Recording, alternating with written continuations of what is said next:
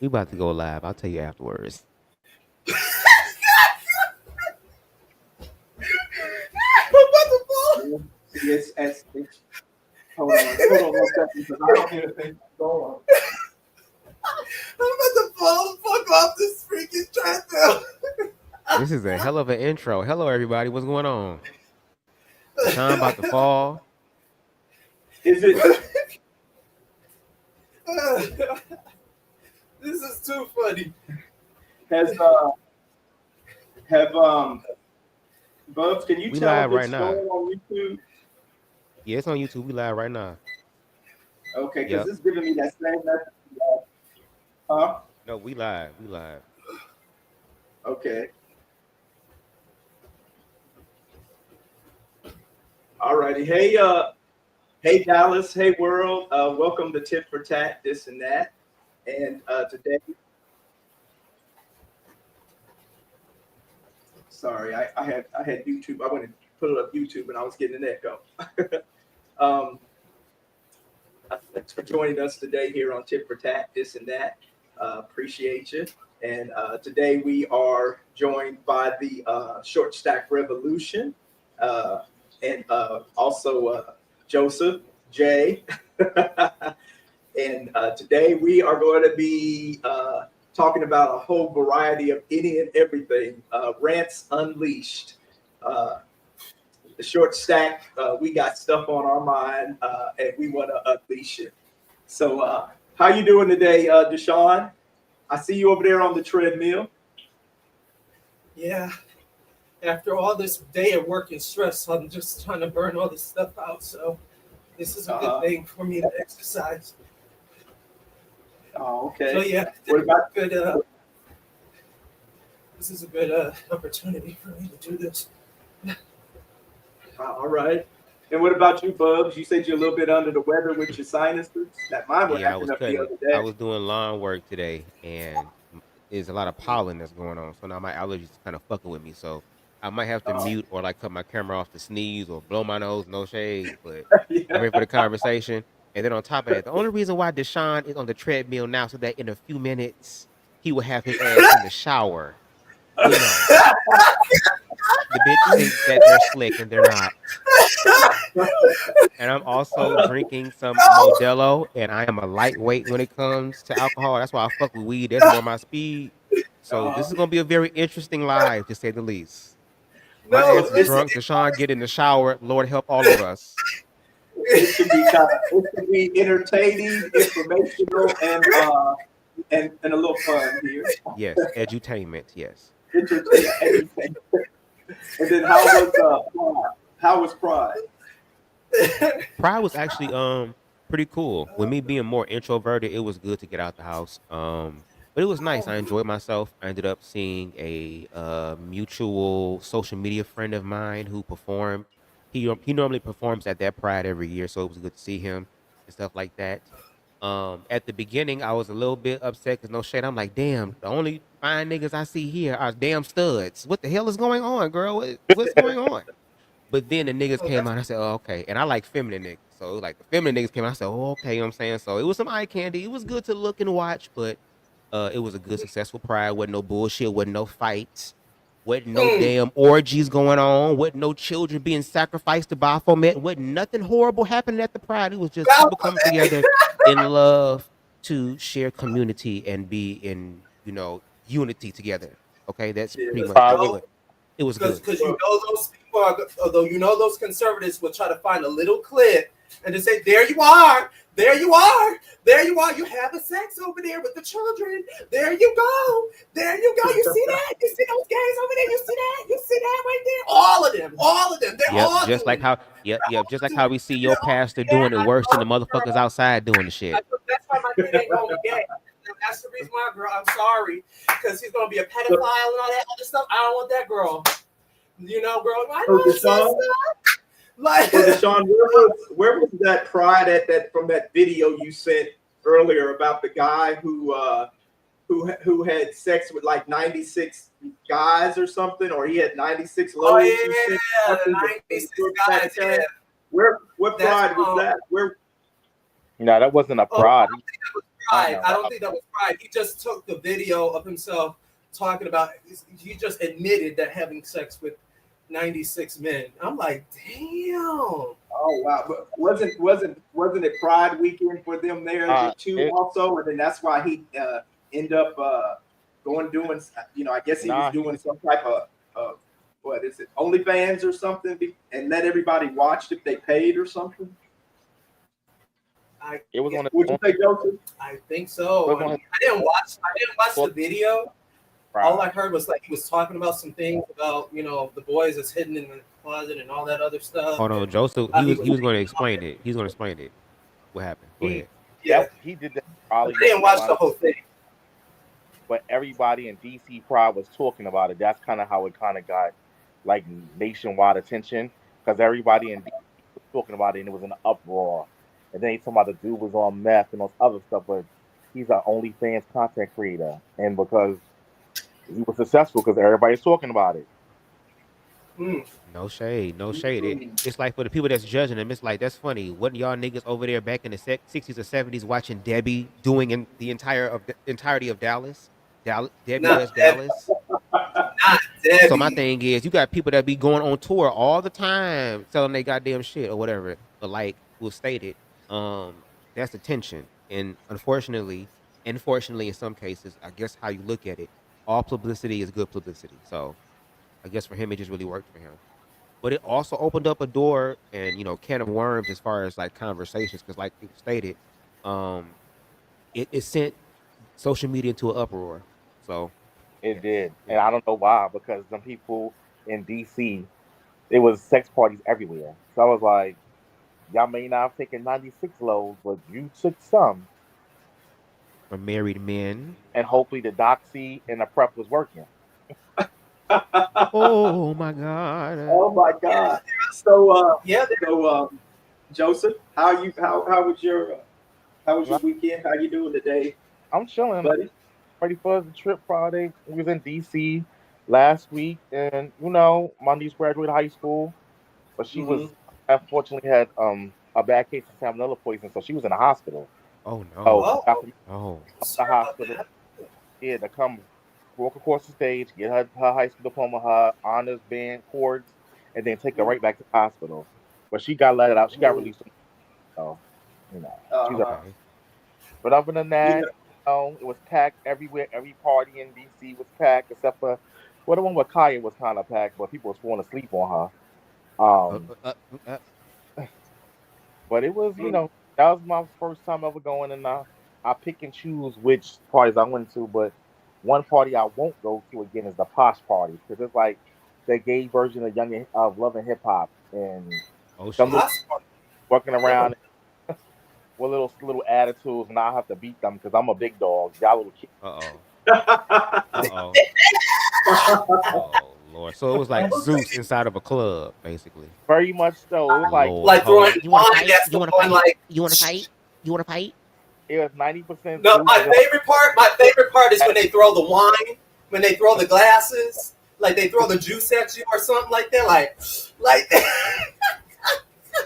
Then the venue they had was too small. The one I went to in Houston, that was a nice venue, so it was spacious.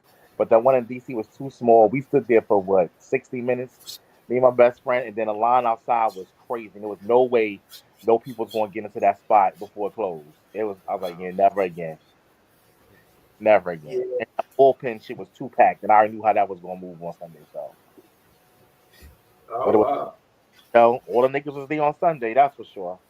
So you went to Crockers? Is that where you went in Houston? No, I wasn't in Houston. I was in DC. Oh, okay. Didn't you say you went to Houston like a week? Did you go to Houston last week? I went there 2 weeks. I was in Houston first, then I came back to New York, then I went to DC, and I'm back in New York, and now I'm going to Miami on Friday. Oh, okay. Yeah, because I'll see you in Miami. I instant message Wayne. Wayne Wilson, him and his partner. Yeah. Her husband is actually married, so him and his husband. I instant messaged him earlier today and told him that we were going to be in Miami this weekend, and he said he's going to try to drive down or something and see us. Okay. or whatever. He said he's just where where they live at. He said he's just 2 hours away. Yeah, he So, live not Port St. Lucie. I forgot what Port that's what part. it. That was it. Oh yeah, that's where they at. Or Lucia or something like that. Yeah, Port St. Lucie. That's where they at. Yeah, that's what he texted me back. Because I said, what part of Miami do you live in again? And then he texted me back. And he said they go to Miami all the time. So, we may get to see them. So, while we're down there. How you doing, Miss Stevie? Miss Stevie? I am doing wonderful over here reviewing these notes, getting everything together. Because boy, do I have a I lot know that's right, to Queen. say I know that's right. about Miss what's Stevie been going wants to on. get started. Ooh. Oh, hey, Kenneth said he lives in Miami. We might need to see you while we're down there too. Come see us. No. You want to come join the panel today? You got anything you want to come in? I can send you the link or. Come see about me. But go ahead, Miss Stevie. How was your day and how was your week and how's your Dial by Miss Stevie going? You didn't have a show today because I was looking for it, but Yes, we did had a show scheduled today, but the person I was supposed to be interviewing, where he was at, because he is in PA, it's out there in the country where he was at. He had no service, so he didn't get back to me until 4:43, and I would have been already in hair and makeup and stuff. So I'm just like, you know what? It doesn't even make sense for us to go live if you can't show up and you're out of town, you're out of service. So I said, you know what? We're going to reschedule. So he's going to be coming on the show, but it'll be later in the year. But we will be back tomorrow. But for this panel, oh yeah, I have a lot to say about the Orange Man and what's been going on through these past few weeks. It's a lot.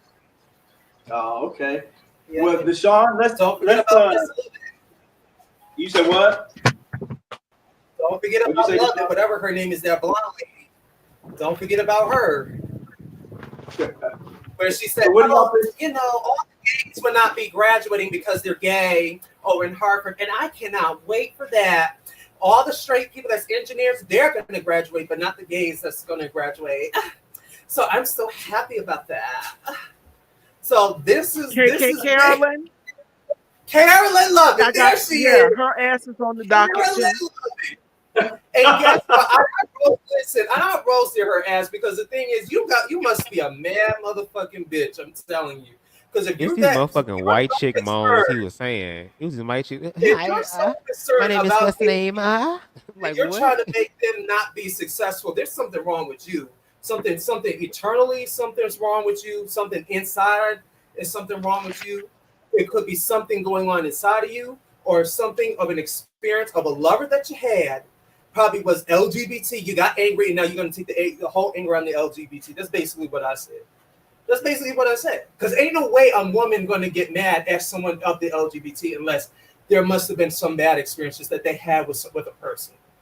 It don't matter, or probably something argument with the LGBT or something like that, and then you got angry and you had all this internalized homophobia, and you try to reject that for I mean, the thing is, like, really, sexuality, girl, you jealous.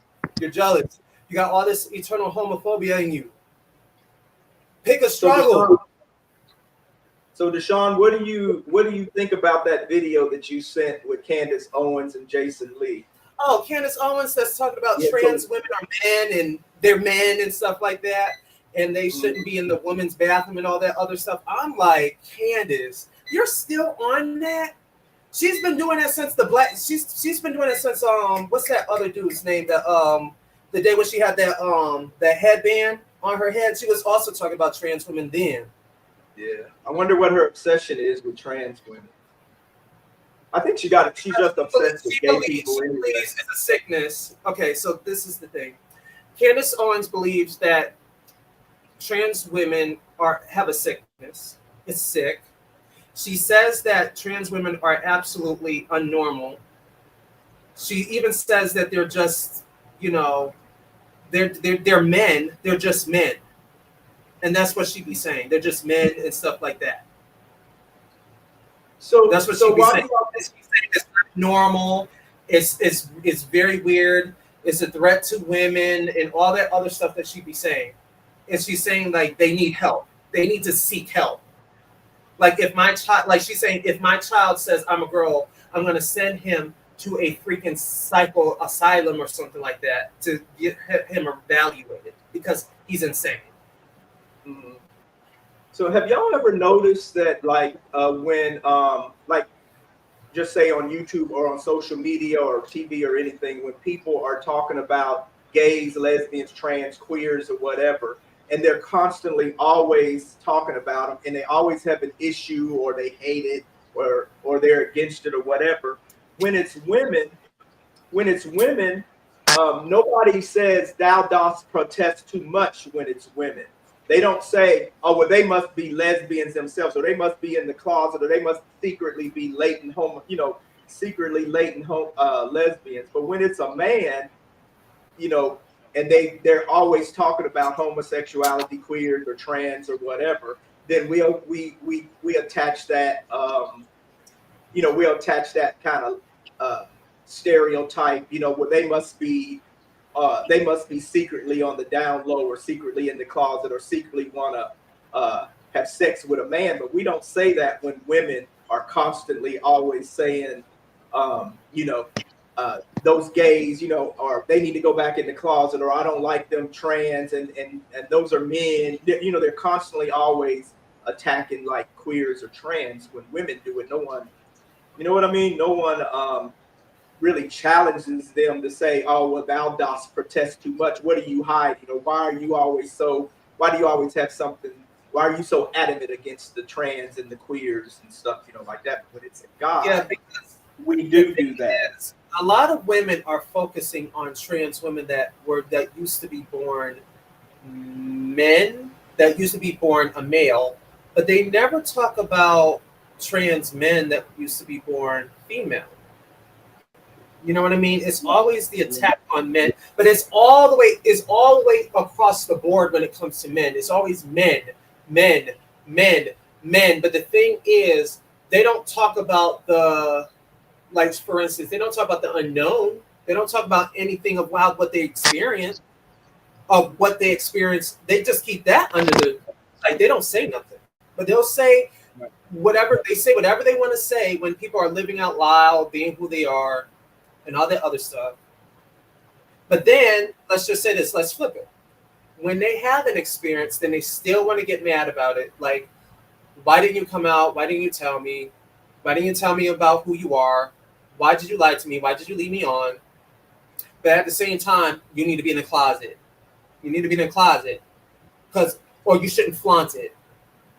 But then you women are hollering at men, but men are trying to tell you that they're gay, but look somewhere else where there's other straight people.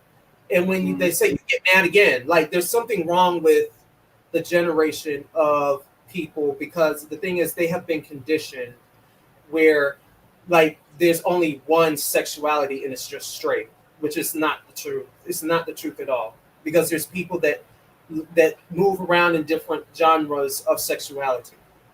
You know what I mean? And they just can't accept it. They can't accept that people, they cannot accept that people live vicariously, like they can't accept being who they are. They don't want them to be like gay. They don't want them to be bisexual. They don't want them to be pansexual because it'll scare them.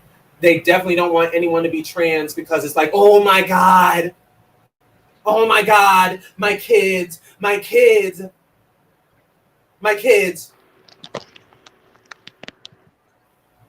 You're influencing the kids by being who you are, being trans. Because okay, so now this is perfect because now I'm going to say this. So it's kind of like this: straight people is in the front of the bus, gay people is in the middle of the bus, and trans is all the way in the back of the bus, all the way in the back of the bus. It's really Unfortunately. crazy. Yeah, but I also think that again with the women, I think it's easier for them to kind of, I guess, in a sense, get away with it because they would expect women to do that. to be lesbian because again, that is more so to appease the man. What's better than having just one piece of pussy, two pieces of? You get what I'm saying? But for a male or a man in societal standards or viewpoints, perspectives, are saying that they're like digressing in a sense. So why would you want to do that? And also, a lot of men are not able to express or experience their feminine side or their feminine energy. So they're being told that if you do this, there's something wrong with you. Because there are even heterosexual men who are in their feminine energy and they get called gay all the time. Do you get what I'm saying? So I think it's because when men don't have the opportunity really, or they believe that they don't have the opportunity to experience their emotions and their feelings, they're only being told you can experience them in lower vibrational, destructive ass type of ways. You get what I'm Uh-huh. saying? So, Uh-huh. and I think those men really, and also I believe that men, especially black men, no shade, just being honest, especially if you are single and you are not obligated to any motherfucking body, you need to explore and figure out what is for you so that your ass don't end up in a marriage that you don't want. And then you fuck that marriage up because now you're trying to get something else that you could have had a long time ago if you were able to experience your emotions or your feminine side. Do you get what I'm saying? So it's like Mhm. maybe I believe that could be one of the reasons for it. I don't know what y'all think about that.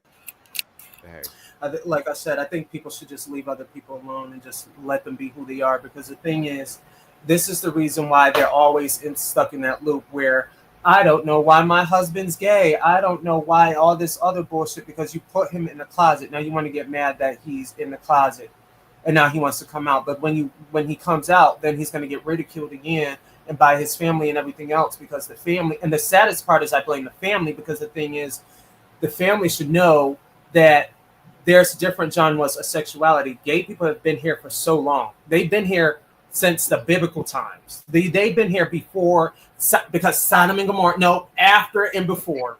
After and before. After and before. Right. And there's also transgenders that was here too. There's also intersex people. And they will never talk about intersex people. I don't know why people don't talk about intersex people. When people keep talking about there's a man and a woman, there's only two genders, it bothers the fuck out of me because the thing is there's also mutations of people. Look, there's conjoined twins. There's people that have two heads. Then there is people that are in a one body but have both parts. Then you also have a brain of a woman inside of a male's body.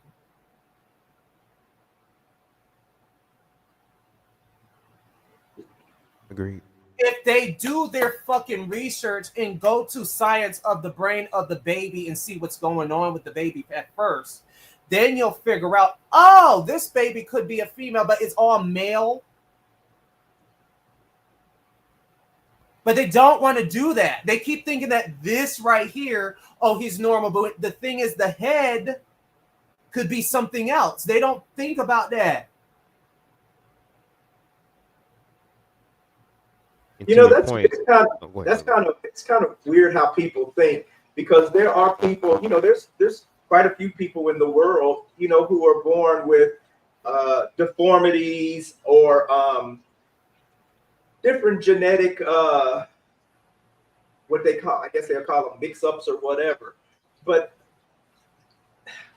they don't, they can excuse that or whatever, but then they can't fathom that queers, like trans or queer, queer men and women or whatever, that they can be born gay, lesbian, or trans or anything. They can't fathom that. They just can't even, it just can't even sink into their head that, and that people are born this way. But they can see other people born all type of ways. You know what I mean? And not being gay or trans or anything, that's not a deformity, but they'll accept people like handicapped people, or whatever, people who were born with deformities or anything, but they can't wrap their mind around the genetics and stuff, like that of how people are, how people are born, or that's kind of weird to me. But I think it's a colonial mindset. Like back, if you again to Deshaun's point, if people were to do their research in Africa, being queer was seen as a spiritual thing. Individuals who were trans were seen as two spirited. They were seen as the priestess and priestesses of the community. It's when white colonialism came through and had to tame all that. That's too wild. That's too just too fucking much for us. So we have to find a way to control that. So that's why they put this whole narrative in us as black people, because of organized religion. We have unconsciously poured into that and we believe that, but then we struggle with other actual aspects of the Bible as well, to where it's like, okay, well, if the gay is going to hell, so are y'all. But then now it's a different conversation. Somehow God can see past their shit but not ours. Do you know what I'm saying? But Right. at the end of the day, it's like, fuck what a hoe think. My reality speaks for itself. And if you got a Um, problem with the reality, then you need to go into your secret place, your closet, and talk to the God for yourself. Okay? Because let me tell you something. well, I My, think language is very important. I know. Oh gosh. I'm sorry. Go ahead. Go ahead. I'm sorry. Go ahead. You were saying. I'm sorry. Go Language ahead. is very important. It's not that people can't see past; they choose not to, and it's all about being indoctrinated into a hierarchical society, patriarchal, all misogyny, all the isms, right? So when one person is discriminated against, they're always looking to other someone else. And unfortunately, a lot of people of color, because of discrimination, racism, that's why they are more often than not to be prone to be a anti-gay, anti-trans, anti anything that's quote unquote normal. Where in days past, when a lot of sexual things were like under the sheets, under the covers. They mostly always happened in black neighborhoods. The gay clubs were in the black neighborhoods where the gay and straight people were together, and it was no issue. It wasn't more into the point where the white gays brought stuff to the forefront. Then it started to be more division amongst African Americans, heterosexuals, and gay African Americans. So it's another way to divide us as people, because the reality is when people see, they don't see sexual orientation first all of the time.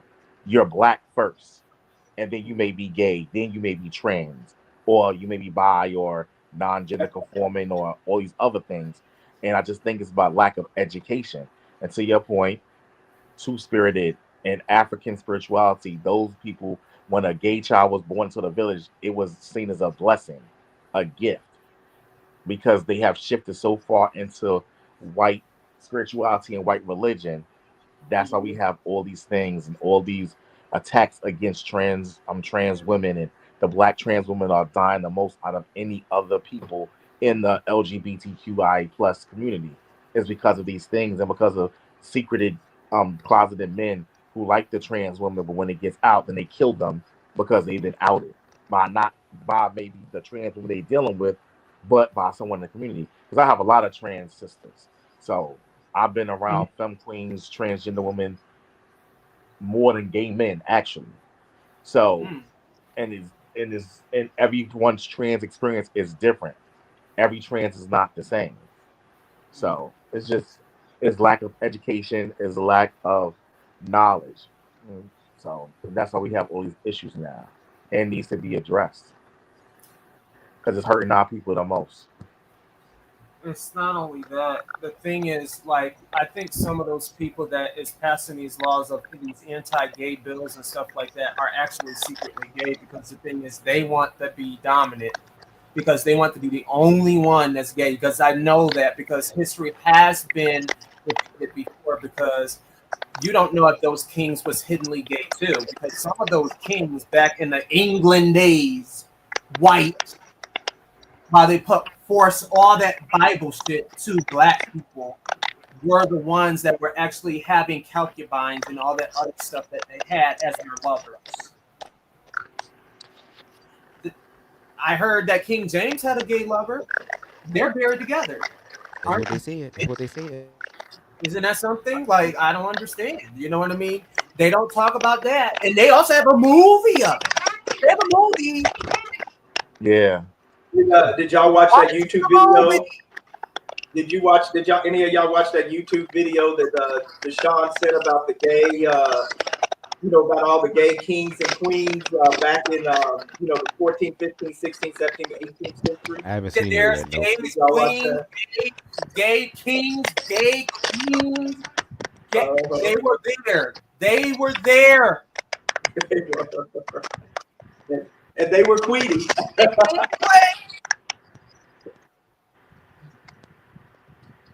Yeah, that was interesting. I mean, I knew it anyway. I knew which ones were gay. Because but back then they had to marry to try to produce an heir, whether they wanted to or not. Some of them didn't, but they never produced heirs.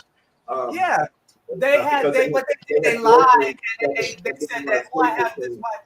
Yeah, Yeah, some of them didn't want to sleep with the queens, but so they never even had kids. Some of them, but some of them did sleep with the queens and had an heir. And after that, they didn't want to sleep with them no more. Then there was the queens who really didn't want to sleep with the kings because they had women that they were in love with and messing around with. So, and like I said, it's forced breeding. That's basically what it is. Basically forced breeding. Because the thing is, you can have another kid, and that kid will be straight, and that will be your heir. But you can actually use another gay. You can have two kings as one gay and one straight, and then everyone can live in harmony. But it's too much like right. It's also a little bit eugenicsy because the reason why they wanted the kings to have an heir was also like to so there wouldn't be as much of a conflict when it comes time to exchange power. But also there was like beliefs around like, oh, their son or their daughter, which usually they were sons, would inherit the king's like abilities or attributes, etc.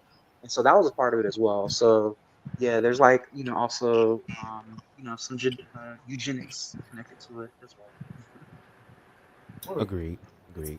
Agreed.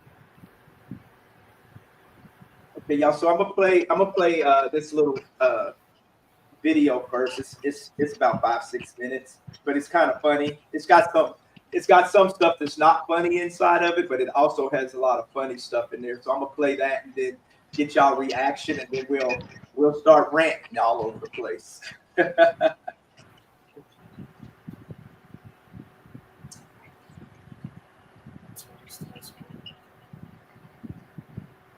Trying to get.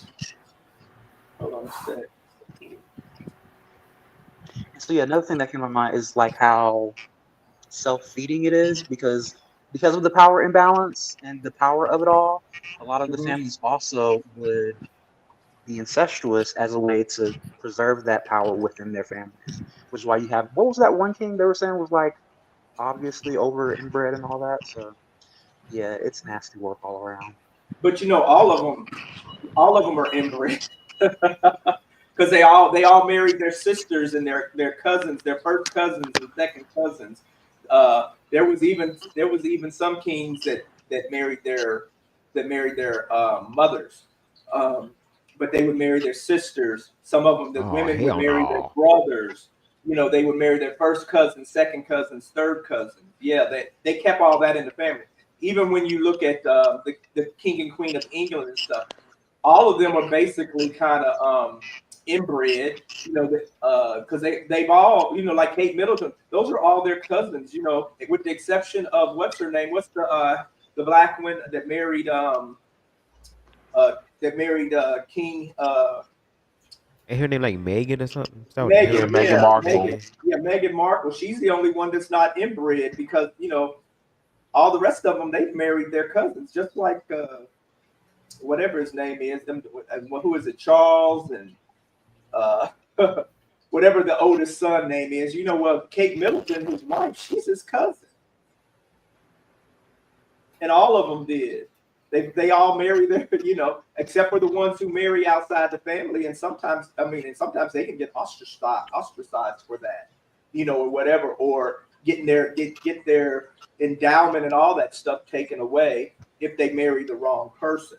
But the immediate family, they marry the immediate family, they marry their relatives, and some of them aren't far down the line relatives. Some of them are, that's their sister or their brother, you know.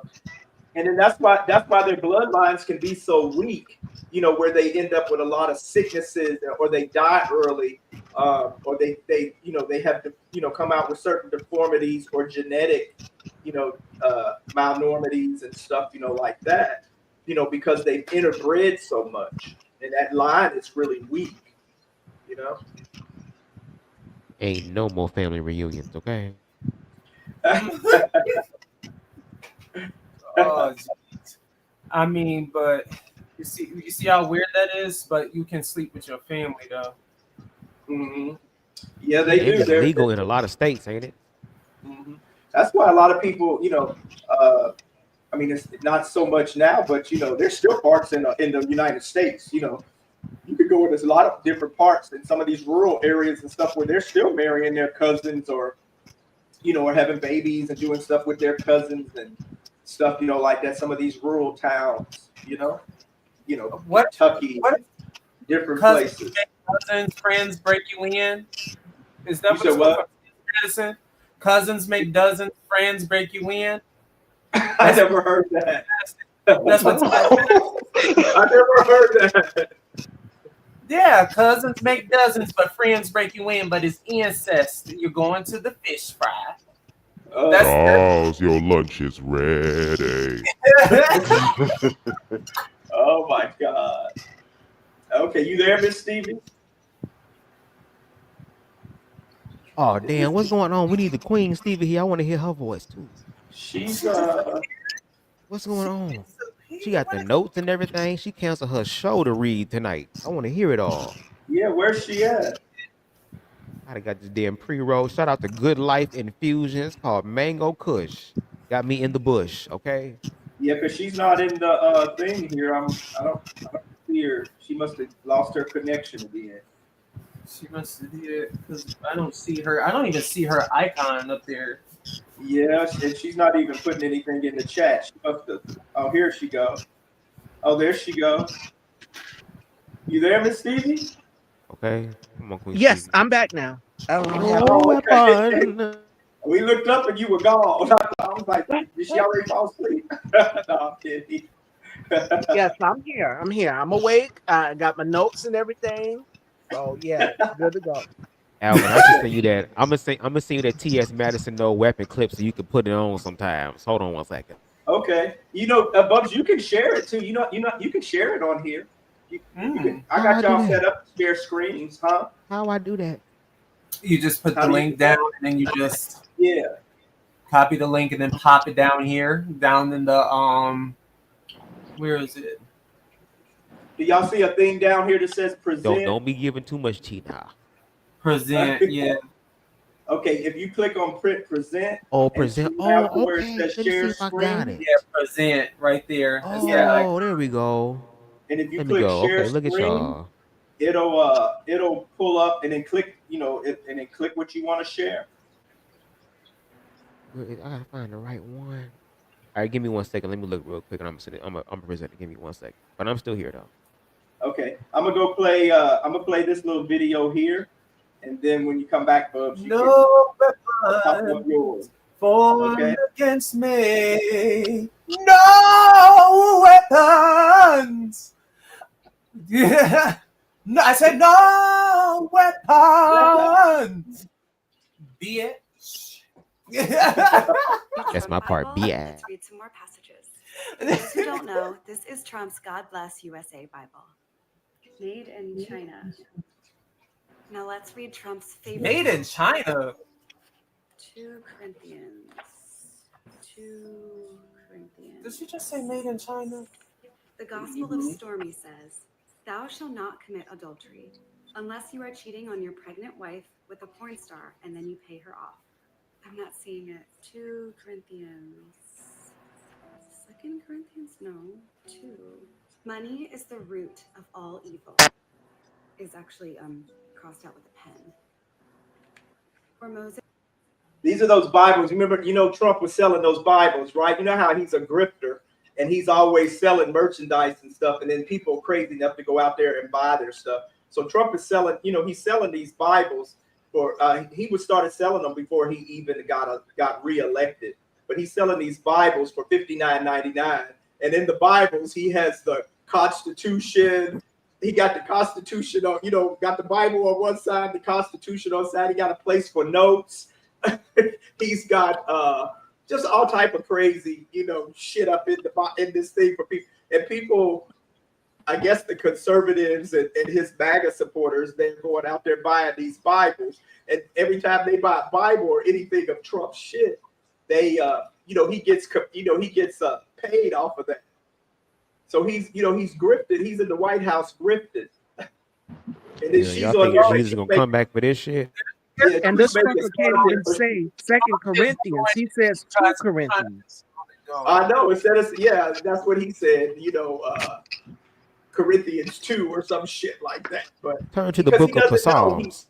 He doesn't know shit about them. He doesn't even read the Bible, whatever. But these people have bought into his bullshit, and they're worshiping. They're worshiping at his feet like he's on sitting at the right hand of God or something like that. But didn't he say that he's not even a Christian?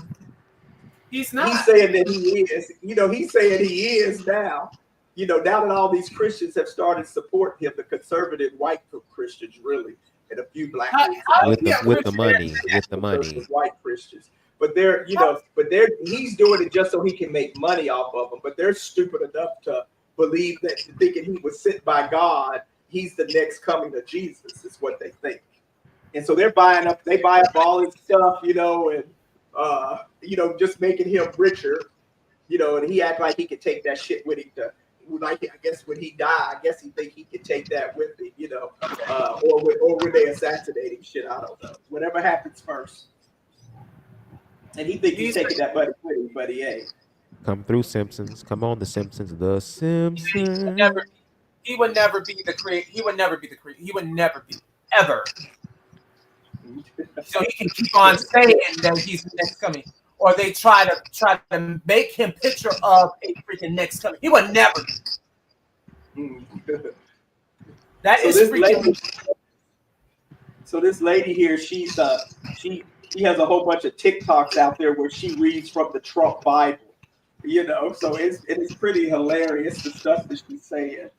But because he's saying it's the King James version or what. Let me full screen this shit. Lord. She kind of translates what he's saying, and it's pretty hilarious. This then parted the Red Sea. There are some very fine people on both sides. Oh, there's a centerfold. Hot. And the people of Bethlehem gathered at the Four Seasons Total Landscaping.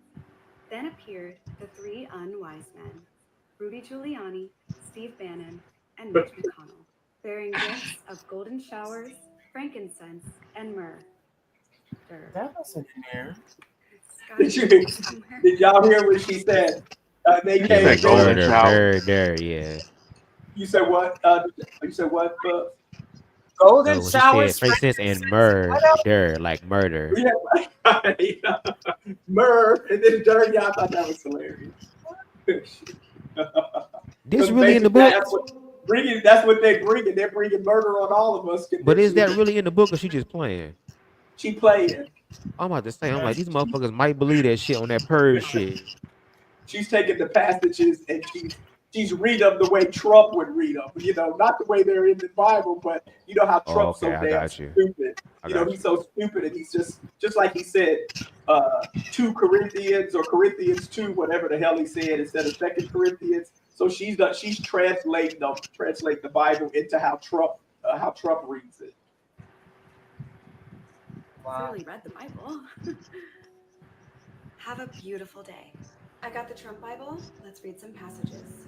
I'm sure you've all heard the horrible news about Trump's guilty verdict, about the thing that he definitely, absolutely did. So I thought instead of reading some passages, we'll have a hushed moment of silence for at least 34 seconds.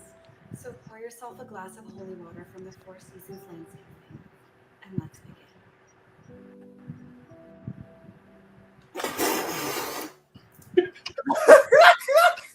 Wait a minute. Did Bubs and her drink it together? Wow. Wow. She's having a moment. She's having a moment of silence for 34 seconds. And look You at her know, face. in Her honor eyes of look like my eyes right now. See how low them bitches is? Yeah. I see him. What is she putting on her fingers?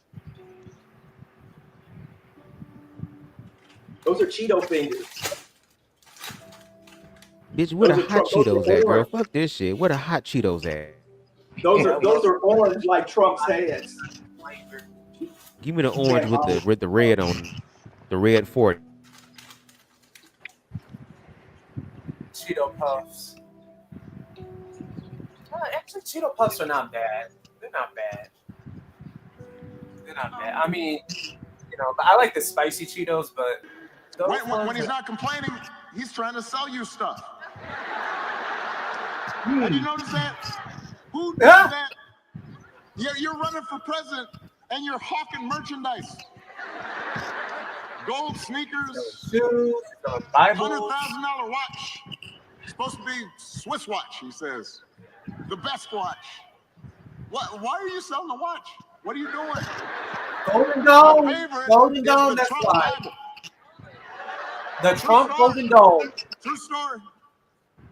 It's embossed with his name right on it. Donald Trump edition, right next to Matthew and Luke. Donald.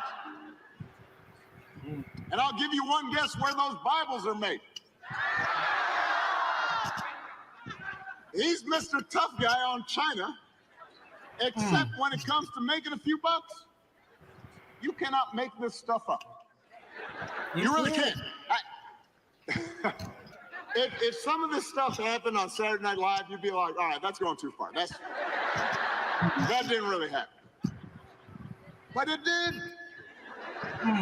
Have you seen the Trump clip when he's asked about his favorite Bible verse? No, what did he say? You mentioned the Bible. You've been talking about how it's your favorite book. I'm wondering what your most favorite verses are. The Bible means a lot to me, but I don't want to get into specifics. Even to cite a verse that No, you like. I don't want to do that. An Old Testament guy or a New Testament? Probably.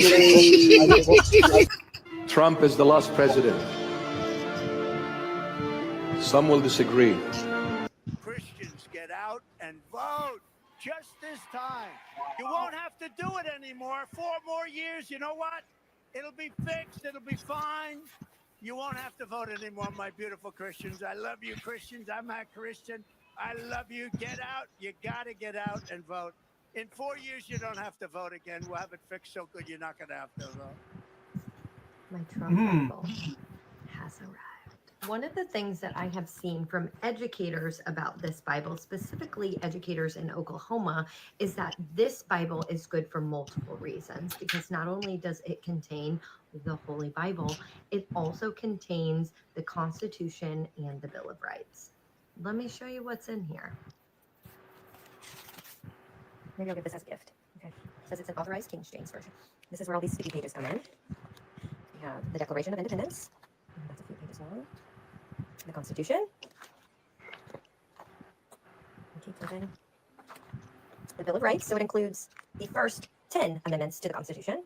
It has a Pledge of Allegiance. Oh, and you can take some notes if you're a note taker. How special. What educators and what Trump is saying about this Bible is that this Bible is good for so many reasons, because it's going to be able to teach us about God, but also teach us about history. So my question is, if this is teaching us about history, where are the other amendments to the Constitution?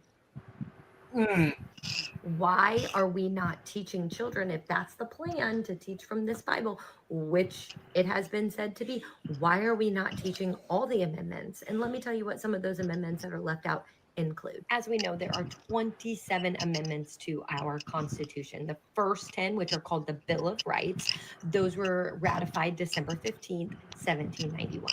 No, I did not know the date off the top of my head. I'm not going to go through them all. Why? Because if you guys really care, you'll go research yourself.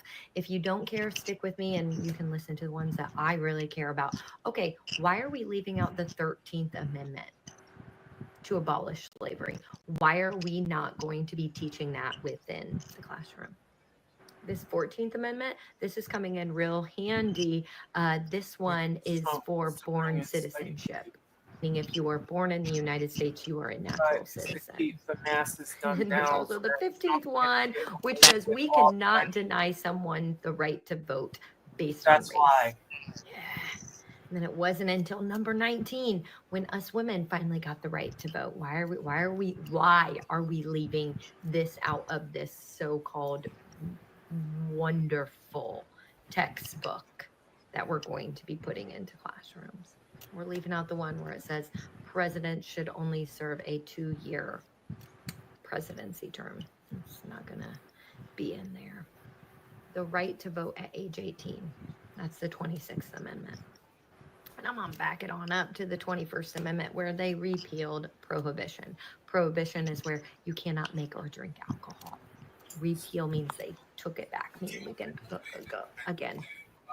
Go look up 11 through 27 amendments because it is crazy why, if this is going to be used, especially in Oklahoma, where he is quoted as this is going to be used as a textbook in history class, why are we leaving out amendments to our Constitution that protect vulnerable communities? Are you shocked?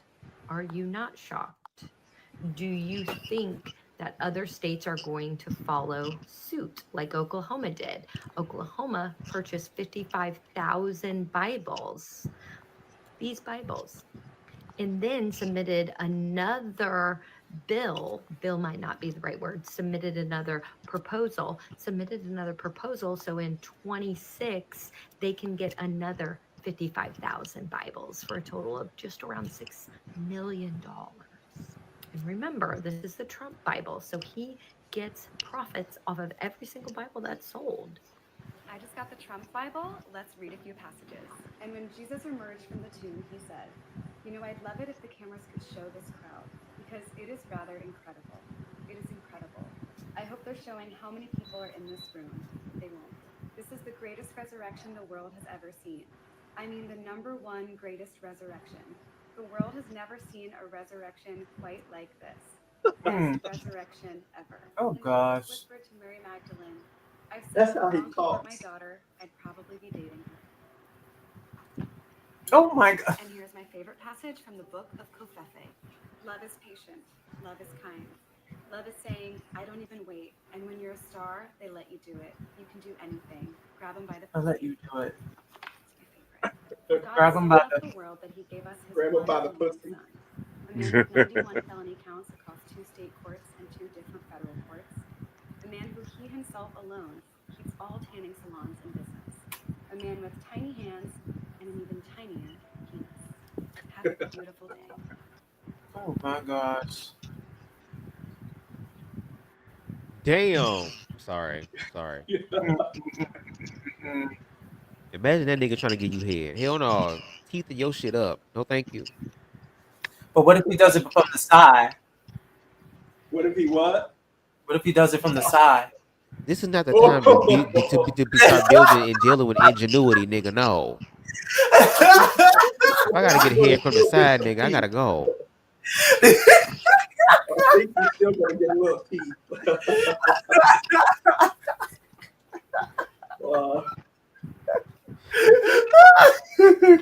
That nigga sneezed about a hole in his chest. I sent you the video.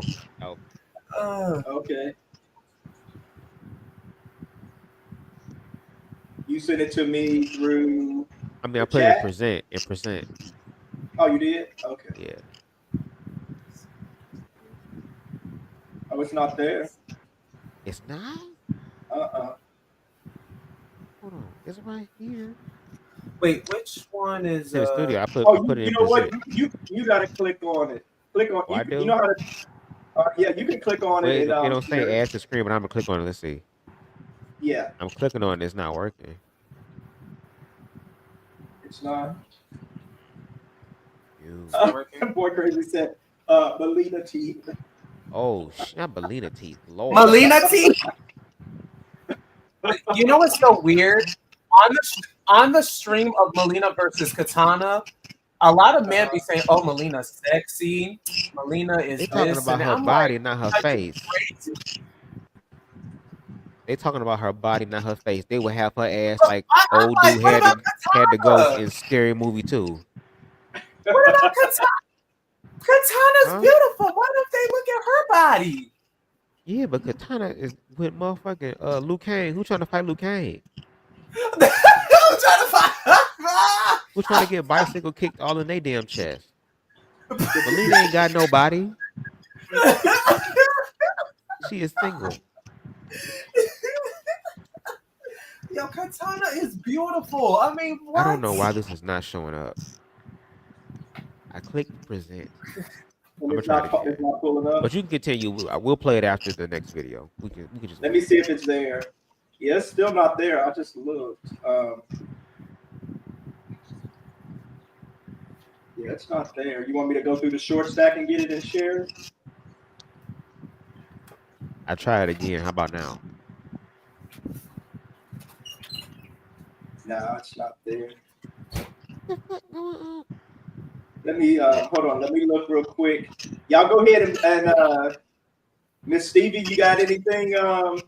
Yes. Any commentary, please? Any commentary? You know, you want to let loose? Go ahead. I'm gonna be looking. Let me look through the settings and make sure I got it where y'all can share. Oh yes, for sure. I have a whole lot to say on the issue of trans people and people being bothered by our just us existing.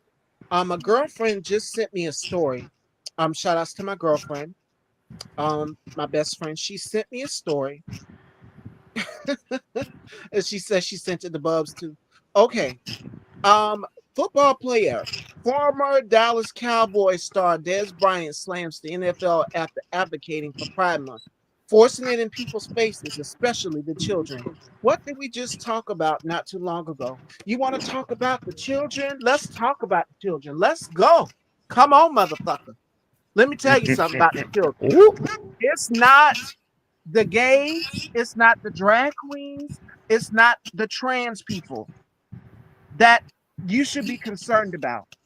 He won this election based off of that. So you got Candace Owens up here sitting here calling us men. You taking a page right out of Jeff Hilarious' playbook. Because the transphobia that you are exemplifying not only affects trans women, but it also affects biological women across the board as well, too. And Candace, you tried to tap dance and work your way back over into the good graces of Black people. Stay your coon tap dancing ass over there, bitch. Stay right over there. Oh, I like this. Now, for Miss KK Carolyn Levitt, who says that Harvard is admitting gay people, there are no programs at Harvard for gay people. So what the fuck are you talking about? She's just trying to rub it in people's face and Smoke, try to do all that. mirrors, smoke, mirrors, corruption, and distraction has been their whole entire motive this election, was to keep us distracted. It's the gays, it's the trans people. No, it's y'all motherfuckers. Do y'all know what Elon Musk just did with Peter Thiel? Are y'all not aware? Because let me read the email to you if you're not aware of what's going on and what's going to happen. Let me pull that email up right now. When I told you I was getting my notes together, I was getting my notes together for every single goddamn thing these fastest motherfuckers are trying to do. Hold on 1 minute. Let me pull this email up. All righty. And it's the gays. It's the gays that's doing this. And this comes from Free and Fair Democracy. Trump taps Plantier to create master database on every American. Now that Doge has scrapped all of our personal data from government agencies, felon Trump and Elon Musk are giving it to Plantier. It's a company founded by Elon Musk ally and techno-fascist billionaire Peter Thiel. Now, they both earned PayPal together. To compile detailed dossiers of every single American. That means every single one of us sitting here on this panel. That means every single one of you guys in the comments watching as well too. Information from the Social Security Administration, IRS, and the Department of Health and Human Services, the U.S. Treasury, ICE, and other government agencies could give Donald Trump immense surveillance power to track and prosecute anybody who disagrees with him. You know what? So You is know what? that the trans? Is that the gays? Is that the drag queens? Is it See, us? Let's do a game real quick, ladies and gentlemen. Is it Trump or is it the trans people? Like Jasmine Crockett said on the House floor, Congresswoman Crockett said, is it Trump or the trans people that wants to put out at least 40,000 students from job courts? Is it Trump or the trans people or the drag queens that want to cut 13.8 million Americans off of our health care, Medicaid and Medicare, take people off of their benefits? Is it Trump or the drag queens that want to do it? But y'all are so busy focusing on the queer people, us. Y'all are the ones out here stealing our hard-earned tax-paying dollars. It's not the drag queens, it's not the trans, and it's damn sure not the gay. All of this bullshit is smoke and mirrors. And to label queer people as pedophiles, I'm gonna just say the files because I can't say the other word. To label us as files, no. It's not us. It's projection. Yes, it's not us. It's y'all that are in the church that are doing it. It's y'all that are the congressmen on the House floor that are doing it, that are messing with underage girls. It's not the queer people. It's y'all that are hurting small businesses out here because of these goddamn tariffs. It's y'all that are doing it. It's y'all that are forcing people out of their jobs. It's not the trans, it's not the gays, and it's damn sure not the drag queens. So let us celebrate our pride in peace. Because June 14th, we know the assignment. There's going to be 1,000 protests taken worldwide. That will be no king in this country. No kings. And that means we are against everything that Donald Trump stands for. So bring it on, you orange fat fuck. We've got so much for you. And then some. You think that you can come in here and you can bully and antagonize the black community? You got another thing coming. So send that to Pam Bondi and tell her we ready for all the smoke. Come on and prosecute us. Because people are not going to stop speaking out against you and your agenda. And the real president, because everybody wanted to know who's the real president, who's behind him putting the battery in his back. The real architect is Stephen Miller. Stephen Miller is upset and wants people to go to 7-Elevens to start arresting and detaining people. That's what Stephen Miller wants to. Stephen Miller? That's crazy. That's the real architect right there, the real white supremacist. When I tell you this man looks like a fucking thumb, he looks like a Lord of the Rings character. I do not trust him at all. Not the thumb niggas from Spy Kids, Lord.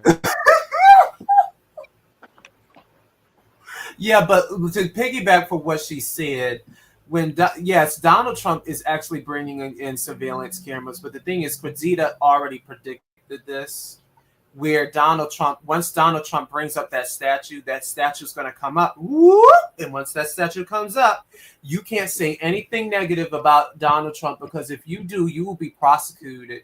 You would definitely be prosecuted for saying something negative about Donald Trump. Not only that, your channels will be down. Anything that you say that's negative of Donald Trump, everything that it would be shut down completely, because that's what Donald Trump is also going to do. Donald Trump is also going to set in place martial law, but he's going to set in place martial law of black people. Now, I already sent a video of black people trying to beat up a white person saying the N-word, but the thing is, they didn't try. They tore his ass up, stripped him naked, and left him right out that bar. And I'm happy for that. I'm really happy for that. That's a fresh air, a breath air. Because the thing is, people need to start people need to start putting their foot down. Because the thing is, it's just so you can't. These white people are so fucking comfortable. They're getting way too comfortable. saying the fucking N-word, saying whatever the fuck they want to say. And I also said something in the comments about good old days with that white person that was where that white person was whipping that slave, and this white person under the comments saying good old days. And I told him, you're nothing but the scum of the earth. You are nothing but a low life scum of the earth and all that other shit. And all that other There's nothing good about that. you're There's nothing nothing good about that, Shoda. You are nothing but yeah, okay, yeah. And I said under the comments, because I said it at work, because I got time today. You're nothing but a low fucking scum of the earth. First of all, you're here in this country. You're the one that took this land from the Native Americans, and then you brought the slaves over here. That's what you motherfuckers did. And the thing is, you have no motherfucking melanin in you. All you know is nothing but negativity. All you know is nothing but destruction. That's all you know. And have a good day. And guess what happened? They took my fucking comment down. But his motherfucking comment stays up. That's That lets right. you know, Do not obey in advance. YouTube is also conservative, because the thing is, why would you let that comment stay up, but my comment underneath his comment can get deleted? Unless that person is low-key conservative. And back to Deshaun's point, you're going to see a lot more of these white people out here that are supporting Donald Trump, that voted for him, that are out here showing their asses. We just not too long ago had graduation down here in my part of South Carolina, and they were told not to applaud until the end of graduation. And so police showed up and escorted them out. It was white people that did it. It wasn't black people. It's the entitlement. Please do not let Donald Trump get out here. He's issuing out pardons for every single person out here, from Larry Hoover to NBA YoungBoy to everybody. You're trying to win the support of black people. We know exactly what you're on to. Anything that Donald Trump does has a dollar amount attached to it. I can guarantee you that. This man has been bought and paid for by Elon Musk. When you have money, you have power. Now, my point right here, but Deshaun was making about these white people out here being emboldened by Donald Trump, that y'all can say and do whatever y'all want to black people. I'm going to quote Politics by Tabitha. Black people, we are intolerable. We are intolerable. And y'all seen how that Nottoway plantation burned all the way down, and how the Confederate flag, what was it? A tree fell on that Confederate museum, and how they changed the flag on the government websites. That's not the American flag. That's a Confederate flag. That is a Confederate flag. And we know the true meaning and history of that. These white people are emboldened by Donald Trump. And I'm going to say this: Donald Trump is issuing out pardons like it's Christmas, but a pardon and Donald Trump cannot save you from this ass whooping that black people will give you.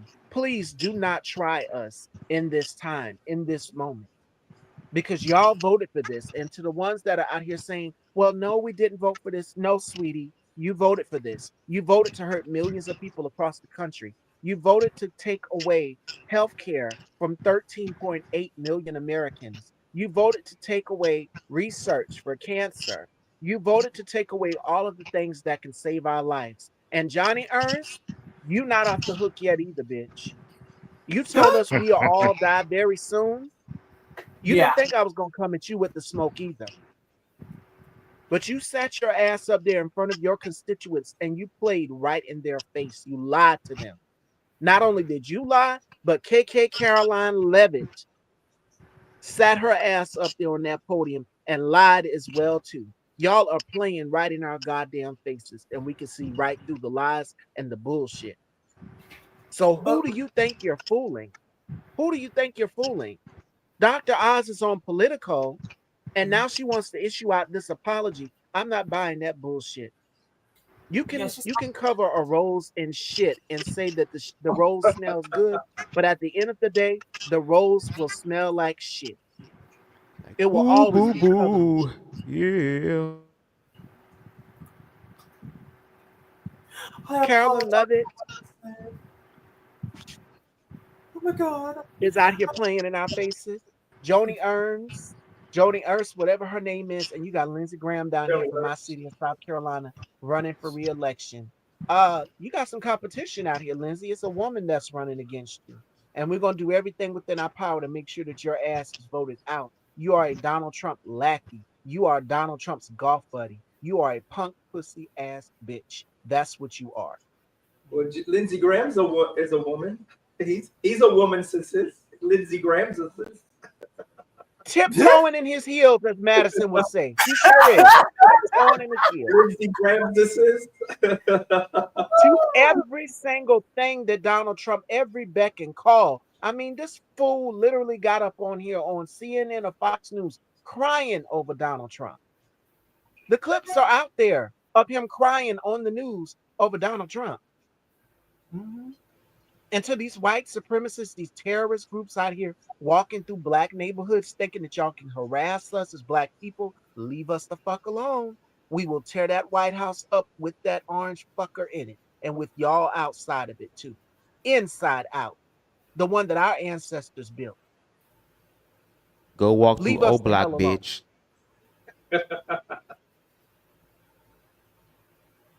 And y'all want to say that black people are the ones that are violent. We didn't take our black asses up there and storm a Capitol. Y'all crazy cracker asses did though. White people did. Those trailer trash ass motherfuckers did. Sure did. Smeared shit all over the walls, smeared urine all over the walls, putting their feet up on the desk of House Speaker Nancy Pelosi. One died, got trampled over. I think it was a girl or something like that. Amber, yeah. What's her name? So freaking ridiculous. Hold on. I can't remember the girl's name. But I know that our hard-earned tax-paying dollars, Ashley Babbitt, will go to her family. $5 million of our hard-earned tax-paying dollars will go to her family. Reparations will go to white people. Donald Trump's plan and agenda is to make America white again, to scrub everything that is black and woke. Didn't he say that we're going to get rid of everything that's woke? No, you're not getting rid of everything that's woke. Because obviously, everything that you're trying to do and people are pushing back on.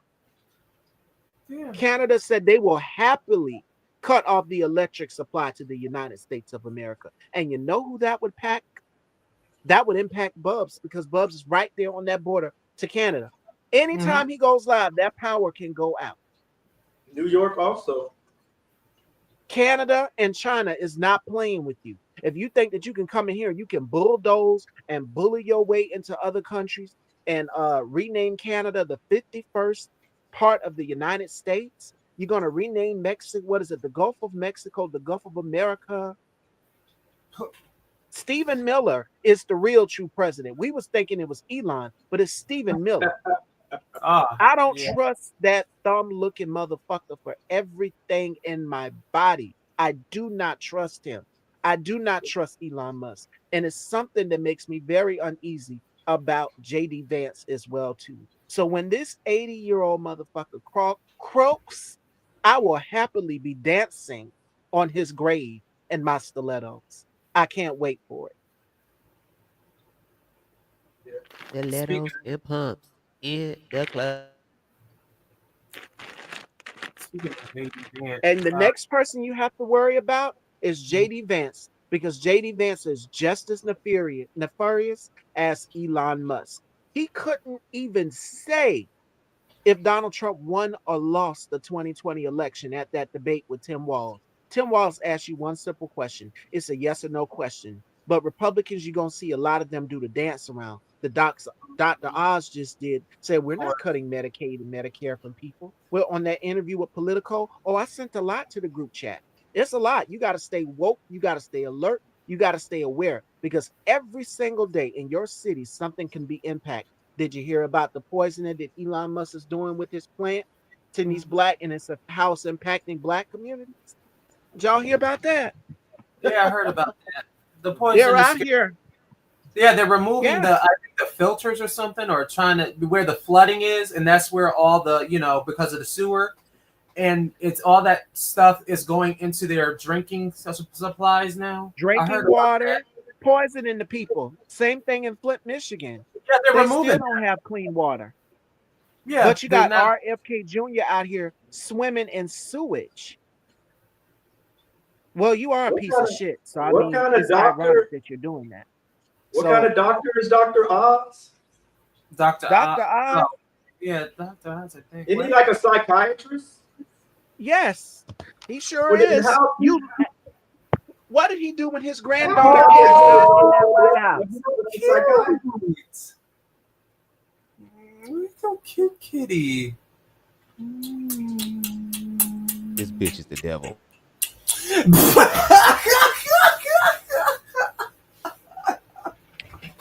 He's a She I think evil. She he's a been here TV before. I think he's a TV psychiatrist, actually. That girl's evil as hell. Evil. Oh my god. Dr. Oz, yeah, oh yeah. RFK Jr. said we shouldn't be taking health advice from me. You think so? You're not qualified for the job at all, sweetie. Most you think? definitely not. Oh, so RFK said that we shouldn't be taking advice from Dr. Oz. So now they're butting heads. They're at each other. They're going at No, each other. I thought they RFK were Jr. comrades. said Huh? RFK Jr. said that you shouldn't be taking healthcare advice from me. You think you're not qualified for the Oh, job? I mean, man, you What? swimming out here in raw sewage. I wouldn't take no advice from RFK anyways. After what he Didn't was, he say something about cod liver oil? He said that tap water makes children gay. I mean, what? Why are y'all so? He just Why said are that y'all the other riding day. our jocks? I do Why love water are though. y'all riding gay people's jocks so bad? What why did we why do do they have an What's infatuation going on? with gay people? Because that's the thing. It's like because they use gay people for the fear of straight people, so that straight people be like, "Oh my God, gay And they people!" use the children as a scapegoat. That's They what use the they children do. as a That's scapegoat. perfect. But then that's the perfect thing, and that's how dumb straight people are. So that water it will poison their motherfucking ass, and then they're gonna cry again because they don't wonder why they're getting cancer and shit like that, or something parasites inside their motherfucking body. And that's they use the exactly children what as a they want, scapegoat. because all they have to do is use sexuality, perfect, and all those motherfucking straight people will fall for that bullshit. They will fall for it. That's exactly what they want you to do. So now they poisoned your motherfucking ass. They made you. Poison. Donald Trump used that. How he won this election was based off of fear off of anything that is other, fear off of Haitian Americans, fear off of Cameroons, fear off of Nigerian Americans, fear off of Jamaican Americans, fear off of queer people, fear off of women, fear off of immigrants, fear off of Jews, fear off of disabled people, fear off of elderly people, fear off of every single marginalized group in this country. That's how he won this election. Maybe if you go get your peen played with or go play in the lady pond, you'll feel a little better about yourself. Leave queer people the hell alone. Actually, Having it leave lady everyone who wants to be who they are alone, who wants to be whatever dominant, women dominant, all that other shit. Or independent women, leave them alone. Leave other women alone. Stop. And he's okay with sexually assaulting women because the thing. Oh yeah, he's a 34-time convicted felon, twice impeached. Should I go down the list of all his crimes? Because I have them right here. Do it. Do it. That's Do it. another thing. Donald, why won't you release? Here's the kick Why part. won't you let us see those Epstein files, Donald? What do you have to hide? But here's the kick part. The thing is, he was in those Diddy parties too. That's the problem. Sure that's was. That's the reason why he wants and to be couldn't even answer. answer. He wants to be president one more time because the thing is, there's tapes that Diddy got. Remember, Diddy is holding him by the balls, but Trump is holding Diddy by the balls because he got more tapes for Diddy. So they're bashing together. But the thing is, they're friends. Because the thing is, we've seen the photo come out. Diddy. That's the real reason why this is happening. You want to know why Trump is doing all this where women can't say anything, gays can't say anything, they got to go back in the closet. Black people need to go back into slavery. all that other bullshit is because Trump got a whole lot of skeletons in his closet, and he wants everyone else to be in the same confusion so that everybody could have skeletons in their motherfucking closet. Like, you're not, if I'm gonna be having fucking skeletons that's gonna pour, all you motherfuckers are gonna have all the motherfucking skeletons in the motherfucking closet. I'm gonna do something about it because I'm the president of the United States. That's exactly what I'm saying. That's his method. Blackmail on a whole lot of people. He blackmailed a whole lot of people because the thing is, if they don't do what he says, he got a whole lot of shit to actually trying to expose those people for.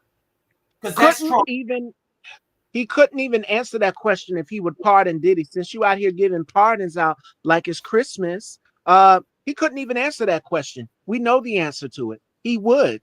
Yes, he would. Do you think he would pardon Tory Lanez or Daystar Peterson? I absolutely think he would. And that's another thing I wanted to touch on too and rant about.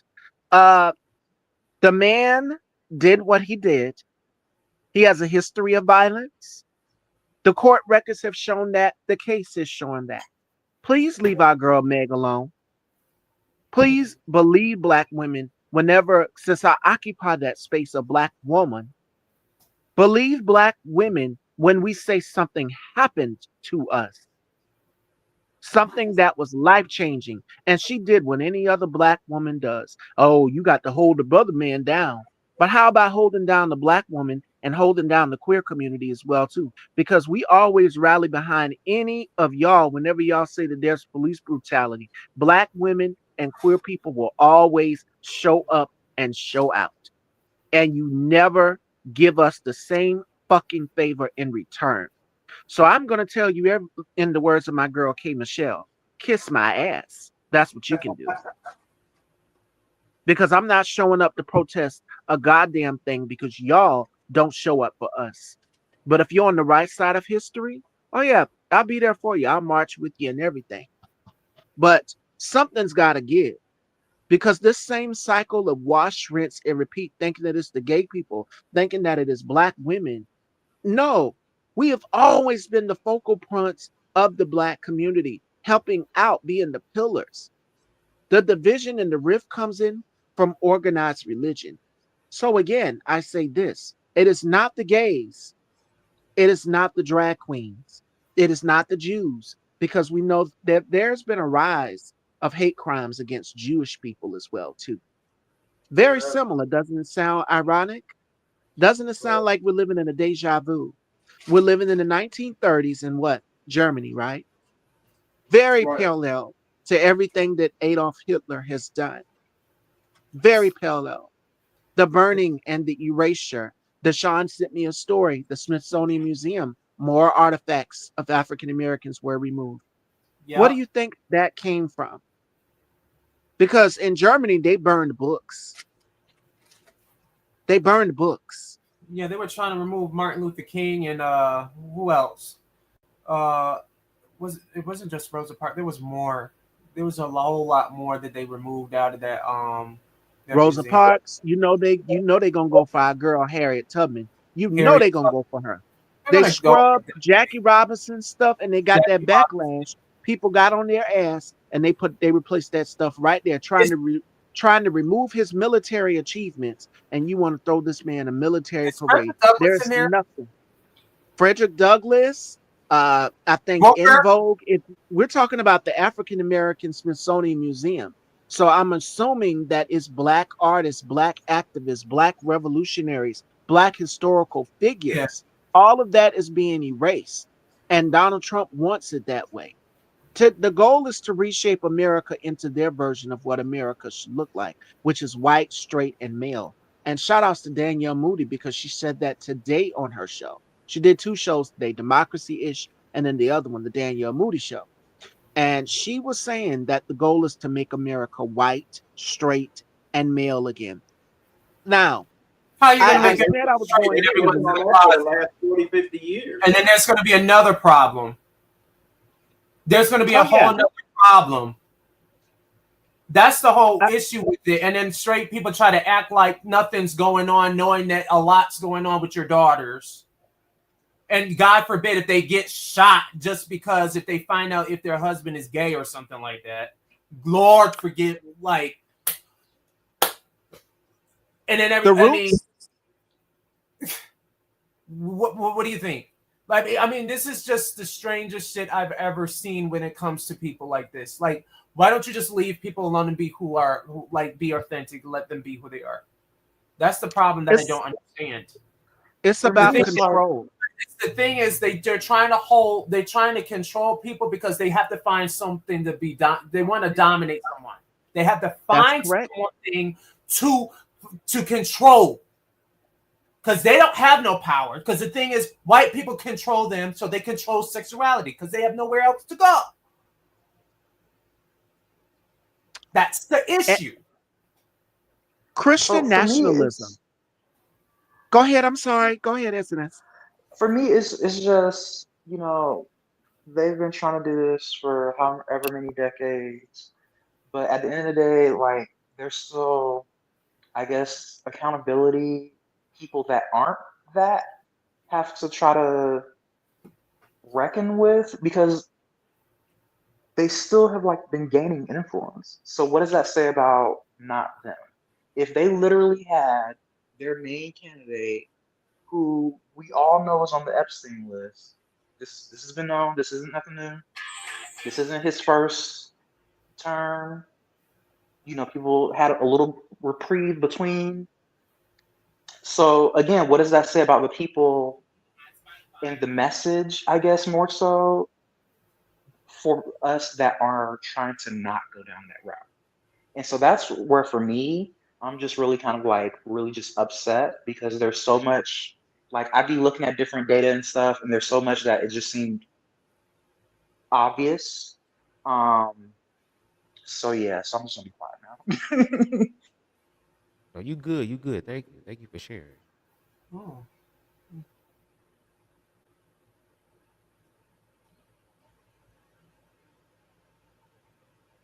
about to stare into the camera. White Christian nationalism. Sorry, my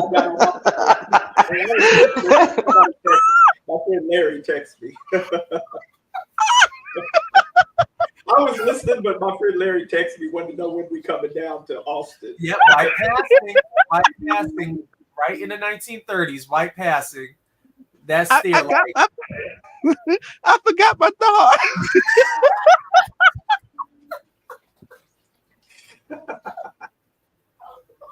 Oh, okay.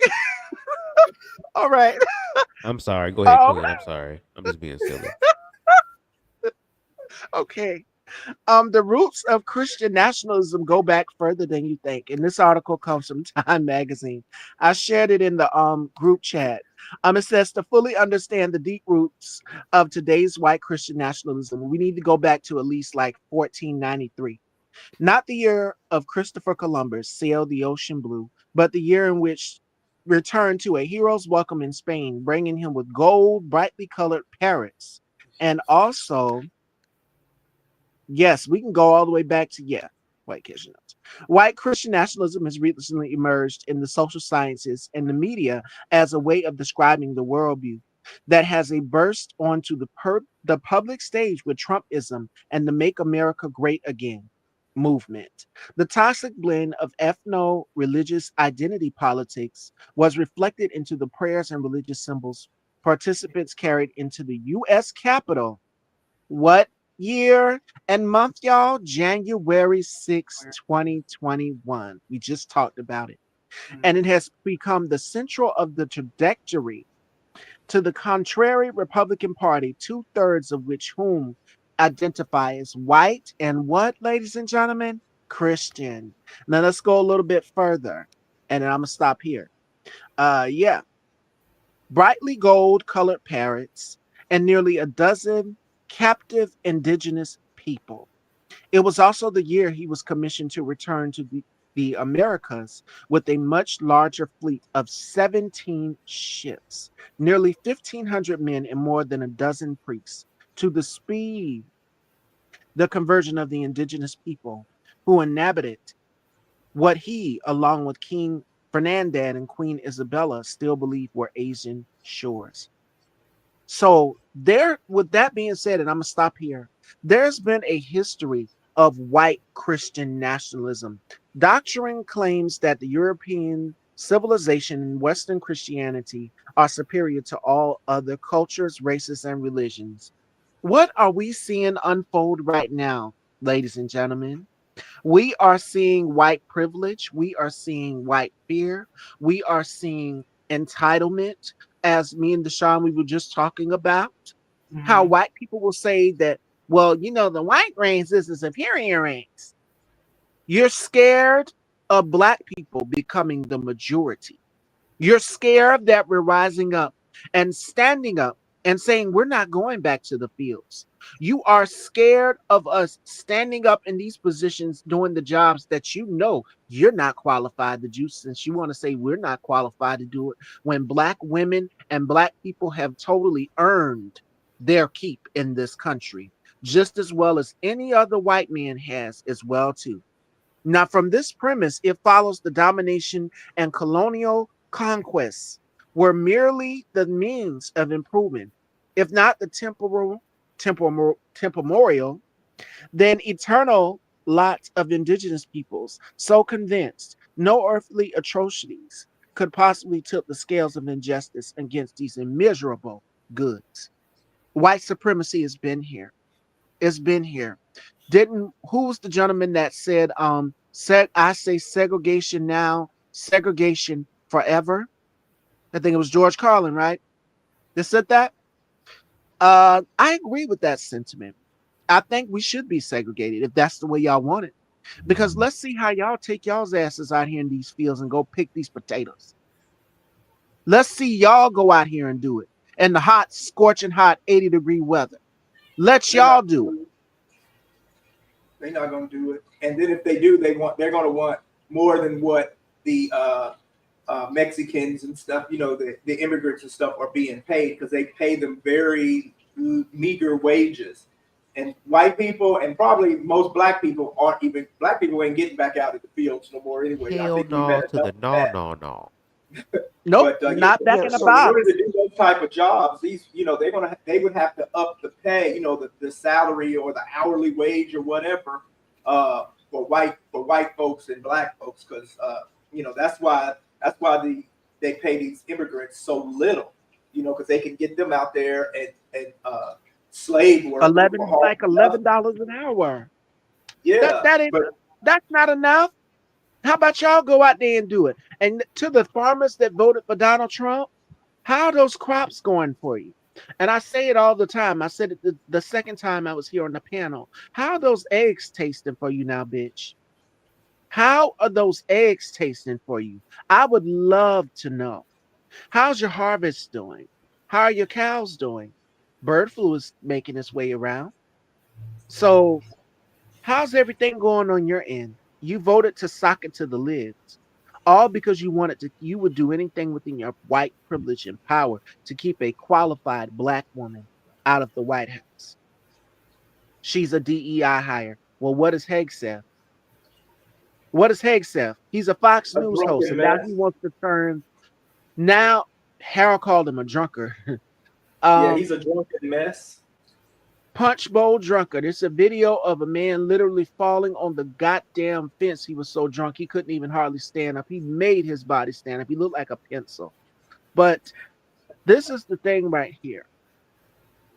Hexaf wants to turn the Pentagon, wants what is it, a makeup room in the Pentagon. And then you got Tulsi Gabbard. We can't forget about her. Oh, it's more people in this Heritage Foundation database. New characters you will see emerging every day. So all of these people that have gotten laid off and purged out of their jobs from the government by Donald Trump and Elon Musk. We already know what he's going to do. He's going to purge them with loyalists in that position. That's what he's going to do. Pam Bondi will still be there. Cash Patel, they don't seem like he's serious about his job. Y'all are in positions of power that are so powerful, and y'all are abusing it. The Constitution? What Constitution? What Constitution in his eyes? This man couldn't even say if he would uphold democracy or not. Would he uphold the rule of law? Would he follow the Constitution? He said he don't know. You don't know? To me, 25th Amendment, right goddamn now. His ass should have been out the door. But every government agency, now we're going to be under surveillance. Now every government agency will be weaponized against us, the American people, because we choose that we're not bending down or worshiping a king. We don't take orders from a king. The only king I take orders from is capital God. That is God. That's the only king I take orders from. Okay. And maybe Denzel Washington too. Hey, daddy. Long, But long, Oh long. God. but we don't take That orders king from is a hell. queen, from a king. You are not a king, Donald. And that's another thing. Your post on Joe Biden, you said that Joe Biden, all of these things, you call him a decrepit skeleton. You're saying nobody should have sympathy for him. No, Donald, nobody should have sympathy for you. You're sundowning, and it's time for you to take a nap, Grandpa. You're about 80 years old, and you are out here acting like a fucking 5-year-old. That's sundown. That's what you are, and I give you that. You're sparking off trade wars with other countries. This fool told Walmart, bite the tariffs.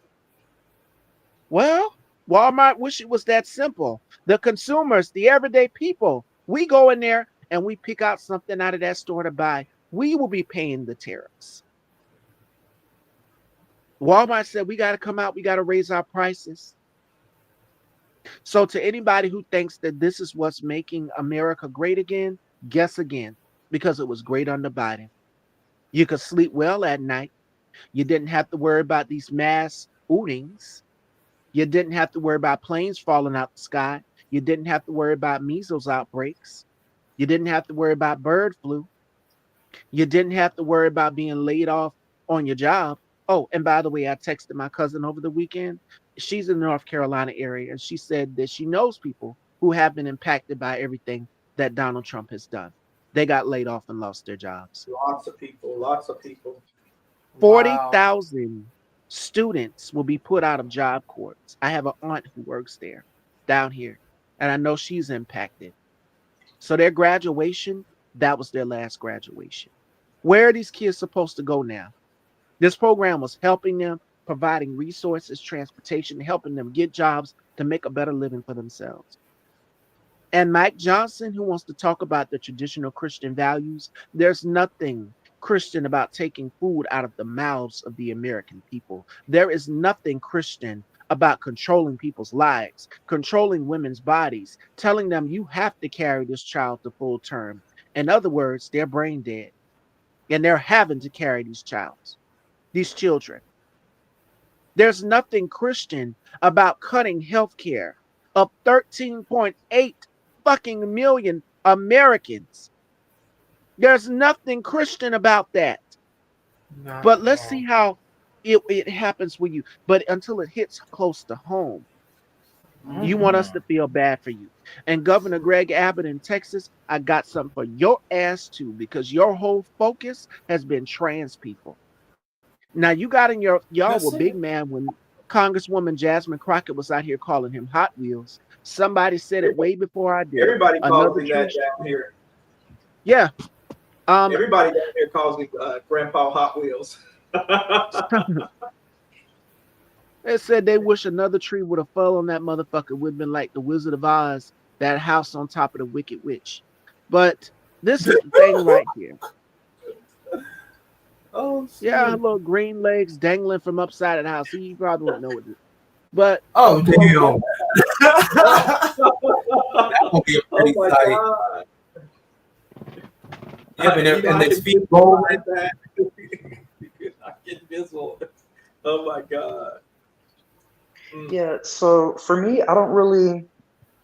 The difference between Christianity and Christian nationalism to me is like a thin line.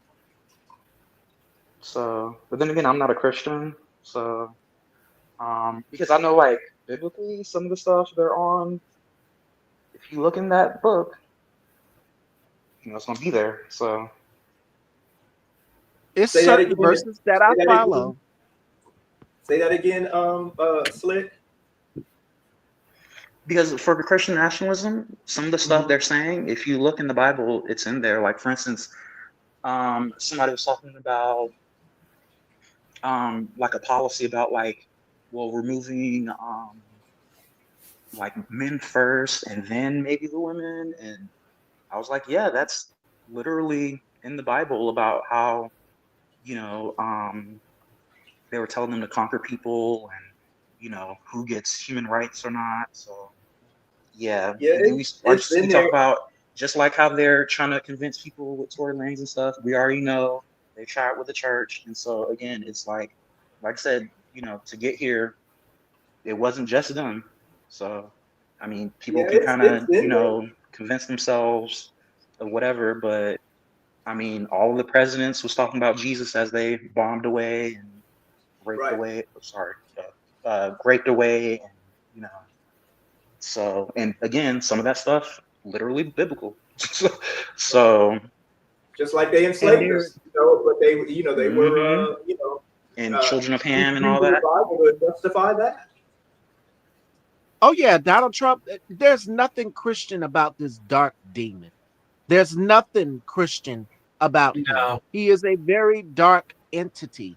He is a zygote. He is a lizard. He is a con man. You have been duped Hold to on, the Donald pause, Trump pause. voters. I'm sorry. What is a zygote? Educate me. What is a zygote? What is this? A demon. Oh, A I didn't know zygote is a that. demon. I didn't know that. It sounded. You said zygote. I was like, It's like a type of cell, or I forgot if it's a collection of small cells or one. But if you see it in a science textbook, that's what Yeah, they it's cells. It has mean different, specifically. it has And different I think it might meanings. be for a damn, certain, like when the embryo is at a certain stage. But yeah, in The Donald women Trump of the damn. case, he might I've have been had the it. demon. The women of the I've had it podcast call you a titty baby. Donald Trump is literally a nepo baby. You had Yeah, wealth handed yeah, down to you from your yeah. pappy, Yep. whereas everybody else had to work and get it in the mud. Nobody had the luxuries that you and Elon Musk and Peter Thiel and Jeff Bezos and all the billionaires and millionaires. That's why I call it the Real Housewives of Oligarchs, because every day, Elon Musk, you got your world rocked. Scott Bessent, who is in the queer community, baby, he blacked that eye, and the news anchor asked you what happened to your eye, Elania. We know Scott Bessent rocked your world. You shouldn't have pushed him. I'm not here for none of them, but I love He when these fascists tear each other's apart. I he love it he so ain't much. punched me. He ain't punched me. I was just walking into the punches. Mm, loved it so much. Beautiful. I love seeing y'all fascists and oligarchs take each other. It's another day, another episode of the Real Housewives of Oligarchs in 1600 Pennsylvania Avenue. Every single day. It's always shenanigans. And he will have his trail. He will come out here on Truth Social and he'll get out here and tweet that, oh, there's no beef. There's none of this. There's the fake news. The fake news. No, it's true. We know Elon and JD Vance and Scott Bessent don't get along. And I love this for y'all. I would love to see the day that y'all come crumbling down. The empire comes crumbling down, and the Trump empire is crumbling, y'all. Our ancestors are doing what needs to be done, from the Nottoway plantation to that Confederate museum, that tree falling on the top of it. The ancestors are working, they are dancing, and they are doing what needs to be done. So, to back to the Sean's point about martial law, Black people, stay out those goddamn streets. Don't go in those streets. Stay home. Be vigilant. Be aware. Follow independent news media and outlets, because mainstream is not going to give it to you right up front and call Donald Trump what he is. They got those big corporations and donors back there backing him. They ain't trying to lose no deals. You see George Stephanopoulos on ABC or CBS News finally stepping up. We haven't forgot, George. 15 million CBS. We haven't forgot, darling. We haven't forgot you at all. We see you. Not why you want to stand up. Why do you want to stand up now? Where's this courage when you could have been had the courage to stand up to him? See, I get a lot of messages from people asking Miss Stevie, what can we do? Stand up and fight. Do not sit there. Because the more you sit there and you in fear and cower in fear, fascism has taken over. Fascism has won. It's already here. It's here. And if It's you here. got a community of people around you, like how we have a community of people, you not be able to talk to your neighbors every day, you good. But if you are not organized, that's when you know it's a saying that says, you know, you fucked up, right? Where you fucked up at is not having community behind you. You need to have community behind you. Be vigilant, get involved, stay woke, stay alert, trust independent media. Make sure that you are following resources like Tit for Tat, this and that. Bubs the God, Conscious TV, Style by Stevie, T.S. Madison and Craig, Spag Talk, Deshaun Stallings, Harold Cordero, Bossman the Objectivist, Danielle Moody, uh, Politics by Tabitha, Don Lemon Show, Joy Reid is coming out with her own show. So you need to be following Roland Martin. I could go on and on. We'd be here all day. Mary Trump Media. Even though she's a part of the Trump family, she don't fuck with her uncle like that. She really don't. Yeah, you have to And read her book. It's very good. It tells a too lot. much and never enough how the world's most dangerous man. This woman can tell you stories about Donald Trump all the way to her childhood. And the trauma in her family stems all the way back to her dad. Mary has told stories about how Donald was over Christmas holidays. And if you need another reference, why don't you go check out the Apprentice film? And if you could see my face right now, I ain't got no makeup on it, but I ain't coming up on camera. But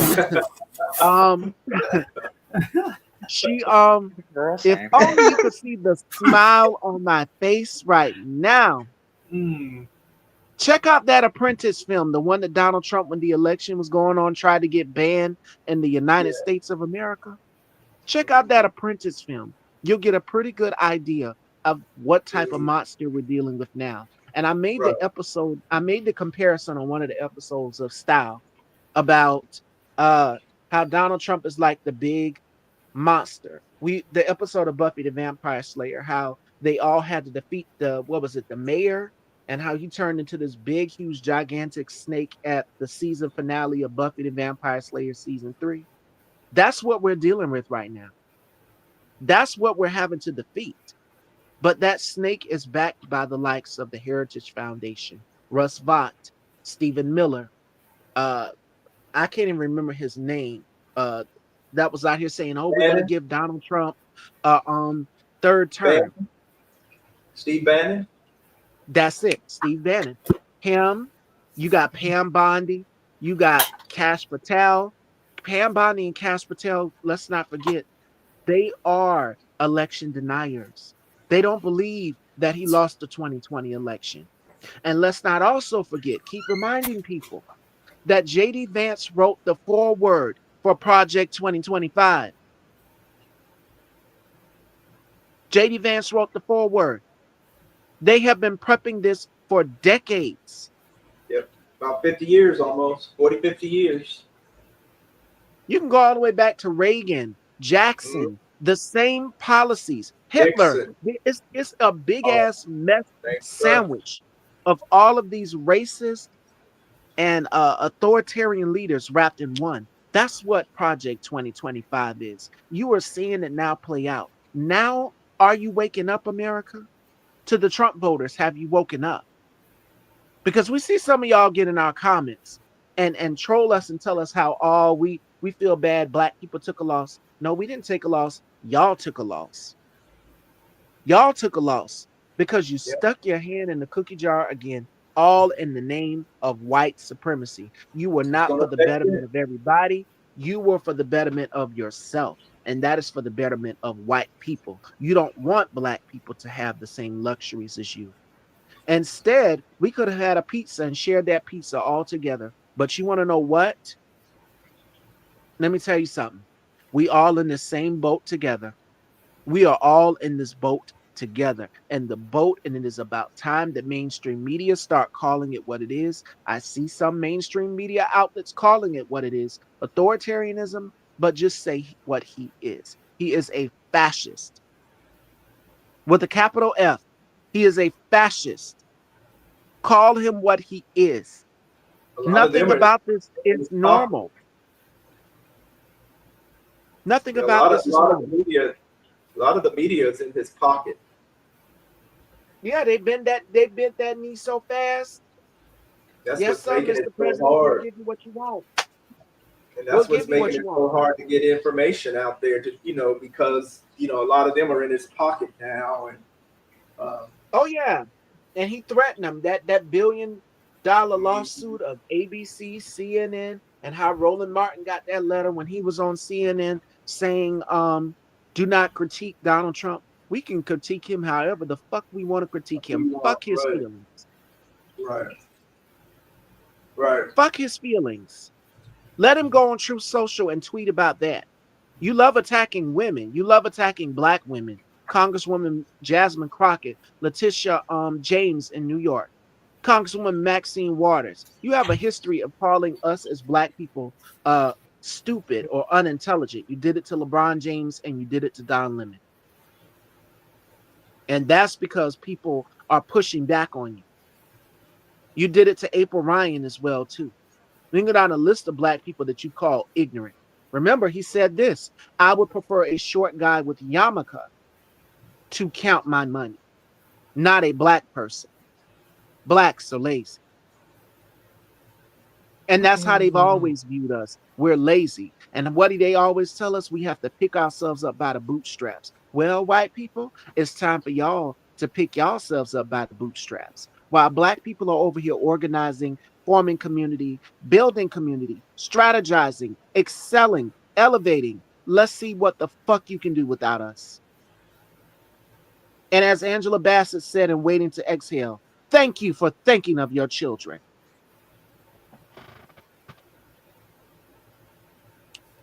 That part. And what the hell is going on? So I'm gonna go ahead and play this other video because you just brought up this, Stevie. About, What the hell was he doing? huh? I'm sorry, Deshaun was distracting. I'm like, what the hell is he doing? He was over here I dancing like wouldn't he was care. a Sims character or some shit. I'm like, what the hell? And Queen Stevie, thank you for saying everything that you said because no shade, I'm glad that I'm getting to hear more of your voice because I want to hear more of your perspective of what's She's going on. very And you empowering. came through with your motherfucking notes and all that type of shit. So I want you to be able to do your thing and you did your thing. So that's why I was quiet because again, I wanted you to rock. I wanted you to cook and you did. Wait, I'm let's already talk about got the I got the NFL munchies player. right now. I'm ready to eat something. You know what I'm saying? The way you was cooking like a mug. You know what I'm saying? So again, shout out to you. But then at the end, Deshaun just I don't know what the hell he was doing. He was doing some little Trump little dance thing like this. I don't know what it was.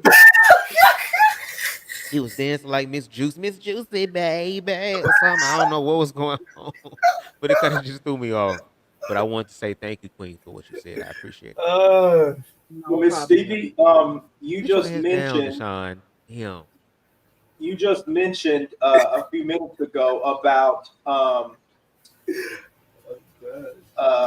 black, like what they're waiting on, like Trump is waiting on the black folks, and you were saying like stay out them streets and stuff like that. So I'm gonna play this little video here because this is playing right off of what you just said about how they're waiting on us so they can, so he can put this insurrection act into place, because they're not gonna stick it on the white folks, but if us black folks, if we get out there in droves, that's what they're waiting on to say that we, so they can start us into a riot, and sick the military and stuff on us. But then at the same time, once they sick it on us, they're gonna sick it on the rest of the white folks and Hispanics and Oh yeah, and that Asians, started. everybody White that's people, y'all out don't think there. y'all exempt. White people, y'all don't think y'all exempt. They coming for y'all asses too. They done already started detaining y'all. How does it feel to be black in America? I would love to know. How does it feel to be black in America? and have your rights taken away from you. There are lots of black men who are incarcerated right now. Prison to pipeline. Look it up. And Todd Chrisley, who Donald Trump just pardoned, came out and said something. I'll be damned. Everything he was saying, he said, I don't have these luxuries. Y'all don't have the black men do not have the luxury. And he was right. Black men don't have those luxuries. Our black men are out here losing their lives. And y'all want to get out here and say that it's y'all that are the victims. No, black people are the real true victims. And we've been the victims since slavery, since that ship brought us here into this country. Y'all kept us shackled in chains, threw pregnant people off of the boat, sick people off of the boat. Y'all treated us like animals because that's how y'all view us. The cruelty is inhumane. And y'all want to talk about white fatigue? You're more like white privilege. That's what it is. If 4 times 3 is 12, what's 8 times 2? 16, right? Right. The sky is blue. But y'all will take it and turn it into y'all's narrative and say that y'all were the ones that were done wrong. We know exactly what he would do with martial law. So white people, y'all out here getting detained as well too. Some of y'all are fucking around and you found out. One of them was a white man, and it was a Coach D Speaks. I shared that video to the group chat as well too. Voted for Donald Trump and then got his ass detained right now as we speak. You don't think they're coming for you? You think they just coming for the blacks and the libs and the trans and the drag queens? No, we can't have that. But they gonna get your white cracker redneck trailer park ass on up out of here too. And I would be here for every minute of it, eating my popcorn with my legs crossed like Sharon Stone in Basic Instinct. Eating popcorn. Like what's the name said? Welcome to niggerdom. How you doing? Welcome me, welcome you. Here go a blunt, cause you gonna need it. Here you go. We gonna do some Auntie Fee shit. We gonna learn how to be able to make some shit, for some Dollar Tree shit and make it stretch for a family of 12. We gonna make it work because again, for us, we've had the ability to like survive and adapt to whatever the fuck's going on. Like, no shade. We got like a roach energy. Roaches, you can't never kill them. They always just come back. So we know how to survive that aspect of it. It's the individuals who have been privileged and ignored their privilege that are going to have to face the real raw reality. And no shade, if we as African Americans can go through what the fuck we've been through and survive, y'all can too. But now we're going to see if y'all can. So again, like I said it to everybody is going to know what it feels like to be a nigga. Everybody about to know what it's going to feel like to be a fagate. Okay, we all about to know what this all feels like. So at this point, the smart thing to do would be to learn. But now that we're here, you don't get to learn from me in the present moment. You get to go back through history. The one thing y'all keep saying to ignore, y'all learn that shit. And then y'all catch up. We tried to slow down for y'all. But obviously, even when we slowed the fuck down, it was too much for y'all. So y'all gonna have to learn how to grow in stature, bitch, because we're doing it. No shade. And we gonna, for the people who are going through this right now and the fact that we can face the fear of everything, we're gonna be all right. It's the people who are not prepared who are not going to be all right. Which is why I say, think about death. Don't make it a scare or work past the scary aspect of death. Because once you start working through that, then you can start enjoying life for real for what it is. Then you'll be able to stand up in your truth. And the more people that stand up in their truth, the less that the powers that be will have that power. Because the only reason why they're powerful is because they're manipulating our fear. And we're allowing them to do that. We're allowing them to do that, which is why they're doing what they're doing now. So it's like, at this point, just love yourself, prepare yourself. And like Queen Stevie said, find your tribe, find your group of people, find those pockets of humanity that care about, just human life and basically living your best life. And it's possible. And I think even though it's going to be very dark and destructive, it's also going to be some very beautiful shit because no shade. Some people got to get to the end of the road just for some shit to pop off for them to learn. And it's sad, but fuck it, we're here. But we going to talk our shit while we're here. So like Queen said, bitch, I'm going to be eating my popcorn, sparking up my shit, bitch. And we're going to be watching and seeing what y'all do because now the spotlight is on y'all. Y'all want to be the victim so much? Okay, show us how much you're the victims, and let's really see, bitch. Are y'all ready? Is you ready or is you ready? Cause see, my God, my God. Okay, bitch, we gonna see. Okay, is you ready? Is you ready or is you not?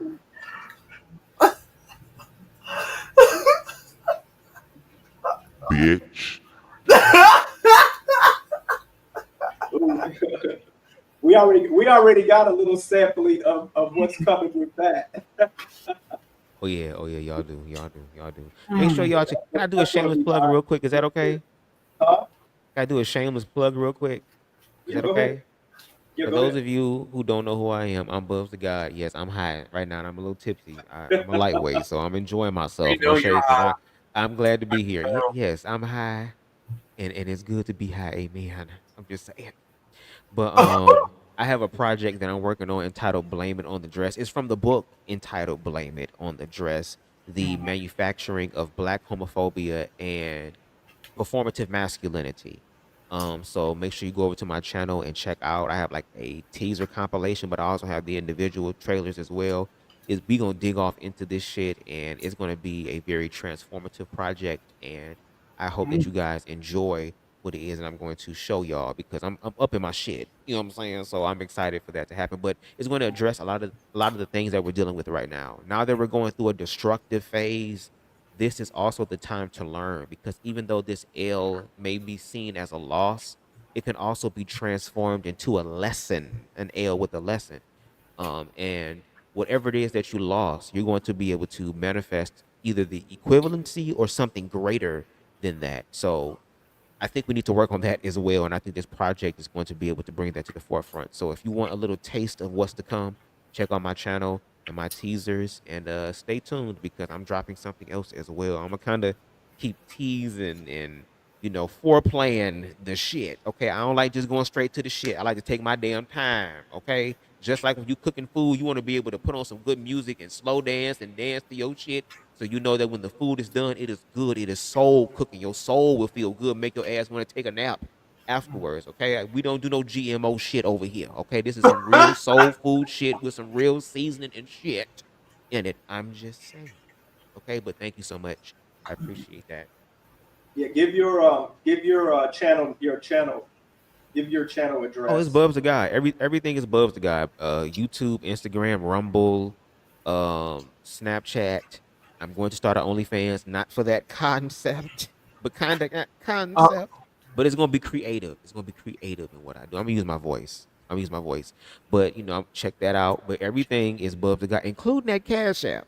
Now, if I made you laugh and you like, what, listen, let's put a little gold coin in this leprechaun's pot of gold. You can definitely hit me up in that Cash App $ above the guy. I take $1, $5, $10, whatever type of dollars. Okay. If I made you holler, It drop all the spin. dollar. I'm just saying. Okay. But thank you.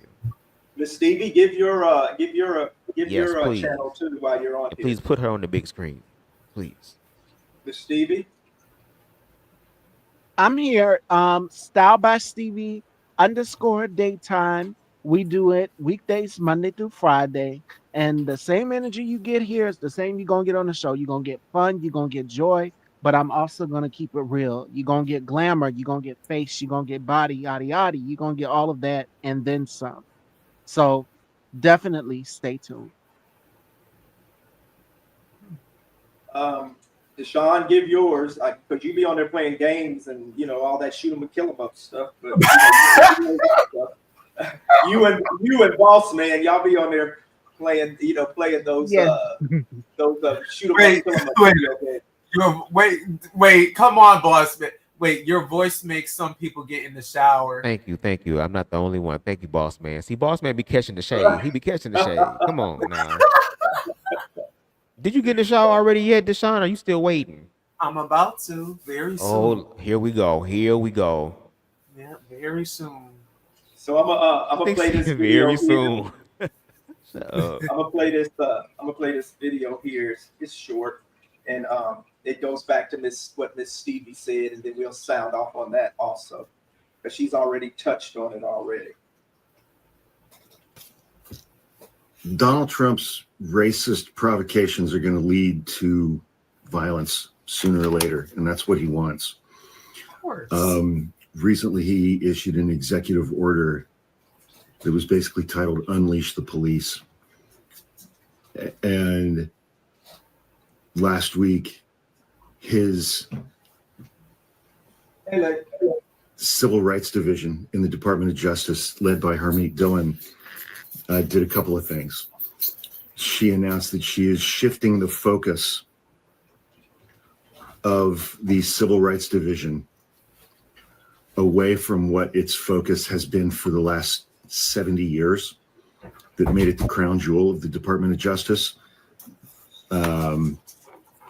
She is shifting its focus away from discrimination against marginalized communities in the United States, including Black people and the LGBTQ community and women and the disabled, to focusing on discrimination against white Christians in the United States, religious discrimination, discrimination against religious people.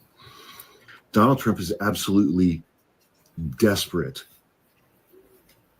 to get Black Americans out in the streets protesting. There have been a lot of protests over the last 4 months. And every protest that I've gone to has pretty much been white people exclusively. And the police have just hung out on the outer edges, leaning up against buildings. The one protest that I read about where there were a significant number of arrests was in Philadelphia, and most of the people that were arrested were Black people, and the majority of those were Black women. A lot of those were older Black women. But Donald Trump wants racial violence in the streets in the United States, and he can't get that unless there are Black people, Black Americans protesting in the streets. He wants that, first of all, because he's incredibly racist and he hates Black people, and he really hates Black women, especially educated Black women. But he also wants to use it as a pretext for his martial law bullshit. He and his supporters basically want an all-white America again. They want white supremacist, male-dominated patriarchy, white male-dominated patriarchy, white supremacist country that is also an authoritarian theocracy. I mean, this is an explicitly racist administration, and I'm sure that it is incredibly confusing to Donald Trump as to why Black Americans are not out in the streets in force as they were during the summer of 2020. And we saw all of the police violence that accompanied those protests because Black people were out in the streets. The last 4 months, the protests have been all white people, primarily. And Trump and local police forces do not meet those crowds with police violence. You know, it's incredibly important, I think, that people who look like me continue to show up to these protests consistently day after day after day over the next several months or years. But we can always just go back home and at the end of the day and retreat into our whiteness. When you look at the authoritarian playbook, you know, he's got to find an enemy within. And sure, he's got immigrants. He's been railing on DEI. He hasn't yet come out and just you know, when you look at the language that he uses about immigrants, I mean, it's incredibly dehumanizing language, refers to them as vermin poisoning the blood of our country. And he did that during the campaign with the Haitians in Ohio, the Haitian immigrants in Ohio. They're eating the cats, they're eating the dogs. I'm sure he's utterly dumbfounded as to why Black Americans are not out in the streets.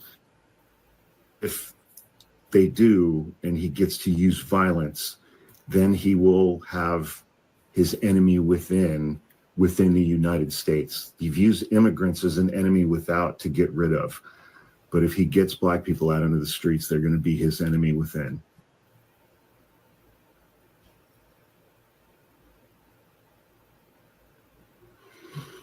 He's desperate for it.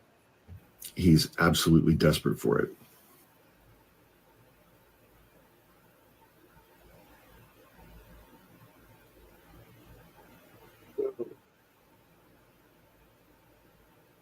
That's what he's waiting on, folks. That is what he's waiting on. Because if you notice, like when all the white folks, you remember when I went out there and I was protesting, right?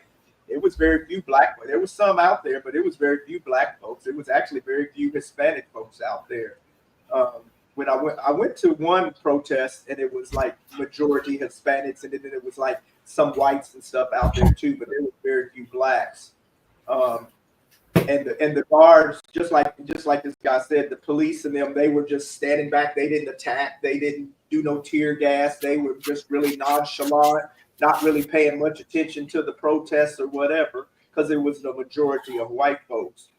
But the minute us black folks, if we come out in droves, that's when Trump is going to incite the insurrection act, on us, and they're going to do something to incite a riot, with the black folks, so that we can, basically defend ourselves or whatever. But it's going to be a lot of white folks out there too now, because everybody is gearing up for all these protests and stuff. But once the black folks do come out, that's when he's going to incite the insurrection act. And then not only are we going to be, not only are the military or the militia, them Proud Boys and the January 6th, and then these damn South Africans now these white South Africans now that he's bringing over, because he's going to deputize them also.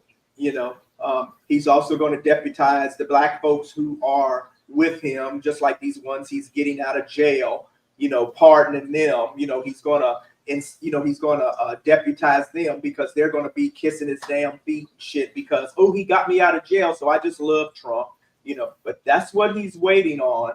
And then once he does, though, he's going to sick the militias on all of us. It's not just going to be the black folks, because it's going to be the whites, Hispanics, Asians, Indians. Everybody's going to be out there, and they're going to get it too, but he won't sick it on them alone.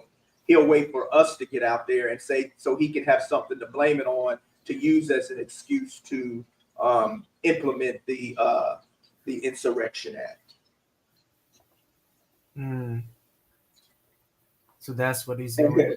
Right, boss man. But there are 5 people on both sides, and we know he doesn't really believe that.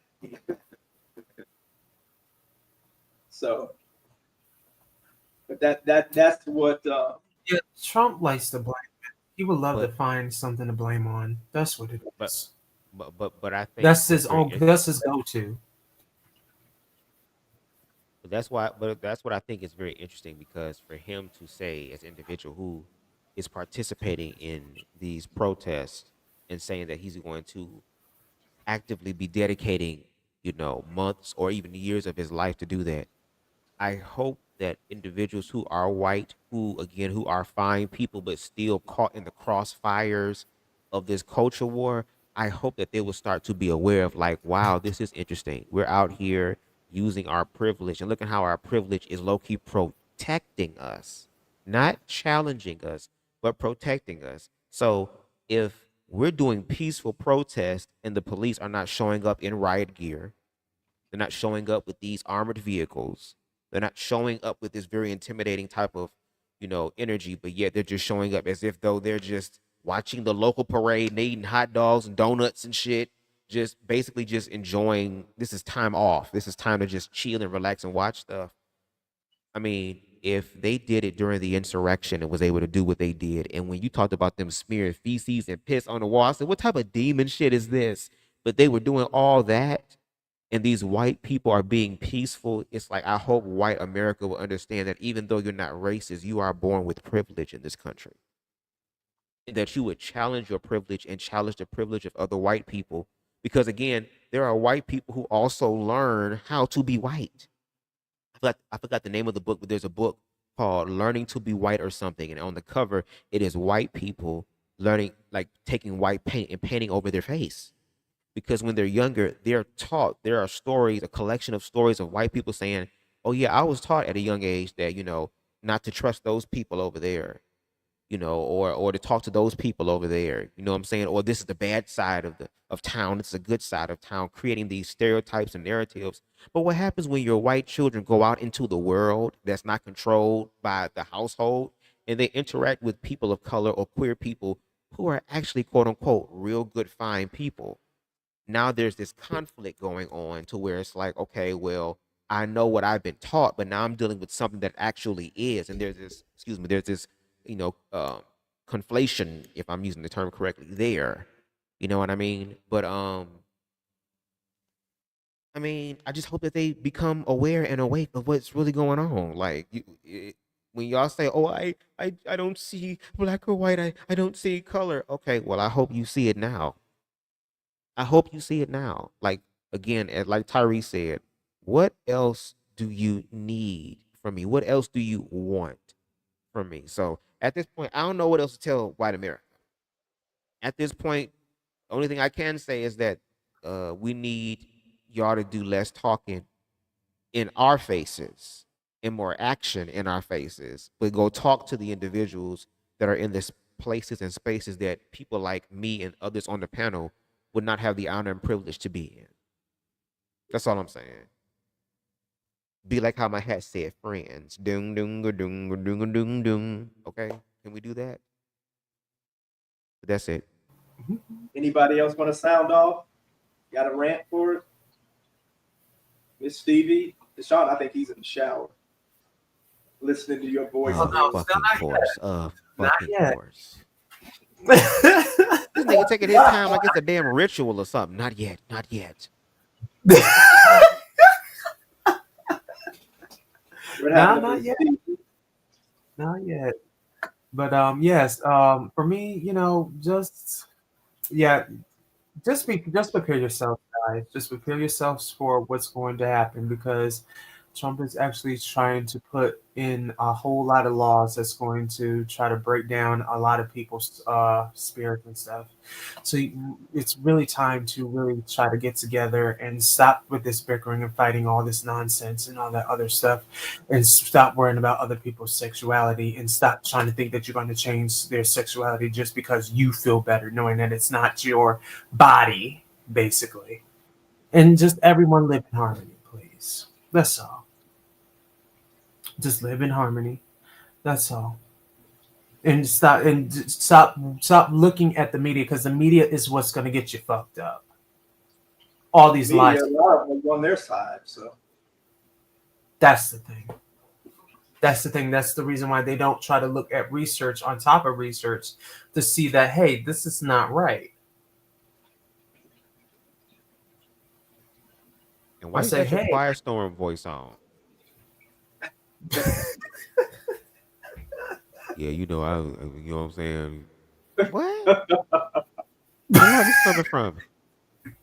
I'm just playing. Bub. I mean, it's just to appease. You know what I mean? I'm trying to be like you. Calm down. Calm your ass down. Girl. Bitch gotta live in Antarctica just to be able to cool down. Bitch so hot in the pants, she's the goddamn source of global warming. Girl. Go ahead, Alvin. I'm sorry. I'm just being silly. So I'm gonna put up this next one. Did you get those videos I sent you though, real quick? Yeah, I did. Okay, cool. I just want to make sure. Okay, whenever you're ready, that's cool. Whatever. I'm just making sure. Shared here in a bit. I got it in the background still. Oh, man.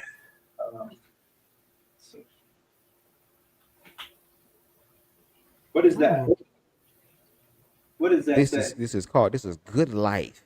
Good Life. I like the damn makeup influencers. Okay, guys, we're gonna go do it like this. Okay, guys. Okay, guys. Guys, see it. Okay, guys. Like that, guys. It's Good Life infusion. It's called Mango Kush. Only thing I'm mad about is that I love sativa, but it's a hybrid, but it's more indica leaning, which is more like chill. I kind of like more of the head high, but it's doing its thing. So You said Stevie. What did you say? Stevie? Girl, who is the TV?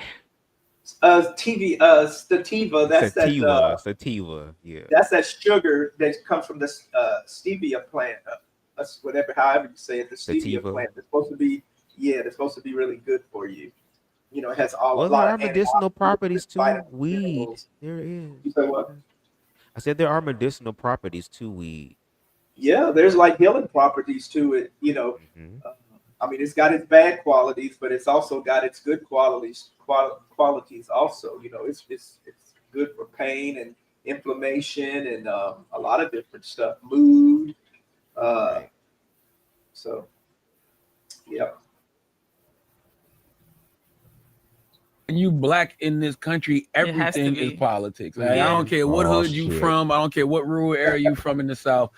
Everybody, from your drunk uncle, your crackhead cousin, everybody's talking about what's going on in that system and how Yeah.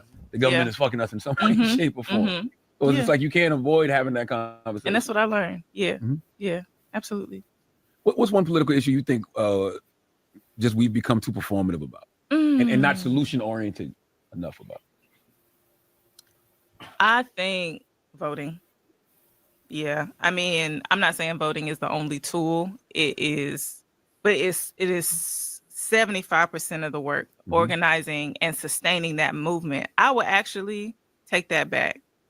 It's sustainability period in terms of how we organize, in terms of how we fight back against political oppression, because we often wait the 4-year cycle to begin to complain about what we don't like about candidates, and then are upset when we're not able to show up in full force and vote together and that make a difference. Yeah. I don't think that we give ourselves the opportunity for our work to return to us in a good way, because unfortunately, a lot of times we are motivated by rage and sadness, and we want to get active when things hit close to home, but something is always hitting close to home for everybody. And if we don't learn to act as a community and have this sort of sustain, Garrison Hayes said in a segment in my episode this past Tuesday, he said, these people don't let up. They've been strategizing, they don't stop strategizing. So why should we? And we, especially if we're already playing catch up, like it's never a day when we should just be like, oh, the struggle will be here tomorrow, but that means you should also be strategizing for tomorrow. And it's fight the power, but you do have to have some things ingrained in the way that you move about your day, period, to understand that the work never stops. So we just got to find that balance. And for you, I want somebody who knows that women can have babies. Oh, okay. Only women can have babies. I just want to let you know that. Interesting. There are other people who can have babies. Okay. Yeah. I mean, if they have a uterus, they can have babies, but they just might not identify as women. Okay. Those are two different things. Like you can be biologically female, but you can't be biologically woman. Woman is a gender construct, a social construct. But if you got a uterus, yeah, you can have a baby. Yes, that's the point. If you have a uterus, you can have a baby. Okay, cool. Yeah, we agree on that.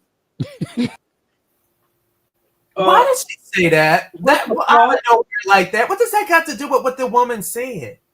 See how my name get brought up in it? Yes. I mean, it's like, what the fuck? Where did that? It just came out of the blue. I mean, it's like, why is Jess and some women, why are they so fixated on trans women? You know, they don't say shit about the trans men, but they're just so fixated on these trans women and just say bullshit right out the blue. That didn't have, what they were talking about had nothing to do with what Jess brought up. I mean, is she a damn can of lesbians in a straight woman's body? What the fuck? I mean, she's constantly, Jess has always been constantly going on with this bullshit. Wait, say what? Jess isn't hilarious, has always been male identified. And that's what T.S. Madison said.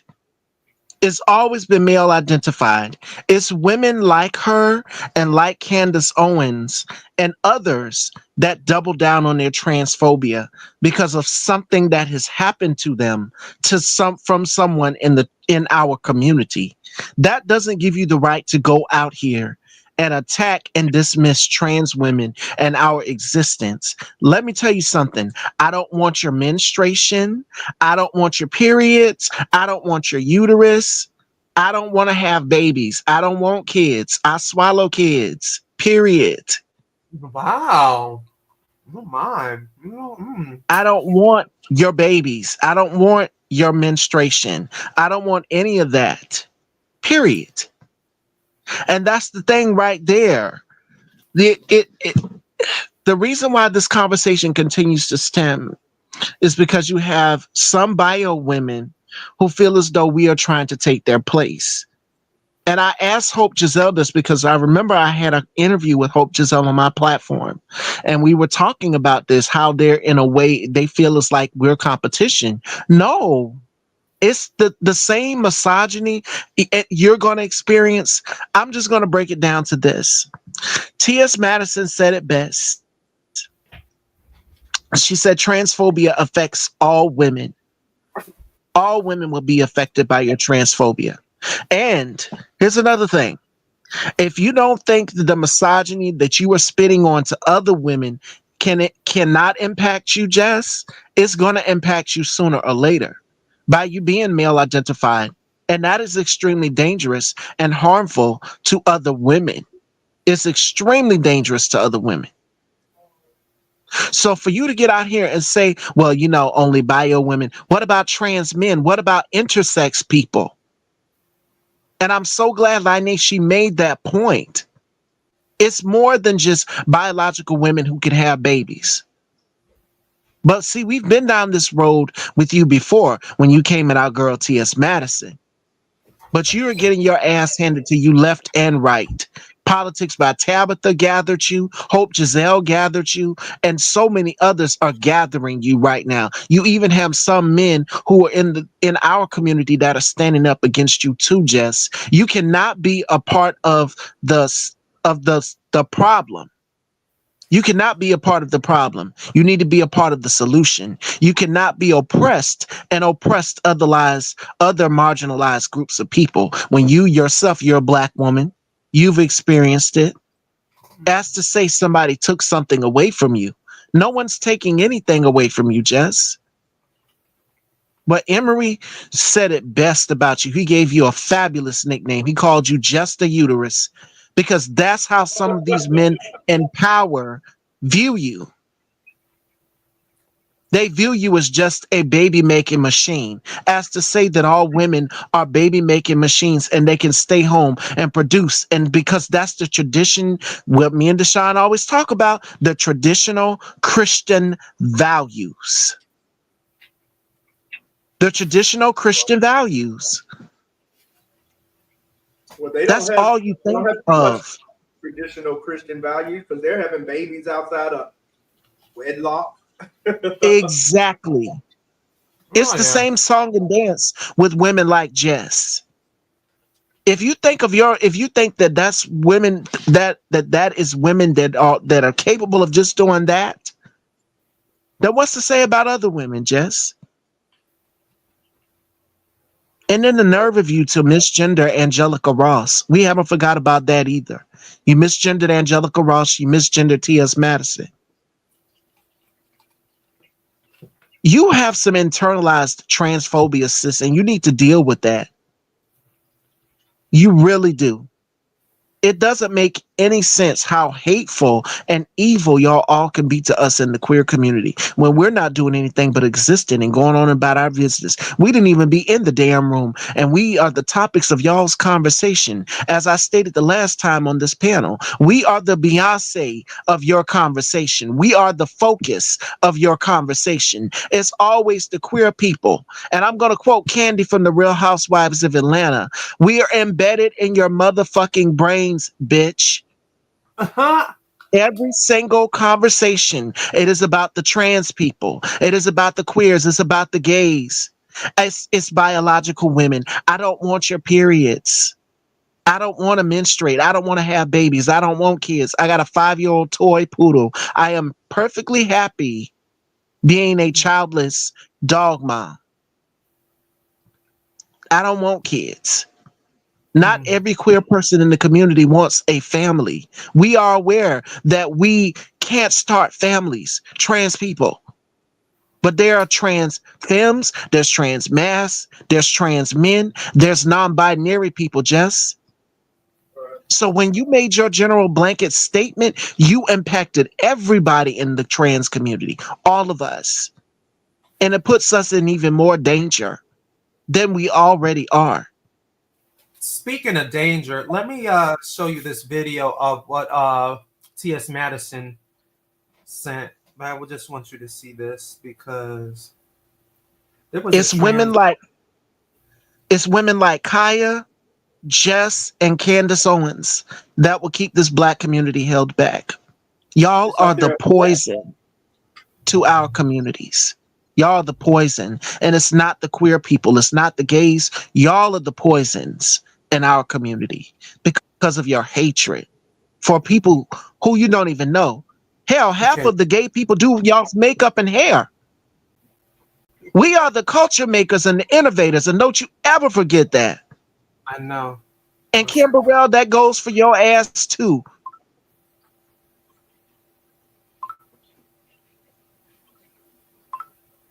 Look at this. Oh yeah, I saw that. Oh yeah, you I did. saw that too.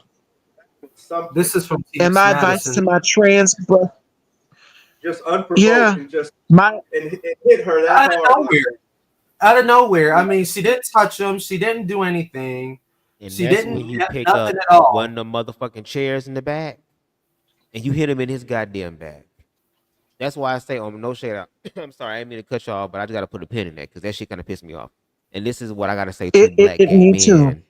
I want to say this real quick to black gay men. Y'all need to start stepping the fuck up for trans women. If you see somebody disrespecting a trans woman in that way, shape, form, fashion in your vicinity, in your area of view, point of view, whoop their motherfucking ass. Whoop, don't whoop. Whoop their motherfucking ass. Do you hear me? Do you understand me? Trans women, I need for y'all to start carrying something in your fucking purse. If you got a good enough background or whatever, get you a fucking CPL so you can carry some on you and turn niggas into Swiss cheese if you have to. If you don't have a clean record, go to Family Dollar, Dollar Tree, go get your ass a goddamn butcher knife set, girl, and keep a paring knife and the big Jason Voorhees knife in your purse. If a nigga try you, stab him up on the words of T.S. Madison. Kill that nigga. I would rather you be judged by a jury of 12 than to be carried out by 6. Do you understand me?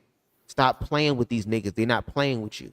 Because if that would have happened while I was there, that nigga would have been dogged walked. And bitch, I'm a leprechaun, so I'm going straight for the kneecaps, girl. They're not even really thinking about that shit. So once I take your kneecaps out, bitch, you're done. You can't do shit, bitch. And you already traumatized because this goddamn leprechaun is jumping on your ass, bitch. You don't know what to do. Right, exactly. Oh yeah, let me read this comment. Oh, it's man to man. What's the issue? And it's a woman that said it. It's Nuff the bird or something like it's man to man. Okay, well, since it's man to man, Ignorance. Okay, so let's play that game then, bitch. Since it's man to man, well, once that man fucks your man, bitch, I don't want to hear shit. Remember that. Yep, it's man Because to man. he's everybody's man. I said that on the show. Your man is our man too. He my man, he everybody man. He ain't mine. Nobody. You don't get him either. Mine. He's mine. But you know I don't what? want It's kind of compared. Since you want to talk about that's your man, that's what they always go to. That's that internalized homophobia. Exactly. That's what that is. Oh, my man is sleeping around. This is what Hope Brazil said. What she was trying to mimic. She's trans. Don't worry about it. And all the evaporation of people caring for trans goes all the way up into the ceiling. Oh, she's trans. Don't worry about it. They did that. That video reminded me a lot of Iana Dior, who was another black woman, black trans woman, who was attacked. And that went viral. They went into this store and they attacked this woman over a fender bender. Oh, did you see And the the people one? sat around and did nothing. You pulled your phone out and recorded, but you didn't do anything because she was trans. Oh yeah, did you see the video of a trans woman that with a group of boys where all she was doing was walking across the street? These boys was looking at her and they were throwing water at her. They were throwing a freaking Disgusting. a sign at her. This was a black trans woman. She was just walking. She was just walking. I think it was from either T.S. Madison or I think it was Conscious TV. And she was in New York and they just threw stuff at her. I'm gonna say this: it's Pride Month.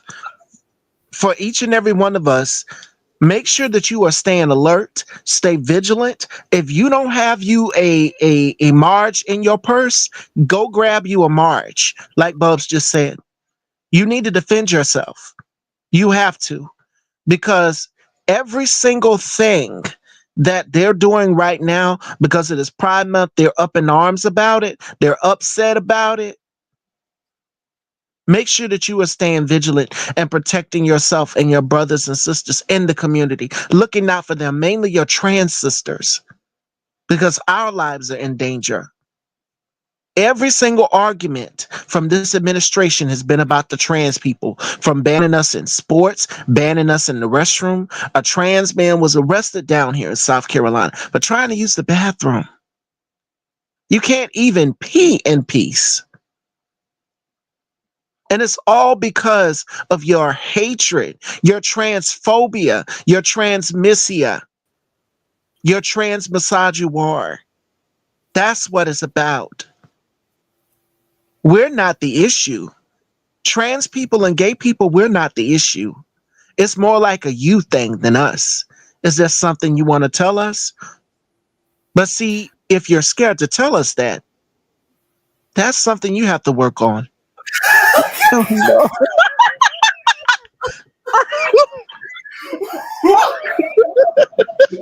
That's the passy. That's the passy look. That's passy look.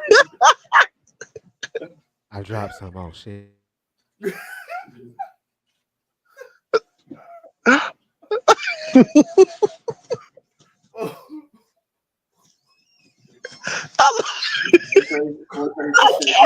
Yep, selective transphobia exists just like selective homophobia. I personally think that Jess and them, they talk about it so much. I personally think that they really want to go like deep sea diving into Lady Pond. So, I think they're just depressed. Like a lot of people, when they use that to, they lash out or whatever to take the, to take the eyes off of them. Or they just don't want to get caught. Yeah. Caught with that stare, bitch. You don't want to get caught in that stare. That's the thing. They don't want to get caught in the stare. Or worse.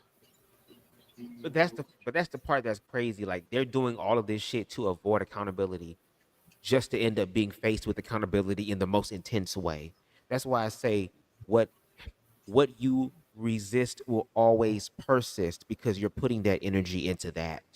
You're putting so much energy into what you don't want that the universe gonna give you that, because it's not gonna sit up here and be like, oh, I'm gonna decipher what you won't know. It only operates on energy. That's why it's important to be in a more loving state, because when you're in a loving state, you're more aware. When you're in fear, you're unconscious. So you create all types of fucked up shit. But it also gives people the opportunity to realize that redemption is also possible when you fuck up. Like, for example, with Trump being the president, if there was anything, like, a righteous person would be like, you know what, I fucked up the first time. I learned from my mistakes and actually made a change. That would be different. But it's like, no, we're going to try this again the same way we did it before. It's like, no.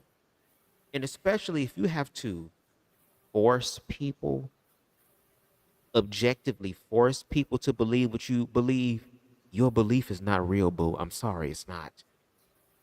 Because if it was real, people would organically believe it. But you're using fear in order to get people to believe what you want to believe. And I'm all about freedom. That means even if you believe that gay people are horrible and going to hell and being demons, bitch, you have the right to believe that. Just like how I believe that some of y'all niggas blood type is Crisco. Do you get what I'm saying? So at this point, it's gonna be what the fuck it's gonna be. But at least I can respect that. But don't force people to believe what you want to believe. And that's where we're going. That's where we are at. And for some reason, us as Americans, we feel as if though we're exempt or that nothing like that can happen to us. But y'all must not know about American history. It's very bloody. Very bloody. That is one thing that has been paramount, that has been consistent, that has been the main fucking common denominator in this bitch the whole entire time, is the fact that this country is drenched and soaked and saturated in blood. And since y'all niggas want to be dark, don't be mad when no blood magic is now happening, bitch, and it's going against y'all because y'all want to make it this way. It is what it is. So either we can do this in the loving way, which we only have a little bit of time to do that, or we can go ahead and, like, for example, and I'm going to say this and I'm done. Just like how, again, white America at large can speak for the country as far as what they believe to be true. They believed the lies. They swallowed the poison, the Kool-Aid with no sugar in it, girl. I ain't drinking no Kool-Aid with no sugar in it. If ain't no sugar, girl, that's a red flag. You know what I'm saying? I'm just saying. But now that the reality is hit, for example, like how there's some of these red pill spaces that was talking all this cash money shit about Trump as far as him being the best of the best, okay? And the great all I am and the chosen, I'm the chosen one, all this other type of stuff. Now they're very quiet about politics. Now they're reviewing movies and shit, talking about sports and shit, going back to regular scheduled programming. It's kind of like, no. This is the time to deal with the real shit because this is where it's at. And for some reason, y'all think that y'all exempt. And that's why it's sad because it makes people want to react in the way that Queen Stevie said, I'm just going to sit here with my popcorn and watch, bitch. Don't ask me for help. So that means that when it's time to clean up shit, now y'all want to come to us. Well, see, y'all used to us being the cleanup people. But now y'all, but now the cleanup benefits y'all in a way where it protects y'all. What happens if we just say no? What happens if we just say, okay, we don't mind going to hell. That's okay. Y'all gonna flip. You see, again, the saving grace about this whole situation is that us as black people, we have done nothing but survive. And we have more knowledge than our ancestors ever had. Now. So we can really do some big shit on our own because we've always been on our own. We've been the ones trying to get the system to validate us. And they keep showing us what they believe. And we be sitting here thinking like, oh, they're going to change. No, they're not. The only way it's going to change is if that system burns. And now it's burning. So again, what happens if black people say, no, we good? Well, we all going to die then. Well, I guess we all going to die. I wonder what would happen if people said that. They'll lose their fucking minds. But I mean, like I said, since y'all want to play extreme games, don't get mad when all of a sudden the lights go off and the TV come on and you hear some motherfucker sitting here saying this shit to you. Do you like to play a game? Do you want to play a game? Staring at your ass like this. Would you like to play a game?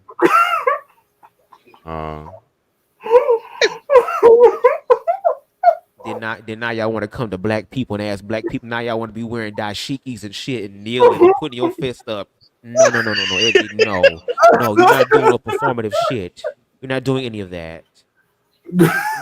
That's why I say for the white individual, because again, I understand it's more than just black and white. It's a human issue. But before we can get to the root, it seemed like y'all struggling with the symptoms. So let's work our way backwards. Let's deal with racism, which means that it's here. It's always been here. And as much as y'all want to hide y'all heads in the sands like fucking ostriches, Lord Jesus. The ostriches, girl. I think I said it right. Ostriches. Lord, them things. You know what I'm talking about? My tongue is on some Andrew Caldwell shit right now. It's trying to stop me. Yeah. But, I mean, all that's going to do is make it easier for motherfuckers to cut your damn head off. You making it easier for them. The gallows? Damn, if I was chasing down them things, them big ass birds and shit, I would be happy. They making it easier for me. But we have to face this because if we don't, we are actively bringing other children into this situation for them to be fucked up. And that's not fair to them. There are literally black children right now who are being used as bargaining chips and tools between man and woman. Fucking shit all the way up. And those broken children become broken adults who continue to break other people. And this is an example of it. Like Queen And then Stevie these said, grown folks Donald can Trump is a Nepo baby, which means that he is used to not having the word no in his vocabulary. And now that individual is sitting in the highest position or highest authority in the land, not just for the first time, but a second time. And let this motherfucker tell it forever. Mhm. Okay, welcome to Far Cry 5, everybody. Welcome. Lick, you still there? You got anything you want to say? Slick might be asleep. Oh. For some reason, I thought you said a different name. What did you say? I thought you said a different name. It just sounded, I don't know, it sounded like Vic. No, I said Slick. Slick and salacious. Okay, Slick. Yeah, so actually, yeah, I want to say it's honestly, it is giving like competing for men's attention, Jeff. It's giving what? Competing for men's attention. Oh, you a little low. A little low. I'm He sorry. said competing for men. Can y'all hear me better now? Yeah, now I can hear you better. Okay. Yeah, so I was saying it's giving competing for men's attention.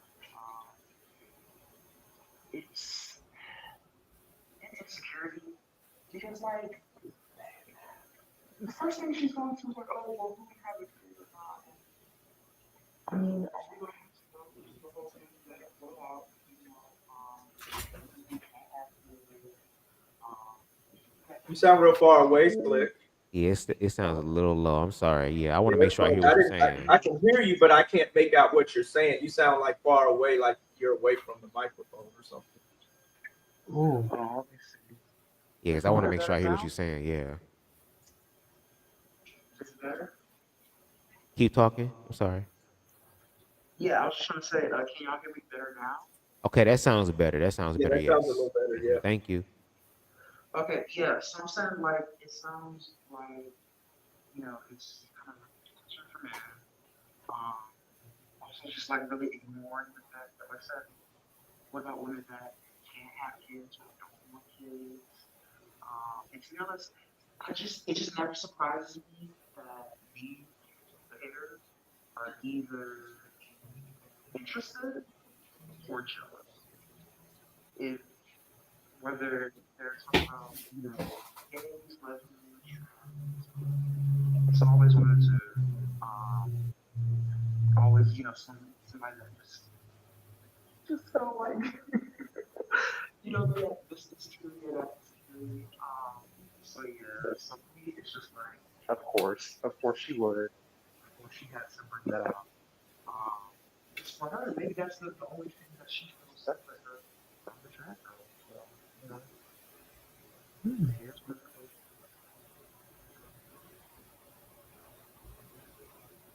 is.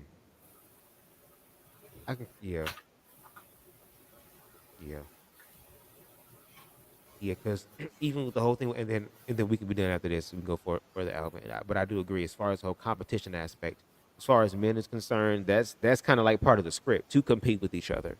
You know what I mean? Let me show you what I can bag and what I can get, and let's brag about it. So if you have individual or people like that that are in positions of power, it really no longer it's no longer about the people. It's more so about them and what they can do.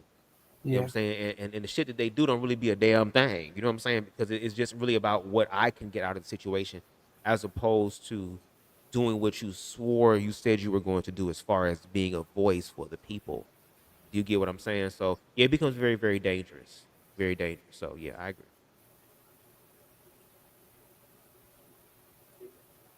I'm gonna put up this another little short clip here that Yes, Deshaun let's sent me. do it. Let's do it. The tranny got online and dropped the whole DL receipt list like she was the motherfucking IRS, okay? She Oh, sorry, y'all. This one ain't that short. I'll stop it in between and get y'all opinions.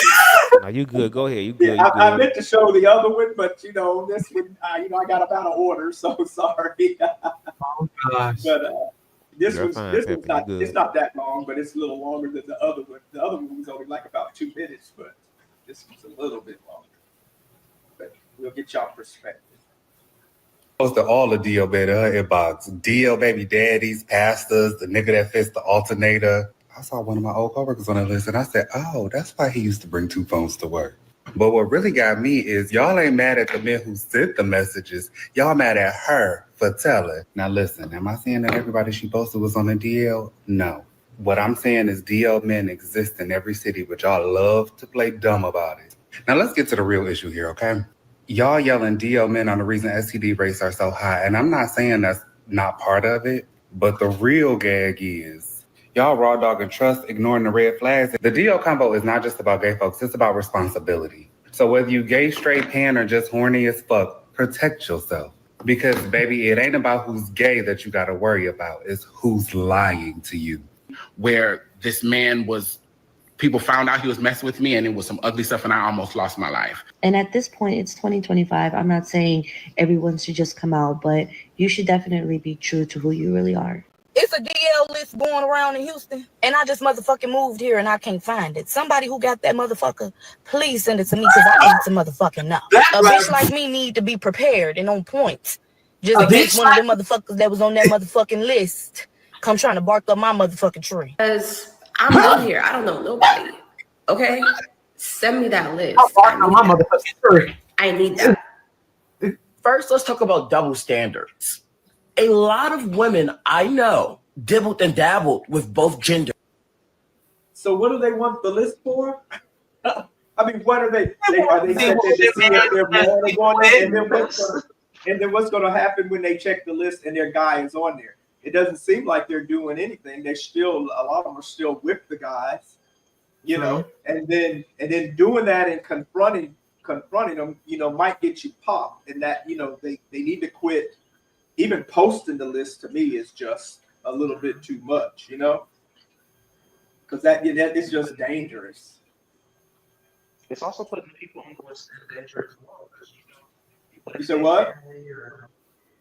It's putting the people on the list in danger as well. Because what if there's family or somebody, who ain't accepted from that? Yeah. Absolutely. Outing anybody is extremely dangerous. It's like, I get it. You want the love and affection to be public. Trust me. And I understand that as well, too. But that person has to be willing to come out on their time. We can't force it because that will put our lives in danger. We're already targeted, being disowned by the Black collective, disowned by the Black community. That's why a lot of these men do not tend to come out. That's why DL culture exists. Because the Black community has disowned and shunned for so long. So it's dangerous outing somebody. Just be mindful of that. Trust me, I've had my experience when I was like, okay, where I would date the trade and everything, and I would think it's all of that and then some, but it's not all it tends to be. You wind up being someone's secret. And being someone's secret, you have to keep it a secret. I get it. You want it out there. I wanted the relationship out there with the guy that I was talking to myself in my younger years. But I don't do that anymore because it's too dangerous. It's too risky dating someone who is DL, who's not fully out there. If they're fully out there, it's like, okay, all of the cards are laid out on the table. Everyone knows everything. Everyone's cool with it. But if they don't, then it puts you in danger. So it's like, be damned if you do, be damned if you don't. Just be mindful of that. Don't out anybody because it is extremely dangerous. And trust me, I'm giving my experience from my own personal experience where there's plenty of guys that I wanted to talk to. And I would go and I would get angry that it's like, well, I can't tell right now. Well, I understand that now. Now I get it because it's dangerous.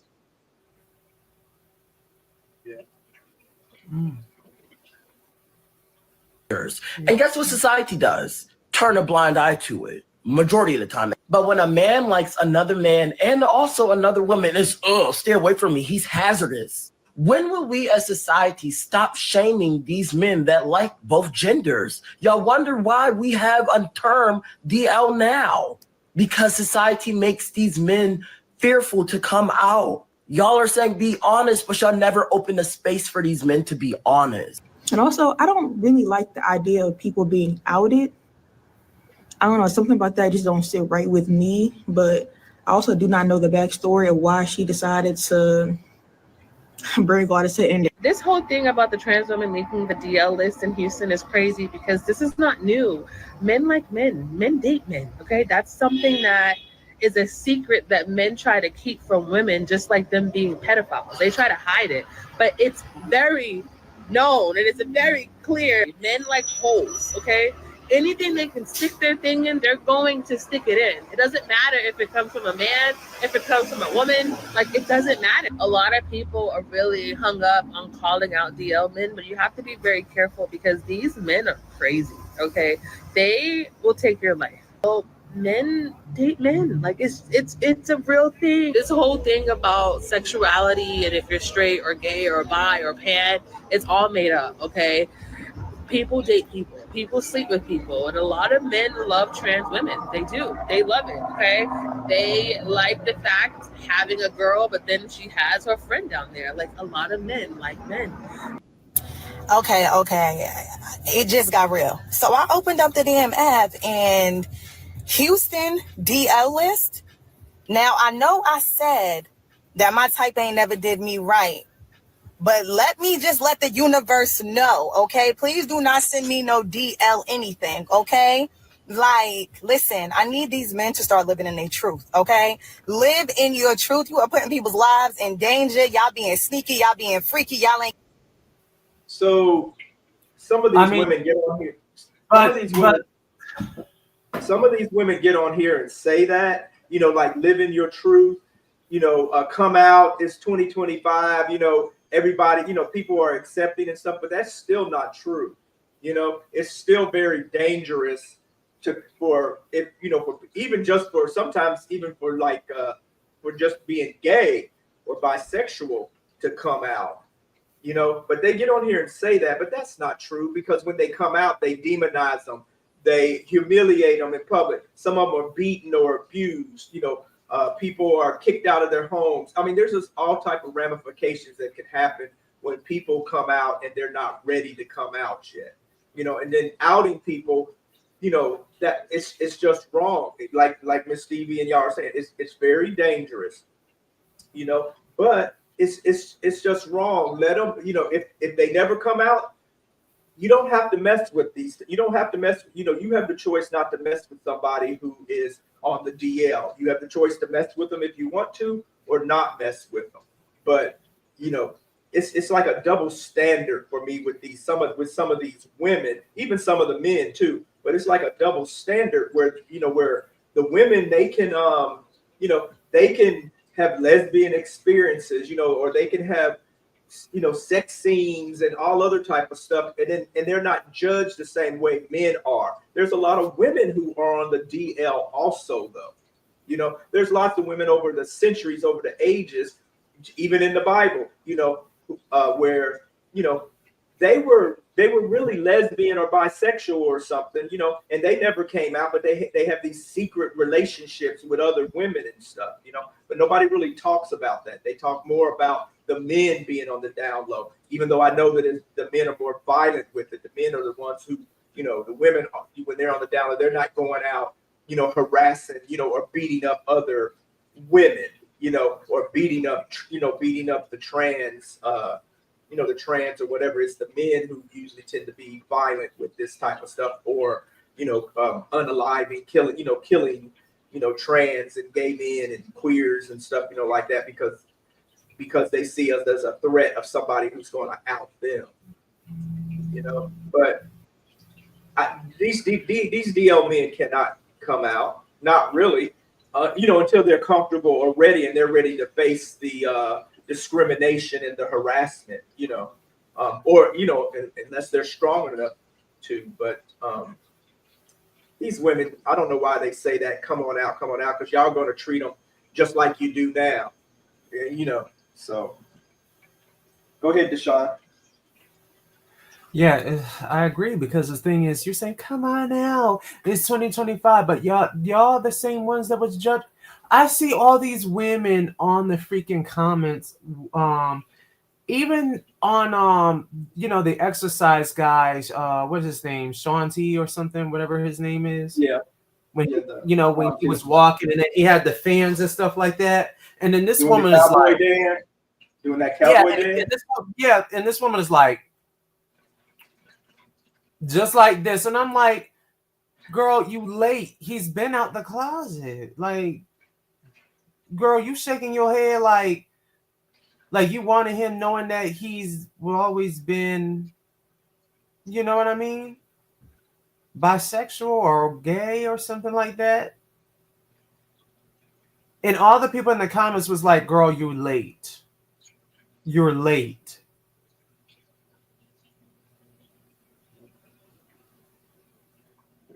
Again, tested, but oh, I'm sorry. But that's it. My thing is, I really be feeling like you be knowing. Like, I'm sorry. I don't care how beautiful the person is, whatever the case. That's another fallacy right there, because you cannot tell with a lot of trans, with the men or the women. They just think they can. They still go off of these damn tropes or whatever of they're Adam's apple, or they got big hands, feet, or whatever. There's lots of women, there's lots of females, that have big hands, big feet, big, they have, a lot of them have manly features. Just hilarious. You know what I mean? Yeah. There's a lot of them that have that. Just because, it's just like men who have female features, there's some men who have a lot of female features, just like females can have male features. So this I can tell, and they're trying to say that what she's really trying to say is you can tell, and that that the trans aren't fooling these men, which they're not. Most trans do not. From what I heard from my friends that are trans, and then just reading and researching too, most trans, they don't go out there trying to trick these guys, or whatever, because most of these men, which is what she is actually saying, most of these men do know, but they don't just know just because they look like a man or they got these features of a man. Most of them don't know until the trans probably tell them, or somebody else tells them. Now, there are some that, that you might be able to tell or whatever, but that still shouldn't matter. If you're trans attracted, then that's what you are. You're trans attracted, and you should be attracted to whoever or whatever you want, long as it's nothing that's going to cause harm or detrimental to, detrimental or something, like that, or you're not out there, you know what I mean? So you should be able to be attracted to whoever or whatever you want, not animals, but, or kids, but, when you're an adult, a consenting adult, whatever you get into or whatever you like or whatever your attraction is, you should be able to do that without other people who have nothing, where it's none of their fucking business who you are attracted to or who you're sleeping with, or whatever. Let two grown ass motherfuckers do grown ass shit, basically. Right. Make your own decisions on what you're attracted to or who's attracted to you. Case may be, I feel like something in you, like, just still feels like, man. But at the end of the day, I know it's the Houston DL list, but baby, there is a DL list everywhere. There's so many other avenues we could go down, right? Like the trans community, the Black community, the gay community. There's so many different things that we could talk about here, but there's one major factor. The cheater, the man who is doing this. And most of them are in relationships or married or have all these children, and they're doing things behind closed doors that none of y'all want to talk about. None of y'all want to address. Half of y'all want to pretend like isn't happening. It is happening. It's happening, and we're the ones that have to deal with the shit that comes with that. I am a gay man. I fully respect everybody's coming out story. But what I don't respect is somebody who's cheating and making a whole other second life that nobody knows about, that a wife has no idea about, that kids have no idea about, that parents have no idea about, and ruining other people's lives during their process of trying to figure out. Hell, these guys ain't even DL. I mean, they're DL, but hell, they're DL on gay queer men, on gay men too. Hell, they're cheating on us too. Shit, you know what I mean? They're DL, and they're they could be in a whole relationship with you and still be DL and cheating with other men and cheating with other women and doing all and not all people who are bisexual or anything like that cheat, or whatever, or on the DL. Sometimes they're on the DL and they can be in a relationship with you, and then they're strictly only in a relationship with you. They just don't want the outside world to know, because not all of them are married or have girlfriends. A lot of them do. A lot of them are married, have girlfriends, and have kids, but not all of them. Some of them are just DL. They might be DL for certain people knowing, but then other people do know, So there's different aspects to DL. And I'm not saying that it's right, because it's not right. I mean, it's not right. You should be able to be out and be who you want to be, and love who you want to love or whatever. But that's just not the way society is, and I don't see it letting up here anytime soon. So I don't know what these women are coming on here saying this for. Come on out, because if they do, you'll probably just ruin their lives, And yeah, because they have Christian values. Like they have all these, because the thing is, they go to that book and stuff like that, like, oh, it's an abomination. You need to turn yourself to God. Because remember, you got all these people that detransition, that are ex-gay and all that other stuff. That's another form of fear, so that other gay people cannot come out of the closet now because of ex-gays, where it's a gay demon, it's this and that and all of that other stuff. Now there's a gay person that's saying like there's DL spirits and stuff like that. So now you can't escape being a DL. Now it's another demon. But the thing is, how can you tell if there's a gay demon? How can a woman tell if there's a gay demon as their husband? They can't tell. But then they'll see a gay demon that's living out in Proud though. Oh, I see the spirit of gay people in you, but you can't see it in your husband. You can't see it in your boyfriend. Girlfriend, all the way around. Yeah, girlfriend too. Don't get me wrong. All the way around. But men like it. You remember this? Women too, because for instance, how many times accidentally kissing their best friend or whatever, they don't get put on a list. That gets circulated around. It's definitely a double standard. Yes, it is.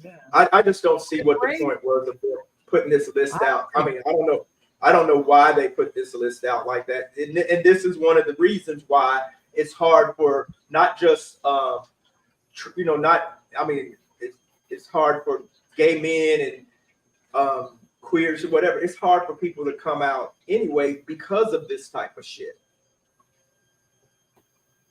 And I'm still not saying that it's right, but and I don't know why the trans woman decided to maybe y'all know, but I don't know why she decided to put this list out there. And then I see, I have the list right here, but I'm not going to post it. I cut the list out, but there's a lot of people, even the people who, this is what got me, the people who, like some of these women and men who came on and they said they don't believe in outing anybody. And they don't, they think it's wrong and you should not out anybody. But then they put the list up there, which had the pictures and comments and stuff of the guys that are on the DL that was on the list. So they're outing them right there, even though that's a contradictory because they're saying they don't believe in it, but they're showing the list all over the internet. In addition to the trans woman who initially put the list out, now all these other content creators are out here showing the list, and it's some of the same ones who say they don't believe in outing people who are showing the list. And then, So, and I actually, I saw the list on this, on this video here, but I edited it out because I'm not showing, I'm not outing those, even though they've been outed. I'm not going to re-out, Mm-hmm. And I don't know them. I don't, it ain't like I give a shit about them, or anything as far as like, because I don't know them. But, and I don't necessarily, I mean, I wish they could come out and wouldn't have to live that down low life or whatever, but hell, it's just the way life is, just like, shit, most gay men, a lot of them don't come out. We don't see all the gay men that's out there, we just see, like we were talking about the other day, Deshaun and Bubs, when we were in the, when we were in the short stack chat live, video thing from the other night, the private women that we was in. And we were talking about this. These guys they're not going to come out. There's more people out there that we don't even know that are gay or bisexual. We only see the ones that are in the clubs or what they show on TV or the parades or something, like that. The ones we know who are out. But most gay and bisexual men are not really out the closet. We only see a portion of them. And that's why they can pass, they're out there passing it straight or on the DL and stuff, like that, because we don't, we see the ones that are out and about and we know that are out. And people think, oh, that's a lot of gay people, but it's still not a lot of gay people that are out, but there's still more that are not out. And it's a whole lot more than this little 10% that they like to say, because they're not out. So they're not out there to, so for people to count and to see or to say or whatever. So that's why they come up with this little 4%, this 10% number, but there's actually more gay and bisexual people out there. Just like we were talking about, most people fall somewhere on that bisexual spectrum anyway. Not everybody, but most people fall somewhere in that bisexual spectrum. Whether they lean more heterosexual on the bisexual spectrum or more gay on the bisexual spectrum, or in the middle or somewhere all up along that line. But, we don't see them because they're not out there, broadcasting or telling it or showing it or whatever. But sorry, y'all, go ahead. I went on a rant. Oh, we're supposed to be ranting names. We good. This is what this live is for. This is what this live is for. Go ahead. These videos, it's like, it's really just giving proof and an example of the fact that maybe some of them should stay in the closet, because again, they're seeing if they even express interest in somebody that could be discovered to be trans. Now again, they're labeled in our fascist state. So this is kind of like one of those things that I think makes a lot of people because then there's the further entrenchment of like secret sexual sort of things. And so when I talk about me being non-binary, female or intersex adjacent, and then what? I don't get it. I don't understand it. If you can't even accept obvious, facts of life, then clearly you're not going to get, anything.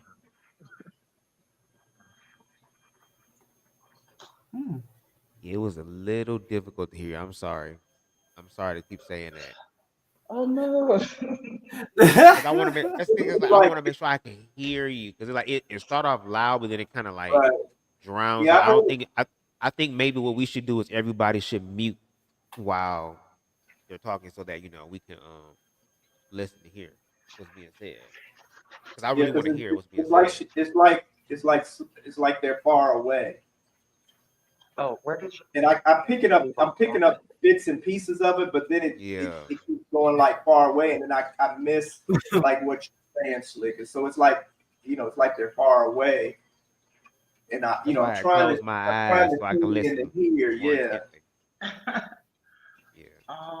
Quantita. Am I better now? Yeah. Okay, where did I leave off at? Huh?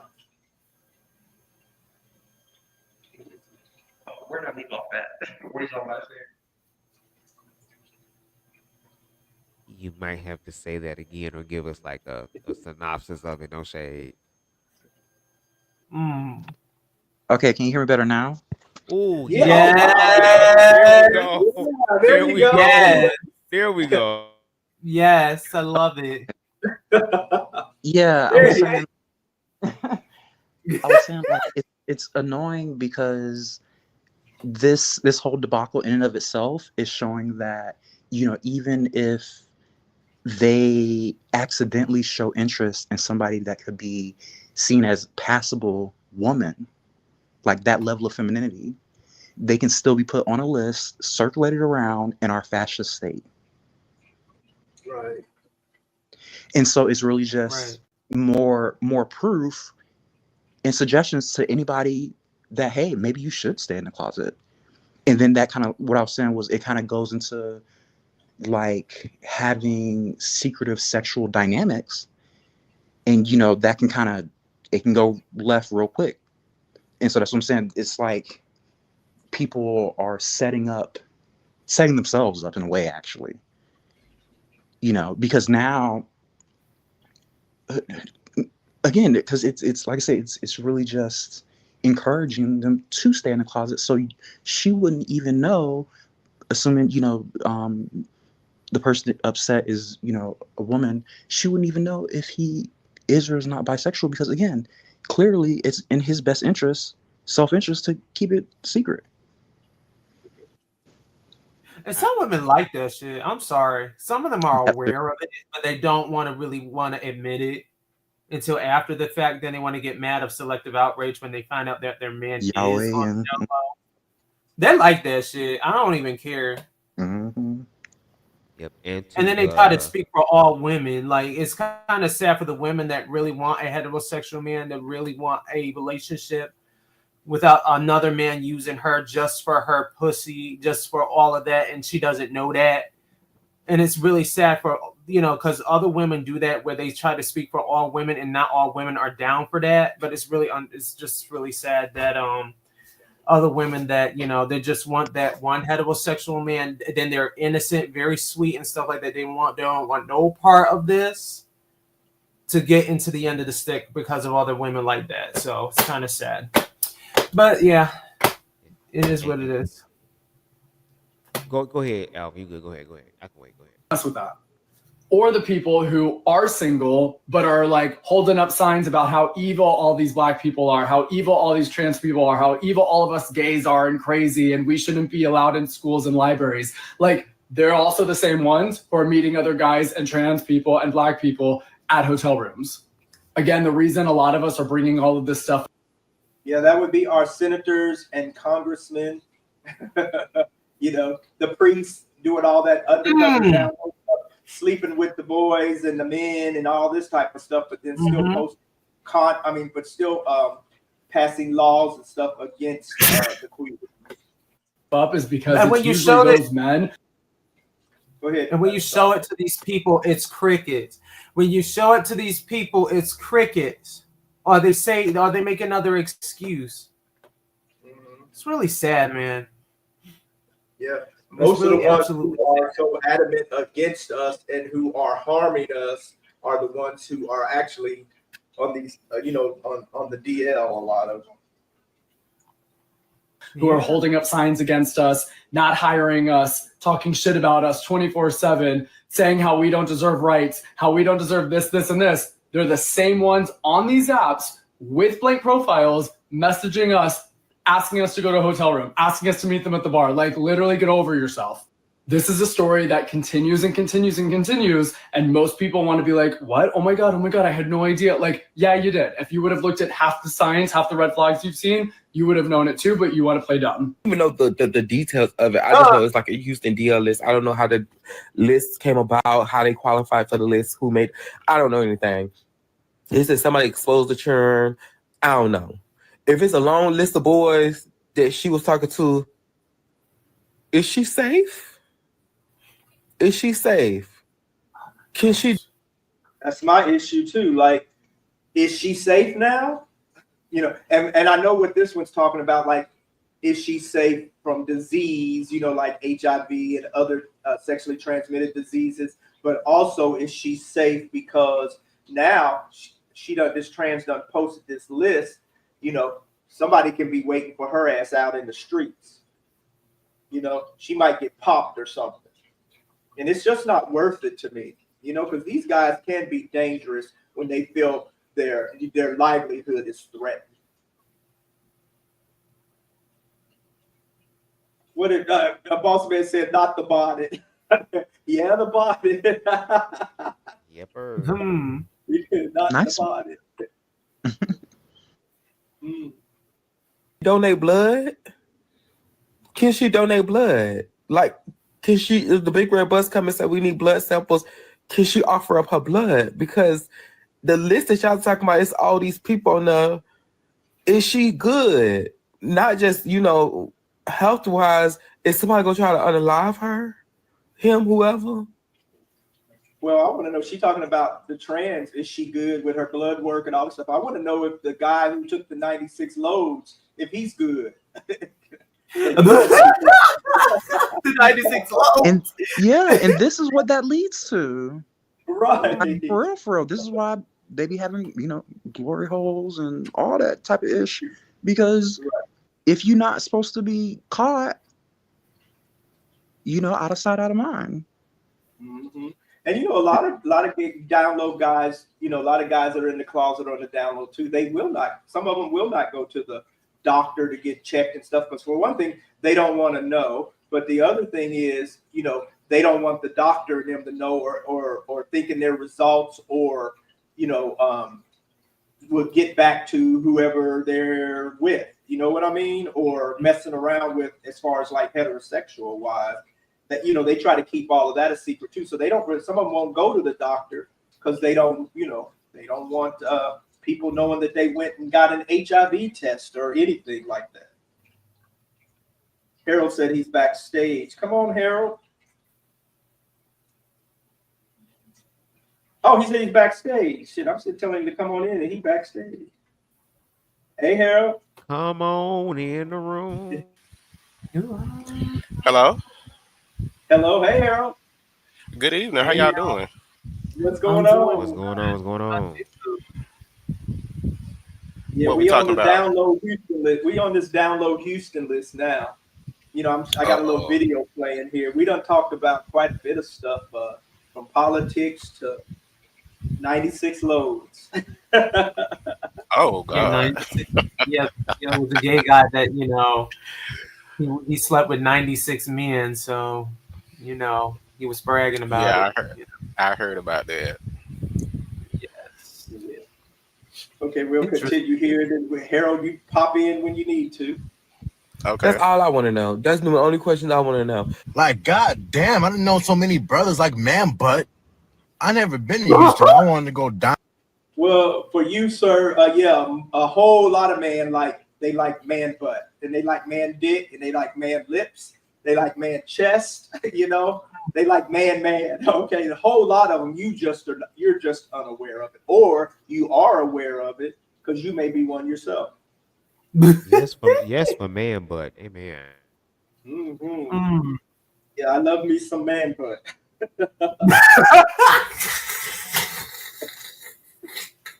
Mr. Nasty Time. I'm there with the wife for a little vacay, little 4-hour drive, little stay in a hotel, something nice.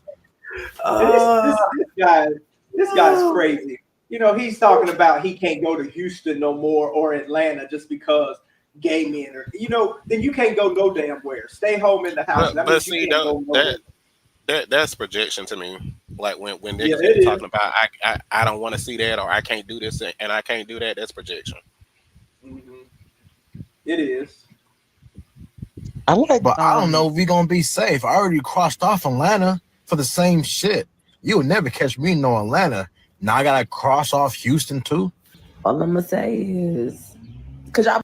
And wait. There's also, we might as well go. What do you think we want him? Is it one of those things that every gay man or whatever or trans is going to want a man just because he's a man? I think that's what a lot of I think that's what a lot of homophobes feel like. They feel like every single queer person like is after them for some reason, or there's some type of witch hunt for straight people when it comes to queer people. Yeah, that's And I'm gonna stupid. let I you know mean, right now that Okay, I'm gonna this let is you know right weird. now that you are safe. This I is mean, well, weird you because the thing definitely is, safe. these men said they want these gay men in the closet. They said they want these gay men in these closets. When the gay men are in the closet, now they can't tell who is gay or not. So now, oh, they're hollering at me because you put them back in the closet, you dumb motherfucker. Yeah, You y'all are safe. dumb. You are dumb 'Cause nigga. half of y'all don't even wash. Right. Oh my gosh, it's stupid ass niggas like that just destroys everything. Like, just don't say shit. And what they don't realize, I mean, they need to realize this. Gay men don't even want all gay men. You know what I mean? So, and trans women don't Yeah, want they're very vain. all gay men, don't want all men, or you know, whatever. So we don't, and we definitely don't want all straight men. We don't even want most straight men because you're straight. Ain't nothing we can do with you unless you actually are on the DL or you are messing around with a guy. Other than that, ain't shit we can do with you if you straight. But And we don't again, want you just because you straight. that's That's not. insecurities and projections jumping out to me. Yeah. To me It personally, is. with like if it's like if the delusion is to the level where you feel like every gay man wants you, that's something bubbling up within yourself. Right. Yeah, because of fear. Right, boy, crazy. Undercover brothers. It's also given maybe like low key, they don't know what it feels like to be flirted with. Like, Or they think they think we're gonna do to them what they do to women. Yeah. that too. That sounds like the white people think we gonna do to them what they do to us. Please do one for LA. Please do one for Los Angeles. Los Angeles. Los Angeles. Do one for Los Angeles, please. Because y'all talk about how Houston men don't like women. These LA niggas don't like women either for some reason, from what I can see. Please. Please. But be careful though. Because look. Be careful. Because a DL nigga that ain't got nowhere to go could be very dangerous. Okay? Very dangerous. So y'all got to understand that men are. But straight men, whether they're DL or not, they can be dangerous, you know, because when they're out there messing around, cheating, and then just say they're married or in a relationship or whatever, they can get very dangerous towards the woman who they're with, you know, when that woman finds out and she confronts him. That we've seen plenty of heterosexual women beat the shit out of because they confronted their husband or boyfriend or something for cheating. So it ain't just DL. You know, they want to put all this shit on the DL men or on gay men or trans or queers or whatever. You know, that's their bullshit. It's to blame again. It's just to blame on part of the LGBT or the bisexual spectrum of it all, of the secrecy of men. But then what about women? Like, women be on the secretness and stuff like that. Some women are down with it. When the husband Like decide to get another chick in the mix, and then they have no choice but to kiss each other and stuff like that. And there's women who know that their husbands or boyfriends are bisexual. They don't even, like you said, Deshaun, they don't even care, you know, or whatever, because some of them are bisexual where they mess around with women too, and some of them like to mess around with women and gay men and bisexual men. They just don't want the public to know that. They want to keep that behind their closed doors, which is fine. But like I said, what goes on behind closed doors, you know, when you open that door, the way they portray themselves on the outside is not necessarily, most of the time, it's not who they really are behind those closed doors, especially when it comes to sexual proclivities. Of course, because some of these women like that act. They first off, the word gay is attracted to them. Like it's something about that name. Ooh, you gay? Ooh. Oh my gosh. Oh, ooh, I love a gay man. Ooh. And they sit around worried about I'm serious. This is what these women do. They're like, ooh. Ooh, and they be going on gay porn and be saying, ooh, I love when a man They're going to watch a lot of gay porn. me. He does that to me. Like, ooh. Like that. And then I also went on Facebook, right, where this gay dude was saying like, there was a woman that said, I don't care if you gay or something like that. I can use this dildo and stuff like that. And he said, what color is it or something like that. And then all these women were like, ooh, yes, because these gay men be banging me out and stuff like that. They better than all the rest of these straight men. Really, girl? Yeah, really? Yes, girl. Yeah. I be hearing it on the comments on Facebook. Or my husband must have been gay because I don't know if he was, but if I'm gay, or I have a gay man right now and we love it. I love it. I liked it when he was having sex with me and stuff like that. That's what they be saying. See, and this is one thing why I'm like, there's a lot of commonality across communities because I feel like I want to see the overlap between, people really keeping up with all these different lists and people that are into like yaoi or BL. So I feel like there's a lot of overlap there.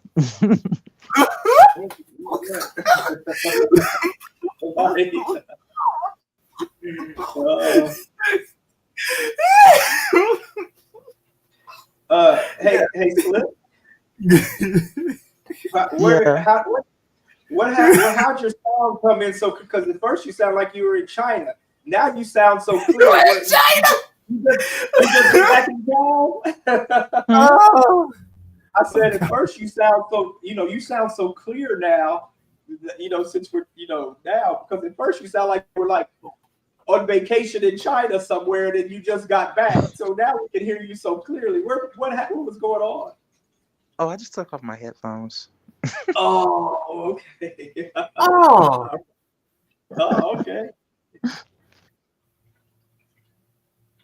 Yeah, Boy Crazy said Deshaun ain't never lied. I'm being real. I've been discovering. I've been going on internets of what people be saying. Everything is all up in here. All up in here. Everything. To the freaking gay men that be saying and forcing other gay men to force to have sex with pussy. These ex-gay men that be on the gay porn site saying, oh, you need to be fucking a woman so you can get that woman pregnant, man, and all that shit because I ain't no gay no more. So it's time for you to be a man and all that other stuff. And all that other now, shit. who be saying They that? be saying. I be saying, they go for Trump too. Trump. While they be saying that, that's on Twitter because I be looking up there. But yet they be saying, I don't go. but they still be having men up there of man to man. You said all that shit. Yeah, Twitter is But full you're of bullying other gay people to Twitter do it. is full of. But you still have two men kissing, fucking, and all that other shit on your Twitter timeline. Make that make sense. You said you fucked pussy, you had a baby, you had a kid, but you still have all that, some of those things up there that you still can't get rid of. Weird, isn't it? Yeah, but you can't expect too much of an intelligence level from Twitter because the only people that are still over there are Nazis and incels and bots. That's all that dwell in that space now. Right. I heard about those videos, maybe others, but I'm like, what in the world is going on here? I mean, I've been going on the weird. It's just crazy. I've been on the. Woo! It's yes. Yeah, you'll give your stroke. You'll give yourself a stroke with them people over there.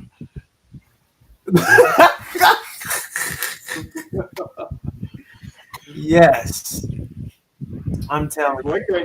Boy Crazy says the amount of women that get off to man on man action, it would gag you guys laughing out loud. And that's true.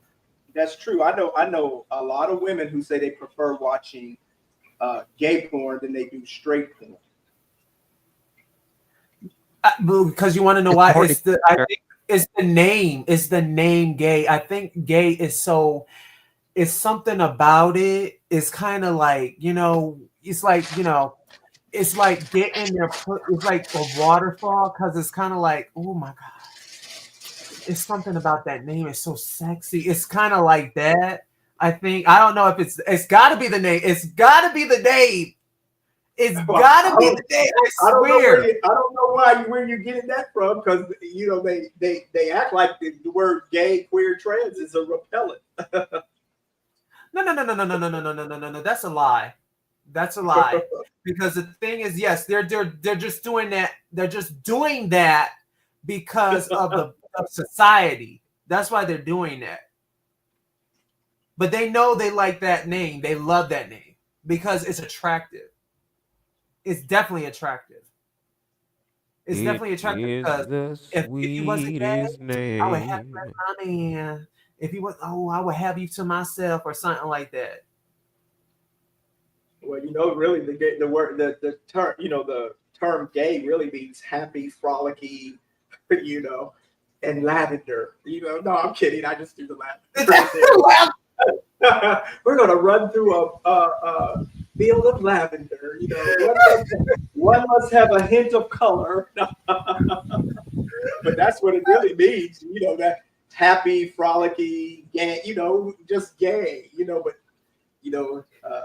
I guess the gay people took it in the 1940s or whatever it was and coined it themselves. How people think words anyway, just like we do with the word nigga.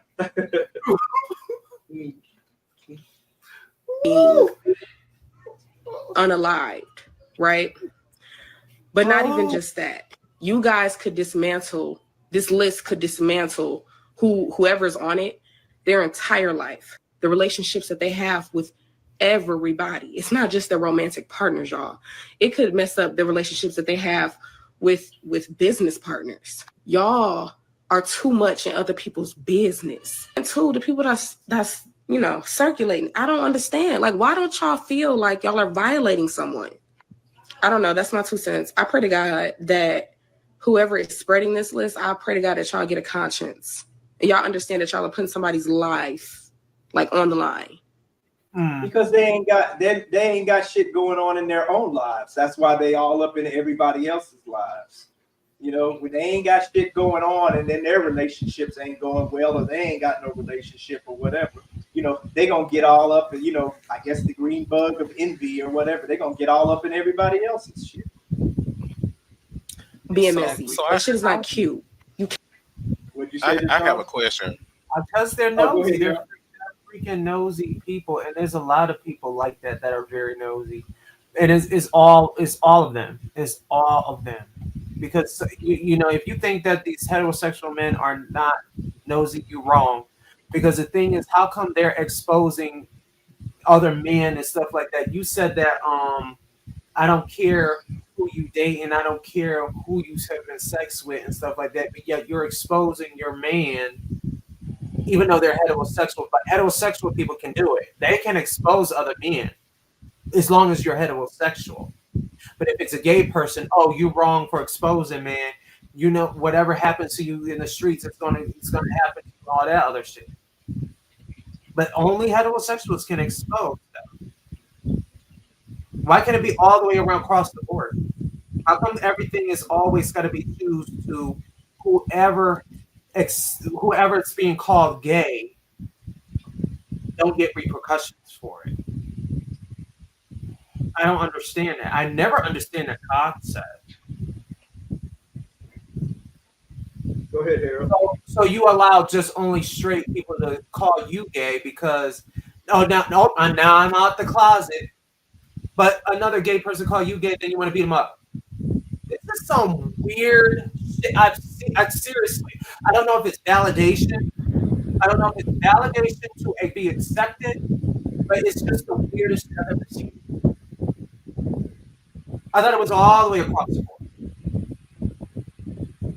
But that's the thing. It's just some kind of either it's cowardness or it's kind of like you pick and choose. It's like it's whatever you pick and you're choosing your battles. I don't know what it is. I never understood that. So I have a question. Is this like an exposed group on Facebook, or is this on what is this on? It was a list that was going around in Houston. They were calling it they were saying it was like the new Atlanta because they were saying so many men in Houston are on the DL list. They were saying it was on some, especially in a particular part of town.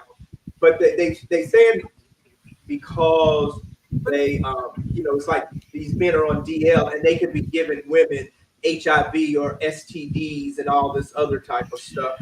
I don't know why they can give them. I don't know why they can give them HIV by having sex with women. Like if you're having unprotected sex, you have multiple they are partners. getting, Period. they're getting, and women give men HIV too. I mean, it ain't just women. Or sharing needles. Don't forget about sharing needles. Needles. Right. There's all types of ways to get HIV. So I don't understand why they equate that to being just a gay disease. Like you can literally pass STDs having unprotected sex with multiple people. It's not just LGBT people. Matter of fact, I think now LGBTQ community has less rates, if I remember correctly. I know definitely in like the UK, but I think America as well. Yeah, black women have the highest rate, and it's not due to down low men. It's not even due to down low men or gay men or anything, like that. Because if you take the world as a whole, most the world as a whole, a lot of y'all just have wandering men. A lot of them just have wandering men. Like they don't necessarily have to be queer. But you know what? It ain't just the men though, because there's a lot of women out there also who are cheating and slipping around too on the DL.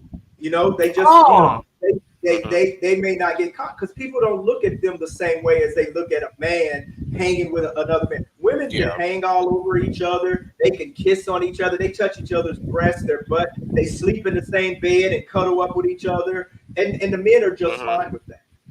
And then these women are married, or they got boyfriends and stuff, like that. But the way women can have camaraderie with each other, men are not allowed that. The only ones who really do it is us gay men. We do it with each other. But the down low men and these straight men, or whatever, hell, they can't even touch each other without somebody, without them getting labeled gay. Or whatever. They can't even eat a damn hot dog or a banana. That part. It's like, but women can do can do whatever, whatever, and they don't get that same stigma applied to them as a man would, and then it's even worse with black men, because other nationalities, white, Indian, Hispanic and whatever and stuff, like that, they tend to be, they're very affectionate with each how other. they relate to each other is different than how black men relate to each other. They're allowed to touch each other. They do all of that type of stuff, but we can't have that same camaraderie. So every other ethnicity is allowed to, have their masculinity, femininity balanced. But black men, for some reason, we are not allowed to have that, and it's because of religion, black men and black women who put this shit on us. You're supposed to uphold masculinity, right? And there's different types of masculinity. Masculinity is just not seen in one particular light. In order to be masculine, you gotta be this or act this way. That's not what masculinity is. I think that's the box that we've been put in as black people. Right. We have to express ourselves in a certain way. Like if you're anything outside of what society says you're supposed to be as a black person, something is wrong with you, according to these people. Right. You know what? Something's gonna happen just like 2005, where black people are gonna kill each other again. Just like 2005, I swear this is gonna happen because there was homophobia in 2005 because of this shit that was happening. Because I'm sensing it again. Because the highest rate of death toll was black men back in 2005. Nothing but black on black crime, which was absolutely ridiculous. But I keep feeling like it's going to happen again. I don't know why. You know, black men won't even go to see a movie together unless a woman is with them. You know, except for gay guys. You know, not. I mean, you know, I'm talking about black guys right now because white guys, Hispanics, Asians, all of them, they'll go to the movies with their male friends. But black men will not go to the movie with their male friend unless females and stuff is with them, and then they won't sit And if next they to do each go other together, either. I was just about to say that if they do go together, they're not going to sit right directly beside each other, Right. which And is so crazy. when you see that, that's usually us gay guys who are going to the movies with our friends and sitting each other and kicking and doing shit, like that. We don't have a problem with it. But black men will Because not. I don't think They about it will that not go to deeply. the Like movies like that. yeah, like I don't think about it that deeply. Like if we're going together, I'm going to sit beside you because you're who I'm Right. with. Right. That's right. It doesn't make sense to skip a seat. Like what is that? I don't understand what that's about. Like We bring a I lot said of that this it shit just on speaks. ourselves. Yeah, it speaks to We your bring a lot of this shit on ourselves. you care Well, about the that never perception. happened where I'm at, so I'm okay. I always, my friends, Well, my yeah, wife. we're in the South. We're in the deep South where a lot of The South, the South is crazy, bro. Like the South that's too much. When they be saying that shit, that's too much. That is absolutely too much. yeah, I think all of us except for you and Bubs are in the South. I think North. yeah, it's the homophobia, the transphobia, all of it is it's wild down here. Don't get me wrong. So Bossman says this ain't a thing. The movie, he said this is not a thing in the military. Well, that's because it's all men, mainly, and the women are kind of. I mean, I guess the women are kind of separated. Not, I don't know shit. I don't even know what I'm talking about. But it's so mostly men that you probably they set it up for y'all to go to the movie where together. And it's not a big thing, but probably outside of it. Once those guys get outside of that military, I bet they don't go to the movies with their guy friends and sit next to him or whatever. Some woman is there or whatever, but probably because there's so many men in the military and y'all have to bond that way. Y'all bond and do all other type of, y'all probably in there, watching You each know other. what? You know what it is? You know what it is? That's the reason why the South is so homophobic. You can blame Charleston White and you can blame freaking Boozy for this bullshit. Because those are the only two people that actually say everything is gay. Because the thing is, they are the ringleaders, and that's the reason why all those black dudes follow them is because of only gay people, how they beat up gay people, how they want to do something to a gay person, how this is disgusting and everything else, how all that other bullshit, how we want to freaking shoot a person, execute a gay person, execution style. All that other shit. That's the reason why everything is going on down south the way it is because of them. Well, I think it's deeper than that. I think it's deeper than that. It tracks all the way back to slavery. Like this is the Bible Belt, and and our ancestors during slavery were beat over the head with white people's religion.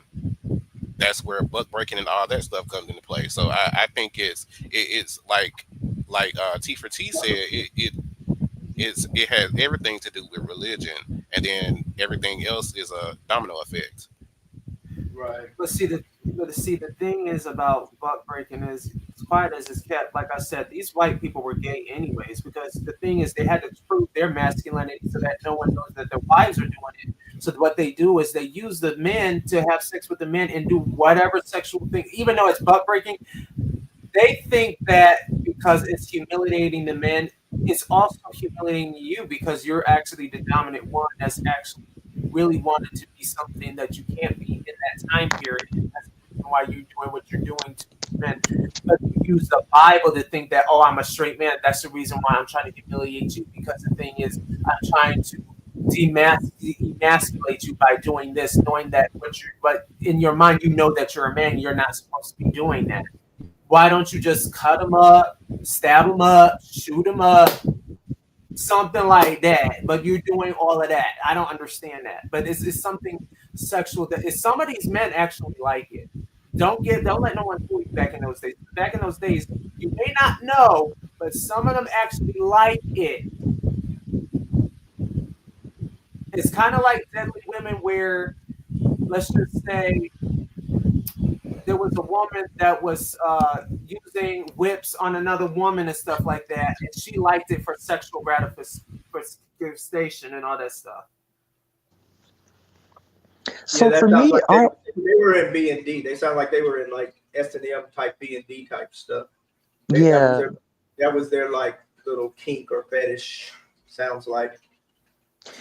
Yeah, for me, I always just when people say butt working, I always also think about. I mean, there were also ways in which the white women were also raping, black men and women as well, and Right.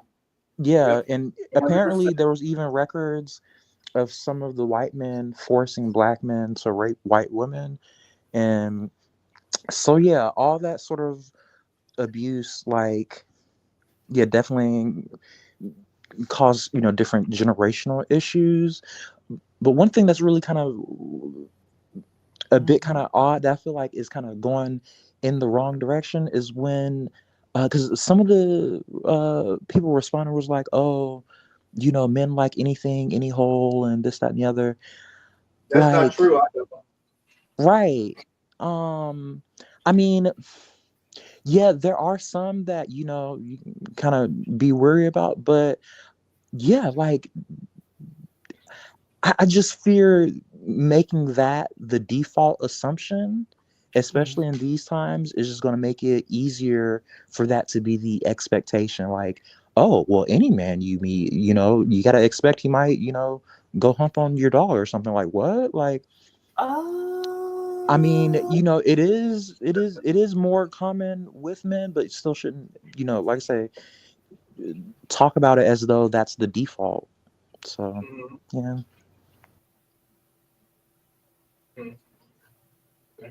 Can't kiki that away. If somebody get hurt, bro, you can't kiki that. What the fuck you like? How you gonna? But as far as for the DL list, I feel really bad for some people that's on the list because the girl do look like a woman, like. And I'm not defending nobody because nobody I talked to was on that list. But I'm just saying, if you ain't know her, you would think that was a woman. When I looked at her page, I was like, wait, she a trans? And this how she look, y'all. Like, I would not have thought that was a trans. Okay, so I want to talk about this Houston DL list thing because here's my thing. I don't believe in outing people. I think it's wrong. Okay? So I'm going to start there. The only people that I love when they get outed is usually conservative congressmen who will vote against the LGBT community. When they get caught in a bathroom, I live for that shit. I love that for them because I think that's funny. But those are the only people who I approve of outing. And baby, why was my baby daddy on there? I'm so disappointed in you guys. How the fuck can y'all embarrass us like that? And he ain't the only familiar face on that either. I know a whole bunch of them people that was on that list. At least 10. At least a good 10. Either in my inbox or I went to school with. And it's crazy. So is him cheating on you with another woman not embarrassing too? How can you embarrass us like that? She knows. First of all, she probably knows. not. Probably not, because in their mind they can compete with another woman. They can't compete with another man, according to them. These are the words that I've heard women who have been in these type of situations say. They can't compete with another man. They can't compete with a man. So that's kind of weird because I've heard that too, Harold. but it's kind of weird because you can compete with another woman, but he's out there sleeping with another woman. So you ain't competing too hard because you know he might leave you for the other woman. Yeah. I think it's an attempt to shame him Yeah, into you hit being it right on the nail. it's an attempt to shame him into not straying away from being straight. If I had to take a guess at it, because And that's what again, it like is. being her man being caught sleeping with another man is embarrassing to everybody. Like, and it goes back to everybody having or placing so much emphasis on what everybody else thinks. Right. So one That's why thing she I was embarrassed.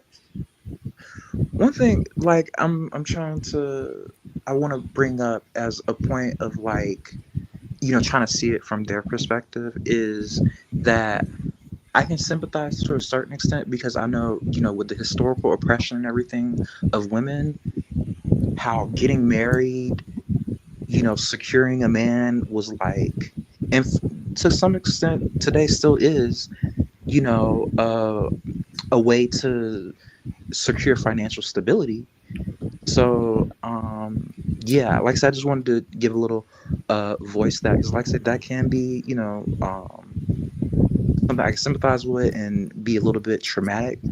But yeah, at the same time, like, you know, luckily, you know, we can, you know, they can remarry and stuff like that. But yeah, at the same time, you know, that's part of the changing of the new times. Yeah, and when they, I guess when they do get a man to marry them or whatever, because 77, I think it's 77% of Black women in the United States are unmarried.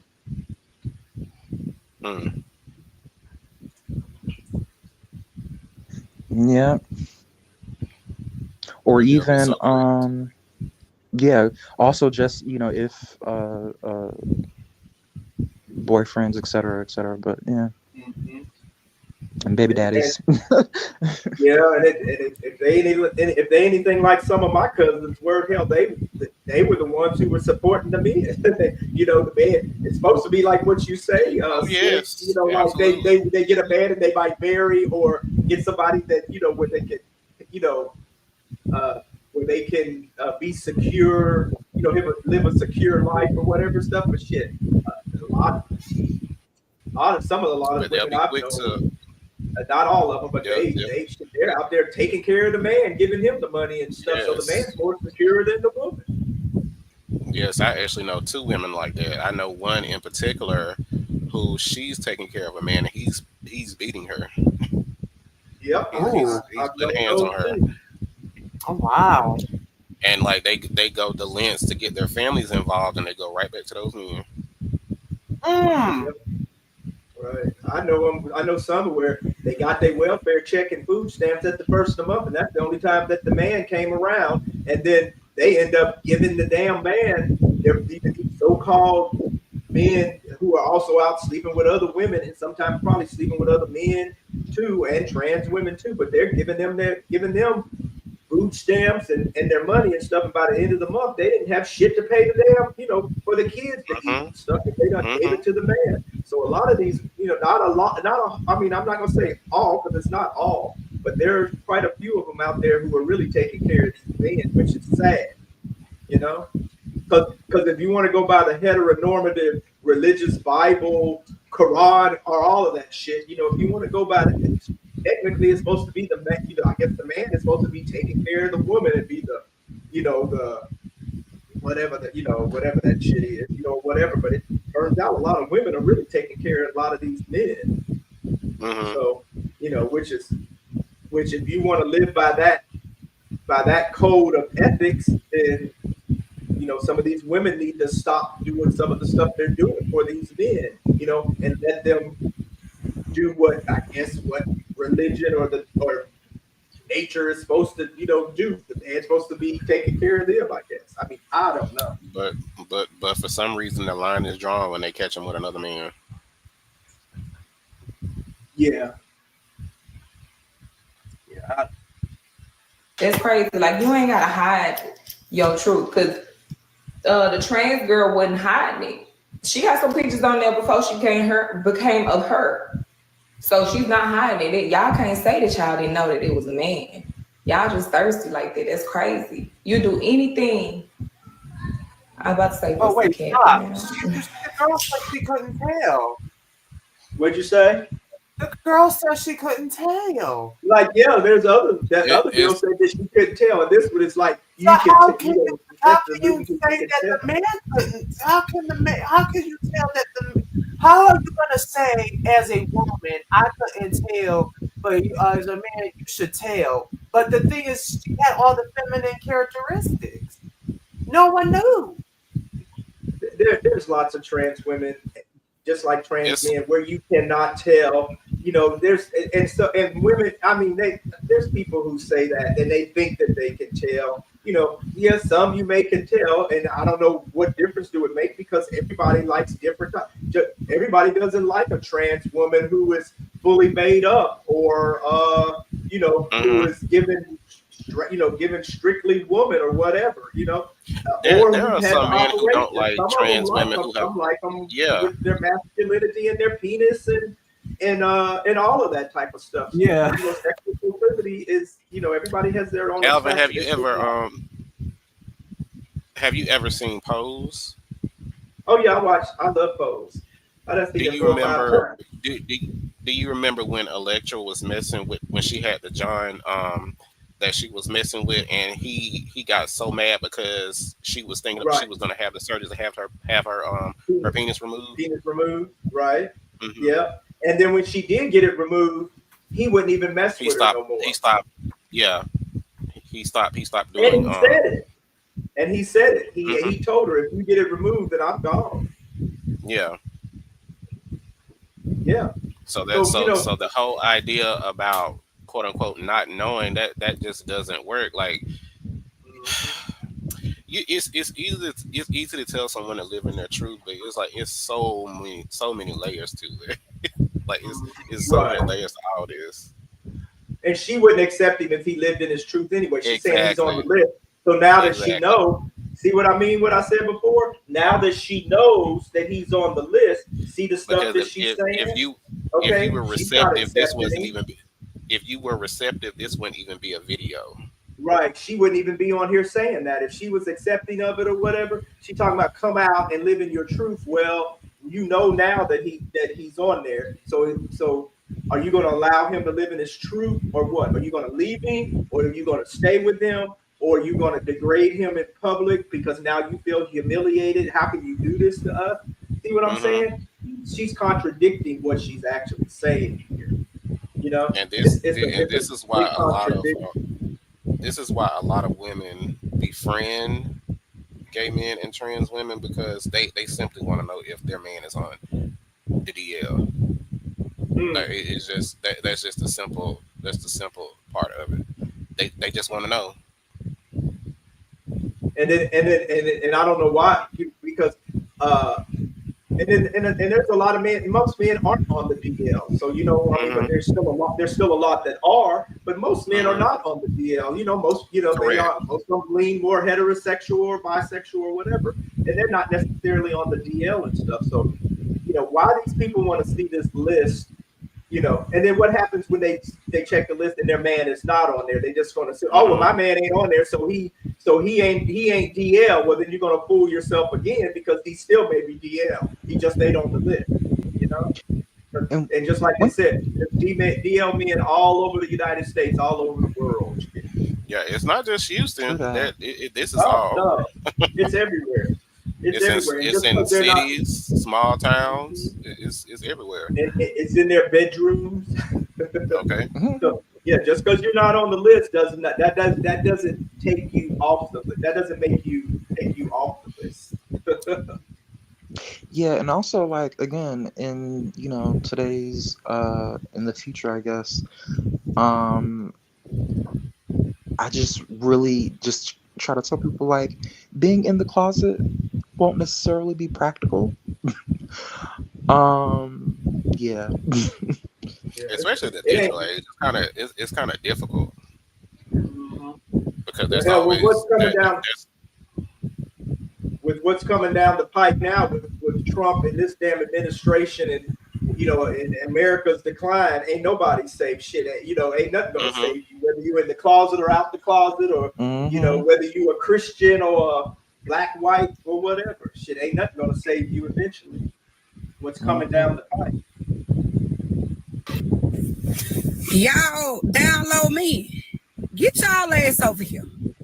Did y'all see the transgender baby pulling out a 17-minute long DL list? Baby, Texas, what are y'all doing? Because if y'all like what you like. If you like a woman and a man, just say that, baby. Just say that. Ain't nobody judge you. Ain't nobody got no hell or heaven to put y'all in. Y'all DL men is wrong. Texas, y'all, the number so high in Texas with these HIV rates and STD is scary, baby. It's scary. There's a DL list going around in Houston, and it got me to thinking, like, there is something so trifling about a DL man. Like, if you both sexual, why can't you just tell the person that that's what you are? Because there are so many women that they down with that. Some women, they actually attracted to that, and some women, they just put up with anything, so it really don't matter. But for you to take the choice from the woman, that is trifling. Give her a choice. Say, hey, look, I'm both sexual. You down with it or not? And in the year 2025, a lot of women are down with it, or they're at least open to trying. So I genuinely welcome and encourage all DL men, like, come out the closet. Come out of the closet. It is safe. As a woman, I gain nothing from showing a list of men who are attracted to me. Let's sit with this because it's complex. If you are a trans woman and you believe yourself to be a woman too, what exactly was there to expose? Because weaponizing your transness to shame attraction to you doesn't push the movement forward. It muddies the water. I do believe many women have been in relationships with bisexual men, sometimes knowing, sometimes without knowing. And that's the real issue.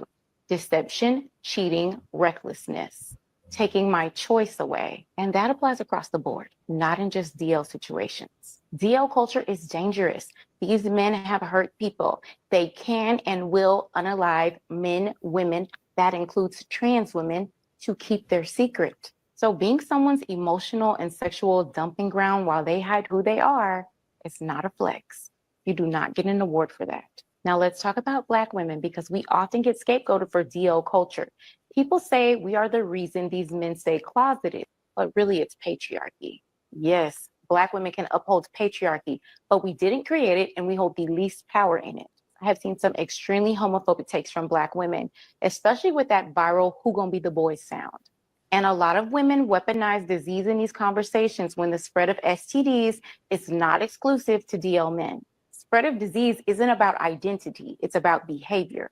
Some DL men are more likely to engage in risky behavior, multiple partners, inconsistent condom use, avoiding testing, hiding the truth from partners. That secrecy is the danger, not the label. And she's right, but that applies to straight men too who are not DL. The same stuff that applies to the DL man and the DL woman is the same stuff that applies to the heterosexual straight man too. It's the same shit. when DL men and straight men engage in similar behavior, their HIV and STI transmission rates are similar as well. This is a public health issue, not just a DL issue. STDs are high across the board. We need to hold space for truth and nuance, accountability and compassion. It's about being honest and safe. But I also want to say this is kind of dangerous. Okay? The most dangerous man on earth is a down low man that has nowhere to go. And I'm seeing a bunch of people talking about it, especially like women. And I just want to say, y'all are playing a game here that you just need to be wary of what you're doing. And I'm starting to notice that exposing is becoming a trend when it shouldn't be, because like that's a really dangerous game to play. Like, hello? And it's not just for their safety, it's for your safety. A lot of those men can be very dangerous. Like, there's a reason why they've kept it a secret for so fucking long. And I see a lot of people partaking in this. It's like, girl. You know the scariest thing about DL men? They don't believe that they're gay. Like, they put it in their mind that they're not gay. And he's absolutely right. These men will be sexually active with other men, look you dead in your eyes, and tell you that they are not gay. And while there's nothing wrong with being gay, being down low is manipulative.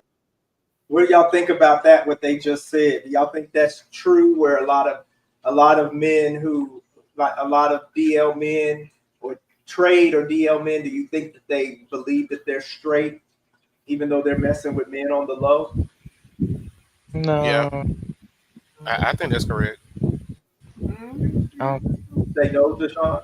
Lot versus most versus all. They don't know who they are. I'm just gonna say that. No, I was saying that's correct because I believe she said that they haven't made up in their mind that they're not gay, even though they're messing with other men. I think that is the mentality of a lot of them. Right, yeah. I do too. I do too. Yeah, they don't because they're they in can't denial. fully come to terms or come to grips with the fact that they like anything other than women, cisgender women.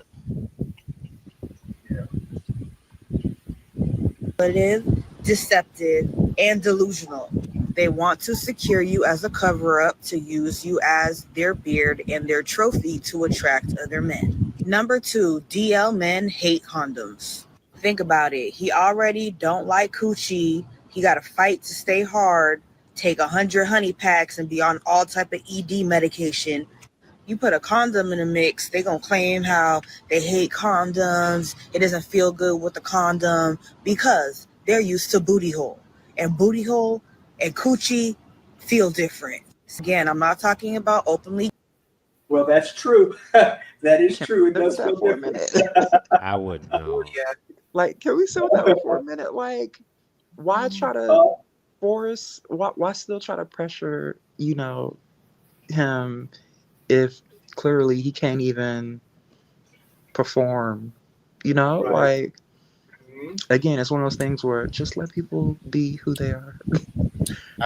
I think a lot of women think it's them that's the problem when these men can't perform in the bedroom or can't get an erection. They think it's something to do. It has something to do with them. I don't think they like the thought that he's attracted to other beings. I don't think that even crosses their mind.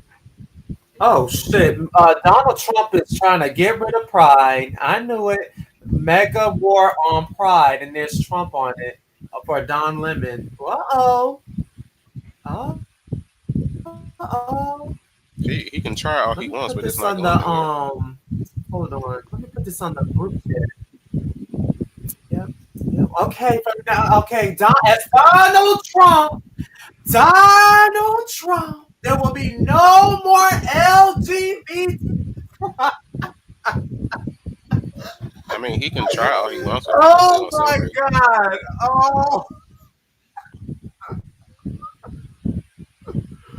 Oh my God!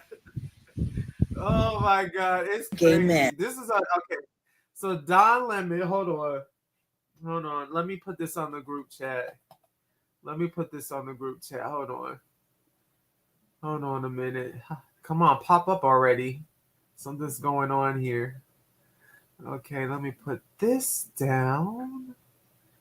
Let me put this in the group chat. Give it to Tit for tat. Oh, yes. Mega war on Pride. Yes. Yes, it is. I think you can put that up there too. Where's it at? It's on your group chat, tit for tat it's on your it's on the Instagram Messenger. Oh, okay. Yep. As Donald Trump, we're going to use Bible scriptures, and that's all we're gonna do. No more LGBT pride. This is what you see. Donald Trump is trying his best. He's trying his best. He is trying his best to stop all of this. Oh my gosh, he's trying his best. Because the thing is, whoever's connected to Trump, so we got Candace Owens, Brandon Tatum, we got Love It, whatever her name is. We got that court lady that's been commissioned, into Trump's thing. So, we got all those people. So you already know. You already know. You already know. Yeah, I don't see it. You don't see the what? You said it's in, but you said it's in an IG in the short stack chat, right? It's Where did on you the put it? messenger. It's on the messenger. It's on the IG messenger. And if it's not there, let me put it on your phone messenger if you want that instead.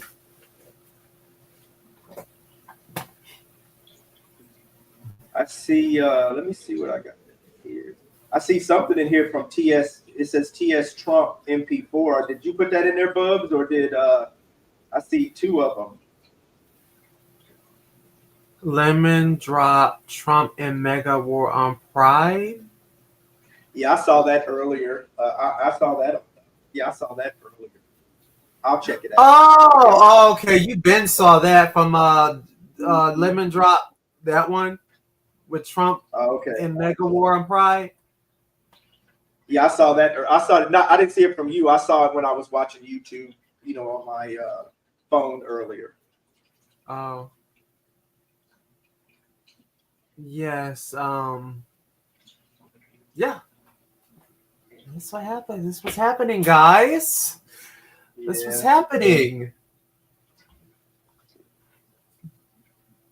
And I'm talking about men on the down low. Number 3, DL men will have their boyfriend right in your face. You be worrying about a side bitch. You need to be worried about his best friend who he be chilling with every weekend. That's who really be getting their back blown out. Number 5, DL men will unalive anybody who outs them. It doesn't matter if it's their boyfriend, their wife, their girlfriend, their side piece.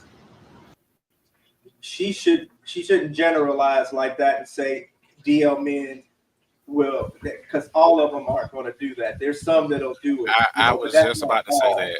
I was just about to say that. They're putting a different stigma on us. Some of them are making it worse than what it is. I mean, yeah, they do unalive people. They do they do beat whatever. But hell, men do that in general. Not all men, but there's quite a few men who do that in general with straight people. They'll people beating. They beat their friends and shit. So it to generalize and just say that Well, yeah, DL men. I just said that about the person. I'd probably say the majority of them don't. I'd probably say the majority of them don't probably get violent, or whatever. Not like that, or they're out there unalive. But there's still a few that those the ones that do. But probably most of them don't do it. They probably just run their mouth and get belligerent or something. But most of them probably ain't putting their hands on the on the trans or gay men or whatever, or unaliving them. But there are quite a few hundred each year that do in the United States. But that's not the majority of them. Right.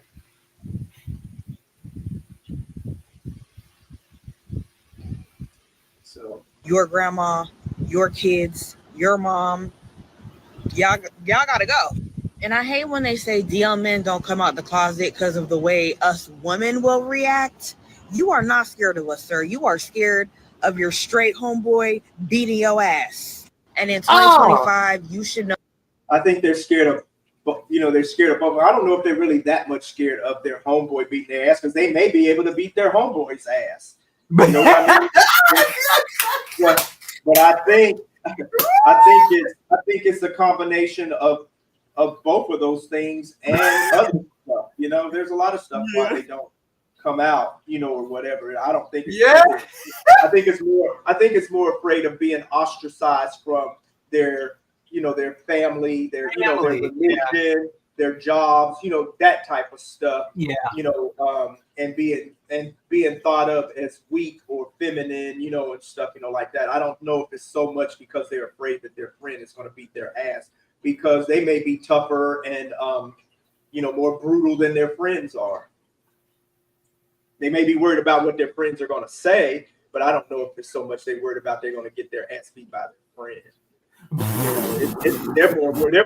think they're more worried about societal, what society thinks than more so of being beat up. Because, especially if they're the ones going out there beating up people or beating up the trans and the queers and shit.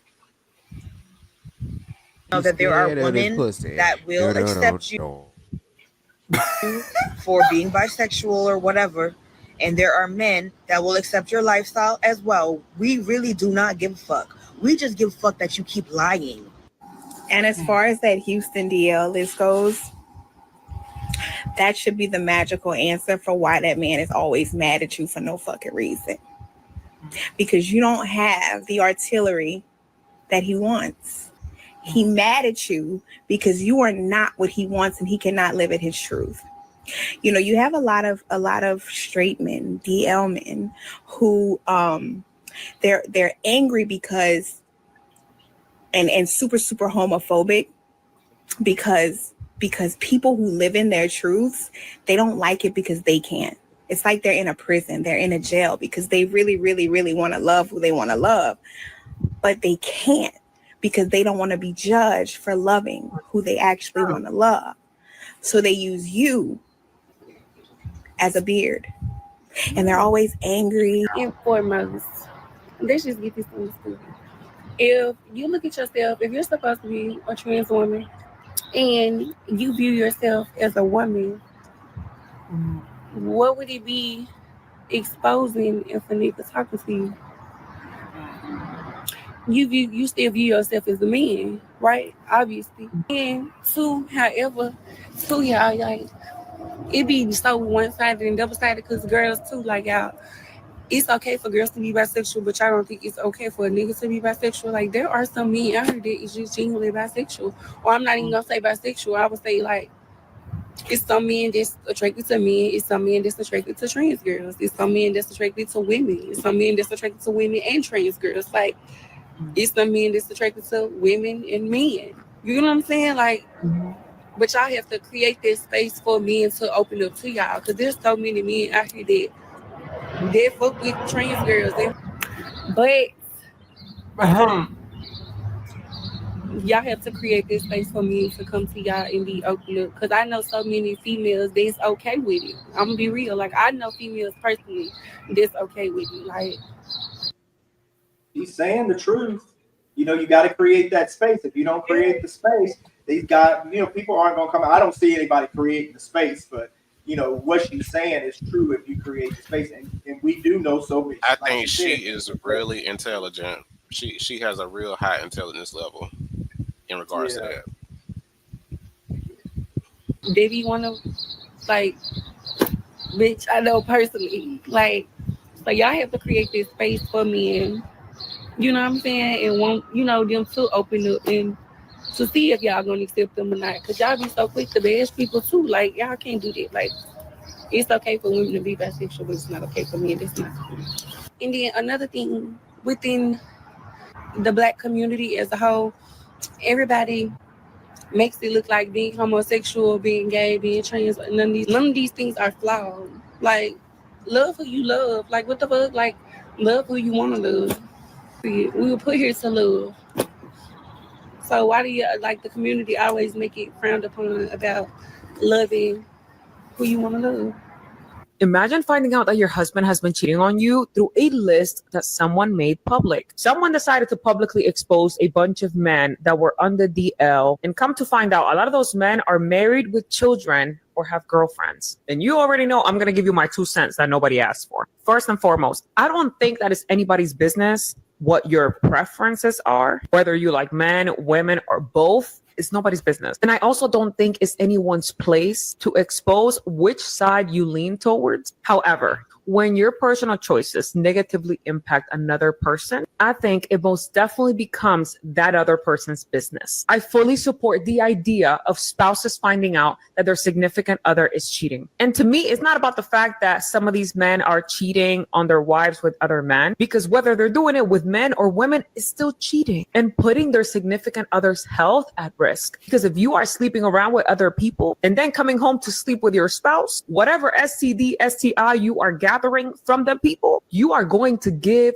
to your spouse. So while it is nobody's business what your personal preferences are, and I wholeheartedly believe that those preferences should be respected, when there is someone else in the picture, like a partner, a spouse, a girlfriend, a boyfriend, I wholeheartedly believe that these people that have put their trust in you are entitled to finding out the truth. Because at that point, it's not only a moral issue, but a health one. The minute you go outside of your marriage or your relationship and lay with another body, you are putting your partner at risk. We hear how a lot of women say that they're tired of dating the same type of men or where all the good men are. And it all comes back to one specific topic of discussion, and that's them dating the same type of fuck niggas.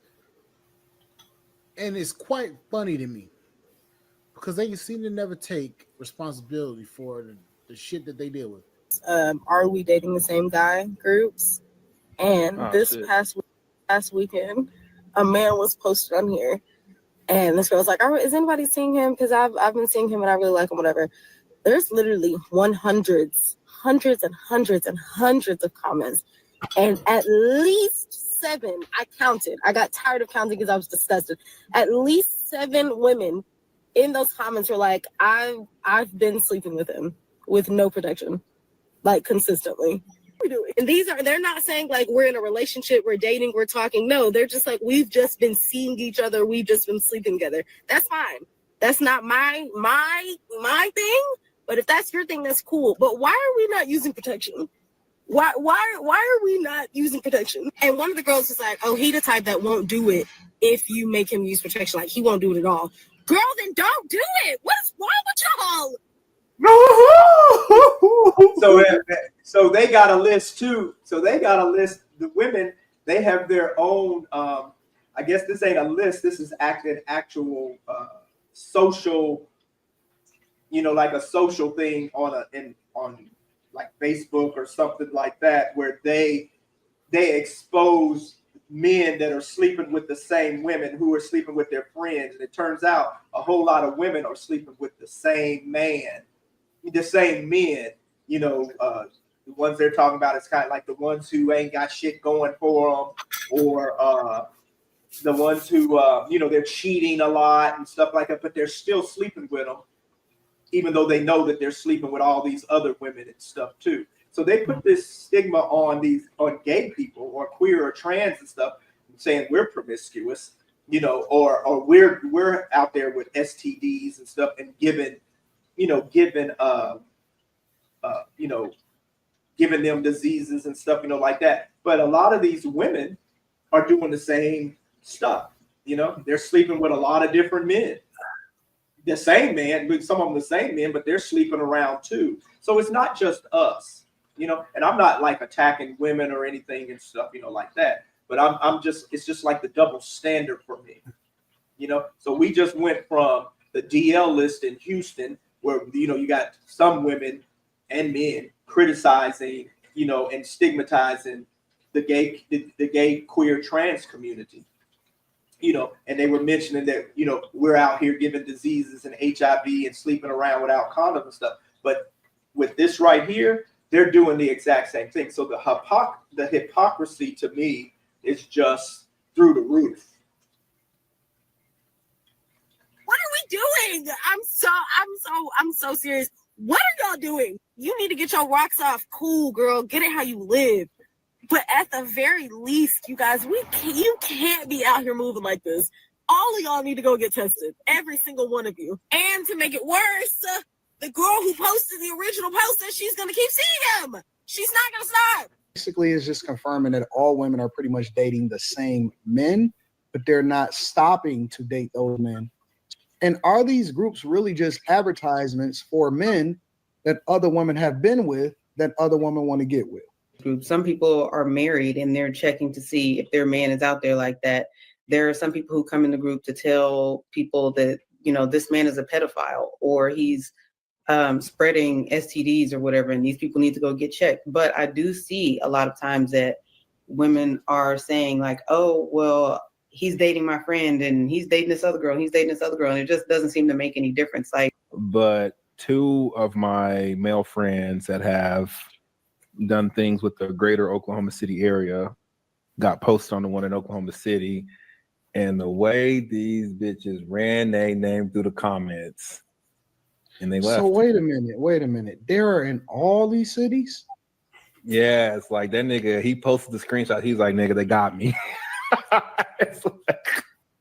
Yep. Like somebody in the comments said something about the HIV rate. I mean, it's the highest amongst Black women. So obviously it's not making a difference. These same people. I don't think that they care. I think it's that thing where, you know, like, I don't know if y'all ever been with a woman who y'all was in like a little situation and you was dealing with other girls and she would always complain about it, but she never left. It's probably like that thing of like, we want to talk shit. But is she a main girl or is she just a chick that you're just dealing with? They all would complain a little bit, but I guess I'm talking about the main. Now it makes sense. But see, then it becomes a disingenuous. That's just chicks getting. Well, I'm not gonna lie. Like when it first came out, when men would post women, I'd just say some bullshit under her photo. Really? Like back in the day, like when it's so fucking toxic. She's like disappointed in me right now. Well, how many women is probably doing the same thing now? They do. Absolutely. You know, I genuinely think that I think that women don't know that they full of shit sometimes. I think that they genuinely think that group is going to help them leave a guy or stop dealing with a guy. But in reality, most of them are not going to stop dealing with the guy. They're going to give the men an opportunity to tell them a lie or give them an opportunity to, you know, like, oh, I don't really deal with them girls like that. Like they want, you know, they be wanting you to lie to them sometimes. And I think but they don't think that they're like that. I think if they were going to leave, they would have left. Otherwise, it's just like, let them eat in peace. Like, why are you here doing this? It's like we all dealing with the same type of shit. You know, whether gay, straight, queer, whatever. You know what I mean? We all dealing with the same type of shit. Yeah.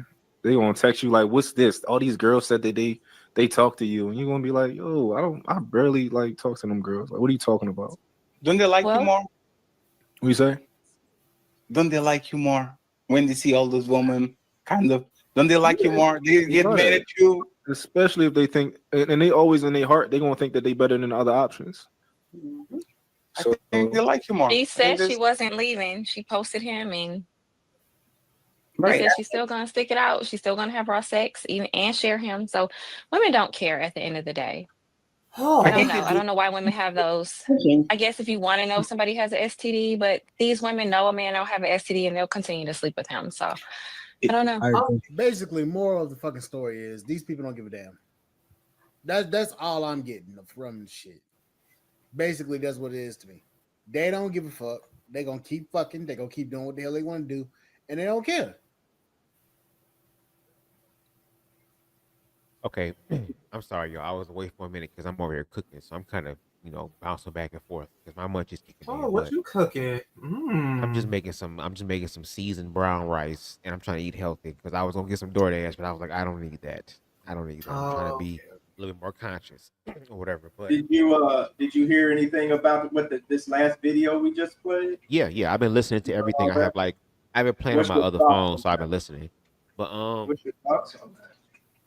Overall, with everything, it goes back to what we were saying earlier about it being just a human issue or a human problem.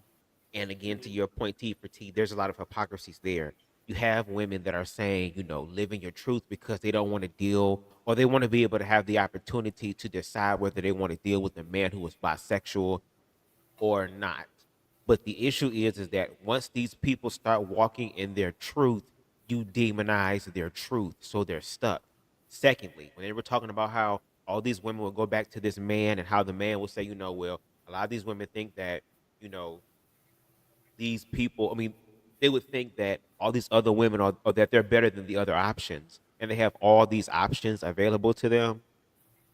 The reason why is because men are seen as the prize. Masculinity is seen as the prize. They are being chosen. And if they're chosen by this masculine presentation, they'll deal with all the bullshit because they believe that's what comes with all of that. Oh, a man just being a man, all this other type of bullshit where the man is never held accountable.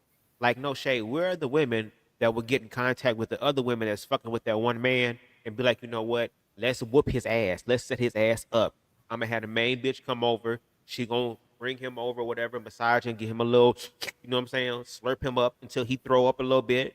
And then once he's doing that, all these other chicks come out of the fucking closet with damn socks full of quarters and oranges. It commits to beating his ass. Like, why is this other individual getting away with all this stuff? He can spread all the STIs and STDs, and ain't nobody whooping his ass, but yet the women are fighting amongst each other and still gonna stick it out. It's like, what the fuck is going on?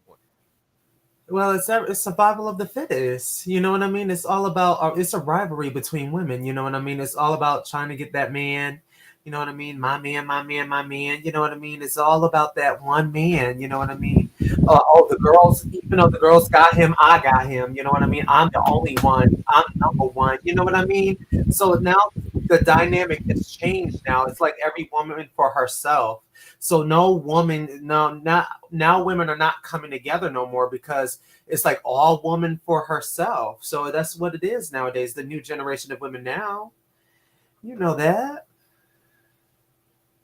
Most man said most of y'all find the same men attractive with the same qualifications. How unreal. That is true because again, we've been conditioned to follow a certain type of script as opposed to just finding what actually genuinely works for you.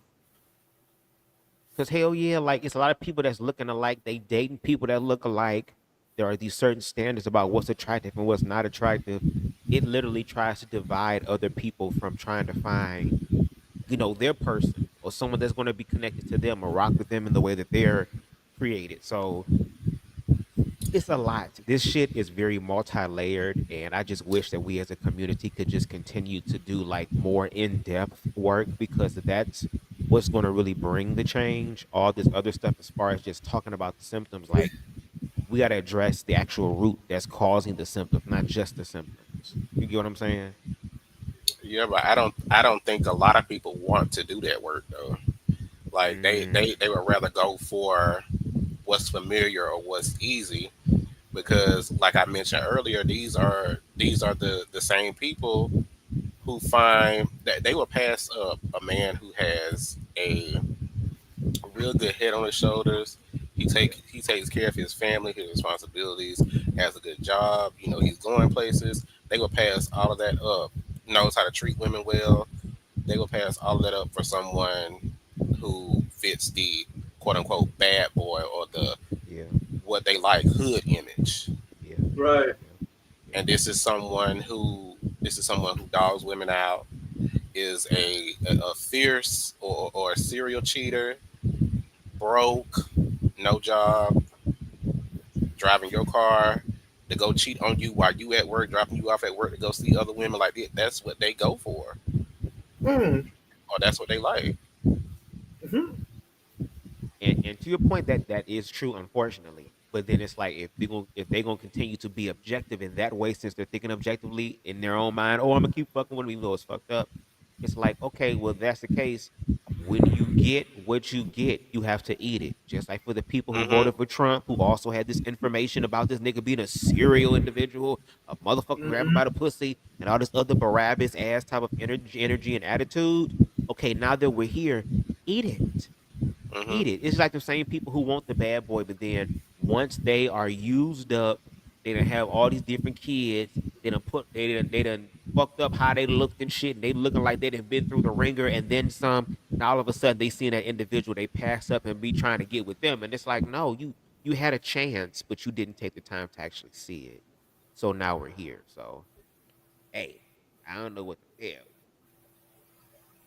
No shade. The only thing I can say is the this might sound so bad, but the only thing I can say is just hold the L, sis. Like just I don't know what to No tell you. shade. No shade. Because like coming to the internet and like I said earlier, coming to the internet and shaming these men, but going right back to them, that defeats the purpose of even saying anything. So you just Right. I don't know, you just have to hold the L. I don't know. I agree. Yeah. Take that loss and turn that bitch into a lesson and do better. Okay. Yeah. Oh yeah. And shout out to T for T for all these damn PowerPoints and notes. I like it. I just wish I had enough time to read it. Yes, the talking points, the talking points help. Yes, yes. I'm like, come through it. Keep your they Go help to ahead. keep your thoughts intact. And not even that. It's be like, we know you be giving out them presentations at your damn job. Well, y'all here go to they be like, damn, we want Alvin to be the damn the person who talk because he know how to Okay, put all this together. Look at this, the all this team work. lead. Okay, team lead.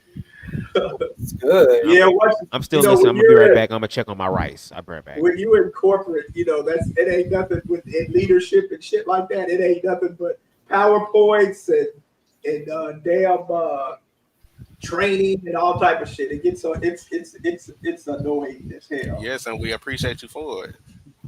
Because like I said, like these like the talking points that you put at the bottom of the screen when people are talking, or either like this right here, what you have on the screen now, that helps keep your thoughts, like I said, Right, together.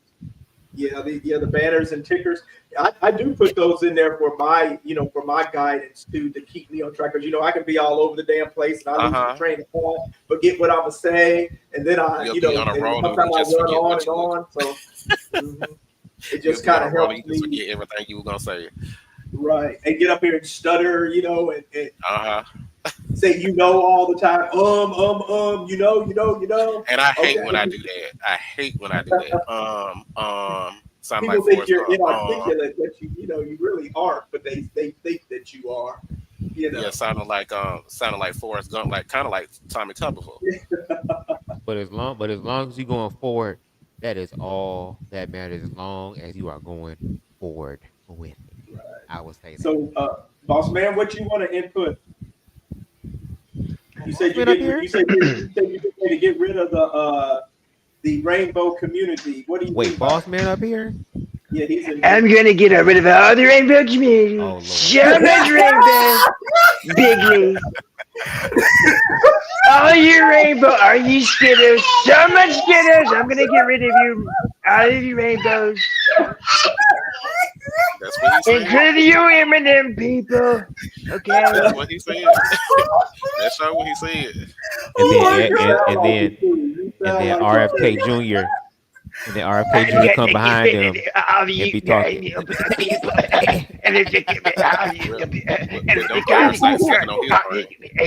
Donald Trump was saying everything right. Oh my God. You know, RFK, you're really great and all, but you really gotta work on that worm guy. You really gotta work on it. Parasites. He sound like he sucking on his brain. He sound like he getting fucked every second of the day. So much fucking. It's great, Bigley. So much fucking. Oh my God. Piggly Wiggly. Who said about Piggly much Wiggly? cocaine. So much cocaine. That's what that is. You got into snorting, guys. So much snorting. You got into snorting, guys.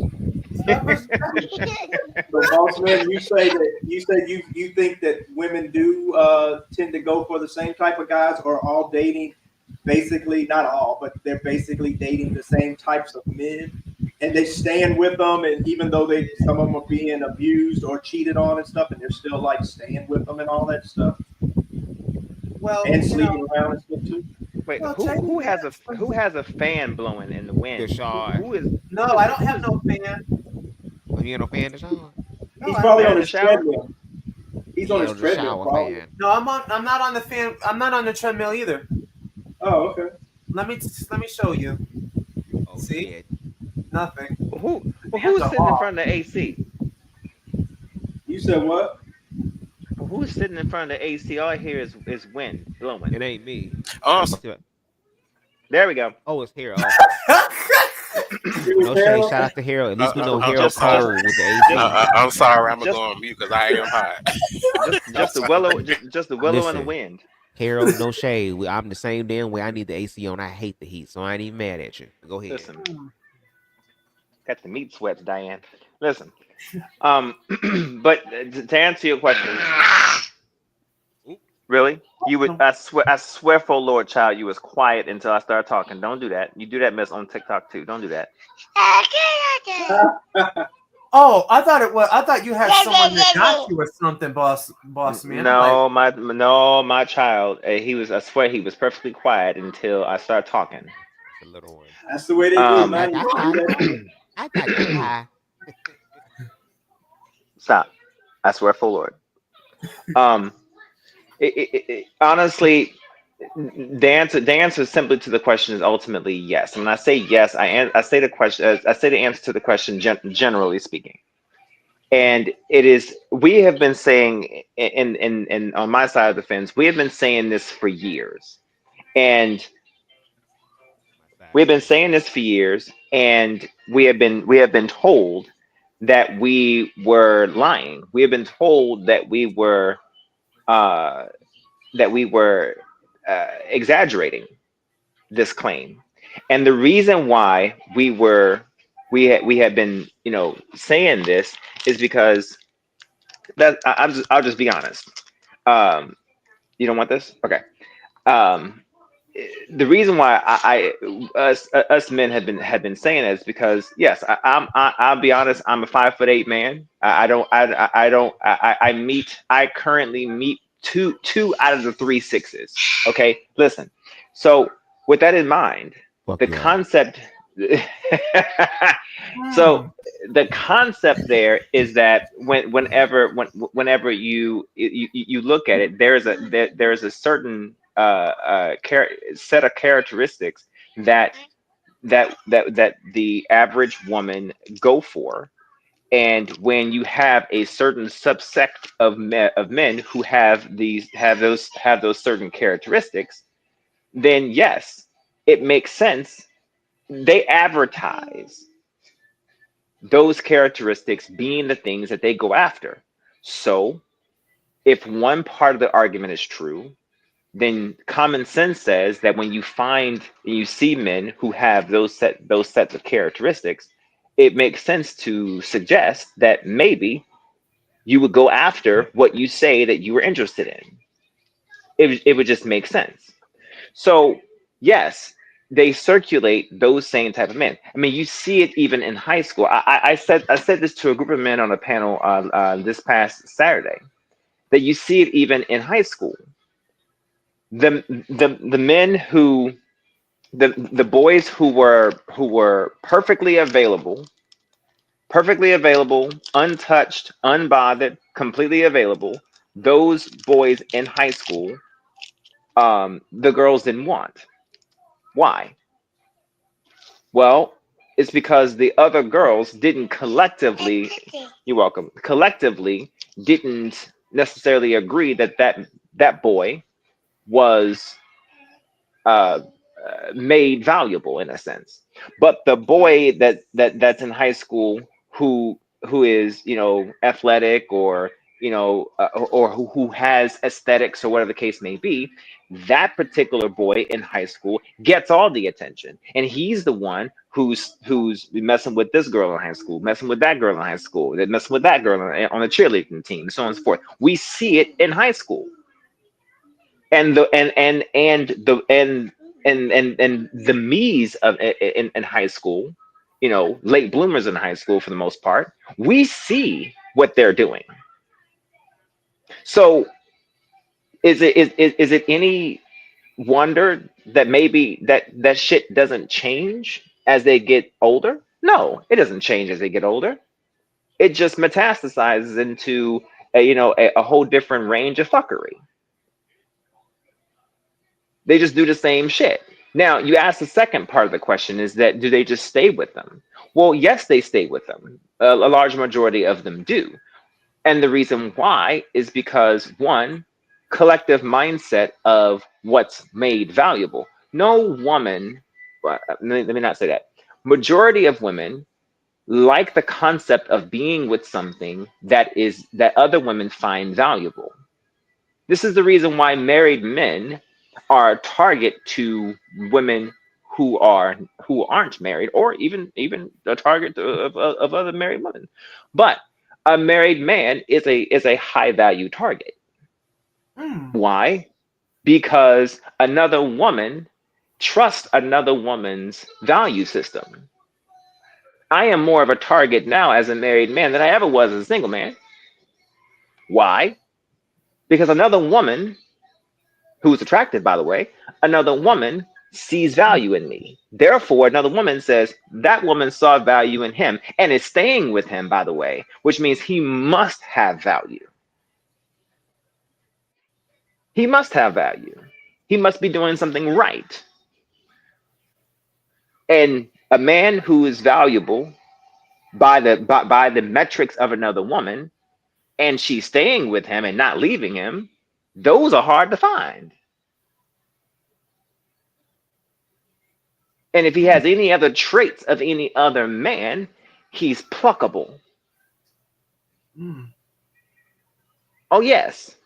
Now, why would she also fight to keep someone who's doing wrong or doing some jacked up shit or whatever the case may be? Well, that gets a little murky. So it could be something as simple as he has good dick.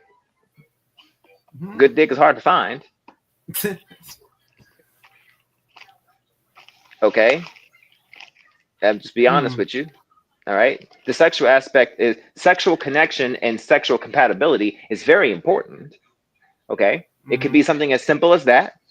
Okay, and ladies don't want to admit it at times, but they can be just as sexually simple as we men can be. It's can be just as simple as that. It could be love. You love and trust the devil that you know, and you hate to try and get to know another devil. Okay, so it's better to deal with the one you know than to try and get to connect with and get to know another one. So might as well, right? But the other concept of it is that you've been with this one for so damn long, you might as well stick it out. But the other concept I just mentioned earlier was just that if this one has it's like arm candy. Also, there's an arm candy factor.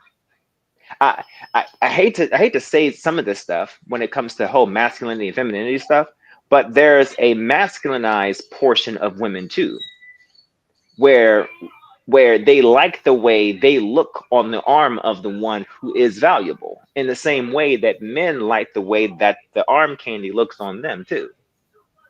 And so if you got someone that you look good on, it looks good to you too. It looks good for you. There's a whole lot of components to that. So why do they fight for the select few? It comes down to scarcity. Now, why do they find scarcity in something that somebody who has bad characteristics? Well, it depends on a woman's value system. If the woman never matures to figure out, what is valuable, that depends on how much she values herself. If she never matures past the point of what is physically conducive for her, and she starts learning, and she never learns how to adapt and feed and chew on what is emotionally and mentally substantive to her, then she will only adapt to what is physically conducive. Okay, so you have women who, when they were younger, they wanted the tallest one. They want the one with, they wanted someone who had the longest schlong. They wanted someone who looked like they can whoop somebody's ass, looked like they can, not actually could. But then when they got a little older, they realized, you know what? I need to find someone different, because obviously I recognize that they come to the realization that they need to do something different if they want something. If they want something they never had, they have to do something they never done.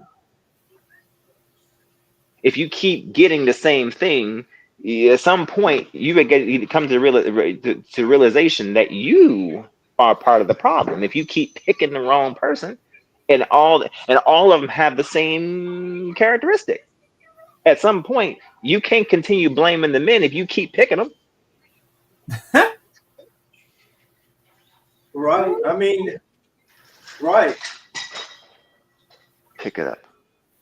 So at some point, you got to decide. So yeah, and so when you hear the ladies talk about, well, where are all the good men at? Where are all the good men at? The good men are the ones you're.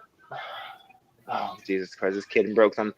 The good men are the men that are passing you that you don't see because they're not the right height, or they don't meet a certain criteria.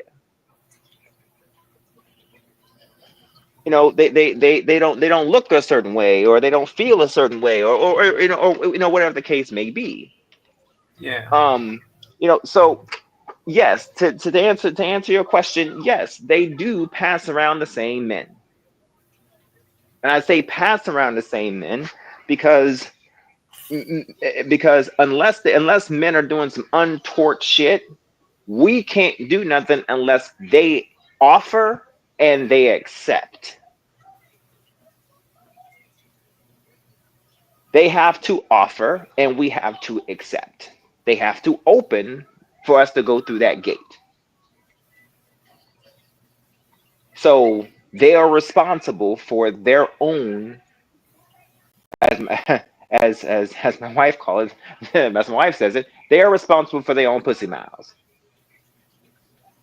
Damn. They ain't got nobody to blame. They ain't got nobody to blame for the lack of traction on the walls of their vagina, but their own selves. I That can was my see wife's. that. Those are my wife's words, not mine. Now I take it up with my wife. I can definitely see that, and I do agree with that because again, with me reading and working on this project on blaming on the dress, again, it goes back to the whole thing of how this script has been set up to where there is this white colonial type And of look, way of he's saying being. wifey is correct. Sorry. Exactly. As always, she was right about some things. I believe it, but this idea of masculinity and femininity, at least especially here in the West, is like so, they use the word perverted on us. It's really perverted here because it's very rigid. Do you get what I'm saying? Like people again are trying to follow the script. Like you said, the man that looks like the whoop ass, the man that got the biggest dick, just because you got a big dick don't mean you know how to use that motherfucker. Do you get what I'm saying? Giving all type of sciaticas and spinal taps that you did not ask for. Do you get what I'm saying? Like all these things, but then it's like when reality hits, for example, if somebody ends up manifesting an illness in their body and they don't look the same way they used to, or somebody gets into a car accident and now they're paraplegic, like, are you still going to be there with your partner? Because they ain't gonna be able to throw it back if they can't walk.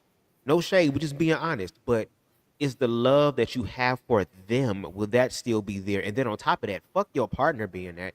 What happened if your ass was in that situation where you can't sling dick like you used to, or like I think Harold said, be talking about pussy and shit, but yet they dick be limping like a motherfucker, like old girl said, taking 100 honey packs and they don't even really work. You get what I'm saying? So it's like, what is the real thing here that we want? Because people will believe that this is what they want until they get to a certain place in their life where they realize, wow, I really was playing myself. And then they believe there's no redemption arc from that. Because I've even heard people say, like in the queer community, like, oh, well, if you 30 and 40 years old and you ain't got nobody right now, then you ain't gonna never find nobody. You just gonna be fucked up and lonely all by your damn self. It's like that can be the case if you believe that. But then there are some people who had to get to 30 and 40 to actually learn some shit and change shit up. It may not be the best that they believe they wanted, but it's the best of what the fuck they gonna get at that time with what they got. So it's kind of like, I just wish there were more conversations. I'm not even gonna say I wish there were. Because boss man, you've been doing lives on a lot of different panels and stuff like that, where you try to have these deeper conversations that move past these roadblocks of masculinity and femininity and really get into the whole human aspect of it. And you were fought with, tooth and nail about what you were saying, not just on these YouTube streets, but I gotta believe even on TikTok streets as well. So let me ask you this. So what what is one thing that you wish more people could do in reference to bettering their relationships? What do you think they could do? Uh, bettering their relationships. Well, bettering their relationships has a presupposition that would suppose that they are already in one. So I'll speak from that perspective. Um, Offering more of a balance. I think the cacophony of bullshit that I hear honestly boils down and reduces down to the lack of balance, the lack of interpersonal understanding of one of connecting to one another. But I use this term on TikTok a lot, and I'm not term, but this concept a lot, and that is dusting off the proverbial dating table. Every so often, you need to come back to that table and know this concept of ladies thinking they are the table. Fuck that shit. Okay, you not ladies. If you listen to me, if you will listen to me, you ain't the table, weren't the table, you never will be the table. If you think that you are the table, then you're the problem. Nobody is the table. Okay, your relationship is a table, and you are coming to the table to serve the table, to serve the relationship. Oh, yeah, yeah. Because because the ship is the relation, and y'all are in the ship together. Yes. Okay. All right. So with that concept, what I hear a lot is one person believing that they are to be served more than the other one. When y'all at when y'all at a restaurant, y'all both sit at the fucking table, and y'all pair at the table, and y'all meet in the middle of a table if y'all are sitting across from one another. But hell, even if you are sitting, side by side, the table serves a purpose where both of you guys are communing together. The table is the tool. Come back to the table and don't tell me to shush. Go back. Take your ass over there. Ooh. Thank you. The concept is that no one person is a table, and no one person is more important. Now am I gonna say that, like when my wife is pregnant, she was in that moment for those 9 months, she was more important in that instance, of course. But after that heightened moment, we came back to it even kilter. That's understandable. Okay. I was in a moment of service that entire period. That's different. But no one person is more important than the other. And what I oftentimes hear in either red pill spaces, or if I'm in pink pill spaces, it seems like there's this concept of one person is supposed to be subservient to the other one. And whereas I may understand a situation where one may need to be leading than the other one. Like in my household, my wife has even stated that my husband is the head of the household, but understand that my wife is my privy counsel. Come on now. My wife is my privy counsel. That's my bitch. Like, she is everything to me. Like, I make moves, but I need her for guidance when I can't see shit. You know, I'm like this bull that is charging through with might and brute. But there are times when I need a steer sometimes. And as men, we need to be able to see that. And even in the queer community, it's about energy at times. Because when you have two people who are similar in diametric energy, there's someone who has a personality difference who may be able to provide you a balance, and you're Correct. supposed to be able to appreciate that. Correct. Agreed. So what I oftentimes hear is this concept of with how things are supposed to be, and tradition to me kills progress. Hello. Oh. Say that again. You said what? Oh. Tradition to me kills progress. Hello. I look at tradition like still water. And that shit's dangerous. That's how you get that JFK shit.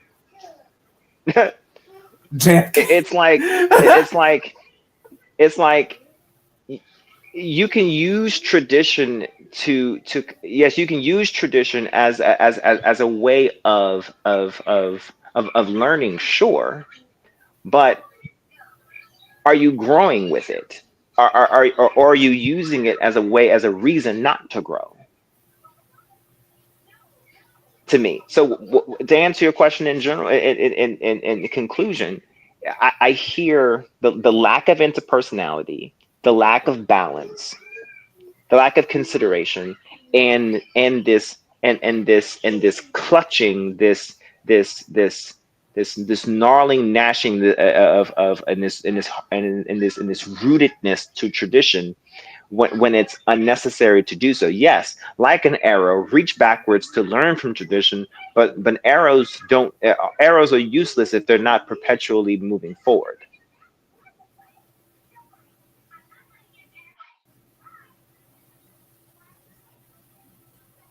Mic drop.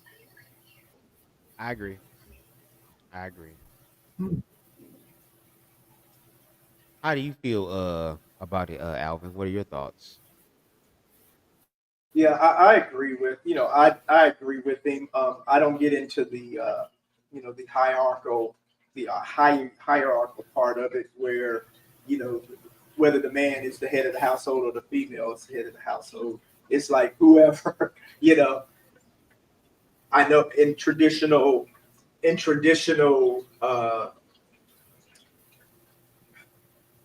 it's kind of traditional like I say how the people when we were talking about earlier like following the religious, it's kind of like the religious traditional type thing or whatever, but you also see that in nature, and not in all of nature, but you also see that in nature where the male is more dominant and would be the head of the pack or so and so. But then there are times where the female, a lot of times actually, where the female is actually more dominant and the head of the pack and leading, or whatever. So So I agree with a lot what he said. I just don't get into the hierarchical part that because he's the head of the household, but she's his so and so. And maybe it might be because I am gay. So when in my relationships, it's we're nothing's always equal all the time, but it kind of fluctuates up and down. But on a level, we are on equal playing fields, regardless of who makes the most or who who does this or who does that. Where to me, the type of relationships I like to be in are the ones where we're on playing ground, and one, it's not better than the other, no matter what your income is or what your social status is or what you have or what you don't have or whatever. And so I agree with a lot of what he says. I don't get into the hierarchical part. Hierarchical. Like I put it like this. Like for her and I, like I put it like this. Her and I, we're like two titans in this house, and like like she like I'm gonna tell you something. She's not to be fucked with. Okay, if you ever listen, if you ever listen to her talk, like she's not to be fucked with. All right, she's not to be trifled with, tarried with, okay, or fucked with. Okay, I'm just gonna let you know right now. Now, Let me mind. Now I say that, but you would have to understand something about me. If you hear how I speak, but you also know I just told you what I just told you, which means that says a whole lot about me. All right, but with that in mind, she she has areas where she's also very dominant. So like when it comes to she has areas of expertise that I'm like, oh nope, that's your field. And I don't mind saying, no, that's your area, boo. You gonna have to talk to my wife on that one, because there's areas where I am not very knowledgeable in, but she is. And so I have total trust in her expertise, knowledge, understanding in something. And I think for men to not appreciate where their partners that they are trusting in and cleaving themselves to not be able to relinquish that, I think that's acidine. I think that's bullshit. Like, well, why did you cleave to her then if you cannot trust her? So like that says a whole lot about you, sir. But I make an analogy like this. And for those who are religious warts, I'm not. We did not get married under the iron steeple cross of a church. We didn't. That's not our thing. We're spiritual, but we're not religious. Okay, cool. But for those who are, why did God choose a rib instead of a toe, or instead of a neck bone? The rib is vital to a man, or to a man or to a human, because what is the function of a rib? What does it guard? Do people think the men, or the dominant one, or the masculine one, however you want to put it, is the only person or the only entity or only function or the component that provides protection? No. The rib provides protection too. What does it protect? Protects the heart, it protects the lungs, protects the vital organs. Everything that's vital to a man's or a human's functionality is there within that rib. And plus, we'll just be wobbly and stuff like that without any ribs. And without the rib that's connected to the what? Spine. You can't walk upright or stand up straight. Right. So yes, it is vital that she also protects me as well, in a way that a woman can. So with that in mind, my wife carry hollow points. Okay, and ammo ain't cheating. She does not fire warning shots. So she don't fuck around. All right, and she and like a lioness. Okay, she protects her pride in the same and it's in the way that lionesses can and do. So please don't get it dismayed. We are two titans in our kingdom. We in our home, she has her space. I don't trifle with her space. That's her shit. All right, that's her shit. All right. The only thing I ask is that she keep her shit clean. That's all I ask for. All right, but outside of that, that's her shit. Okay. All right, and then I have my areas. Okay, and you come over here, just don't keep the shit clean. All right, but outside of that, how do two titans respect each other? By giving each other space and respect and admiration, admonishment when it's necessary, but above all else, admiration and respect. And I think that is missing. Hey, stop that. I think what is missing is that component whenever one believes they're always over the other one and never bow the knee, take a knee. I think when it comes to men, they only believe that the only time that you take a knee is whenever you're asking for the woman to for that one only time to cleave to you, and that's it. You don't think you ever are to take a knee ever, any other time? Yeah, when she needs you. Sometimes you may have to take a knee. Sometimes, especially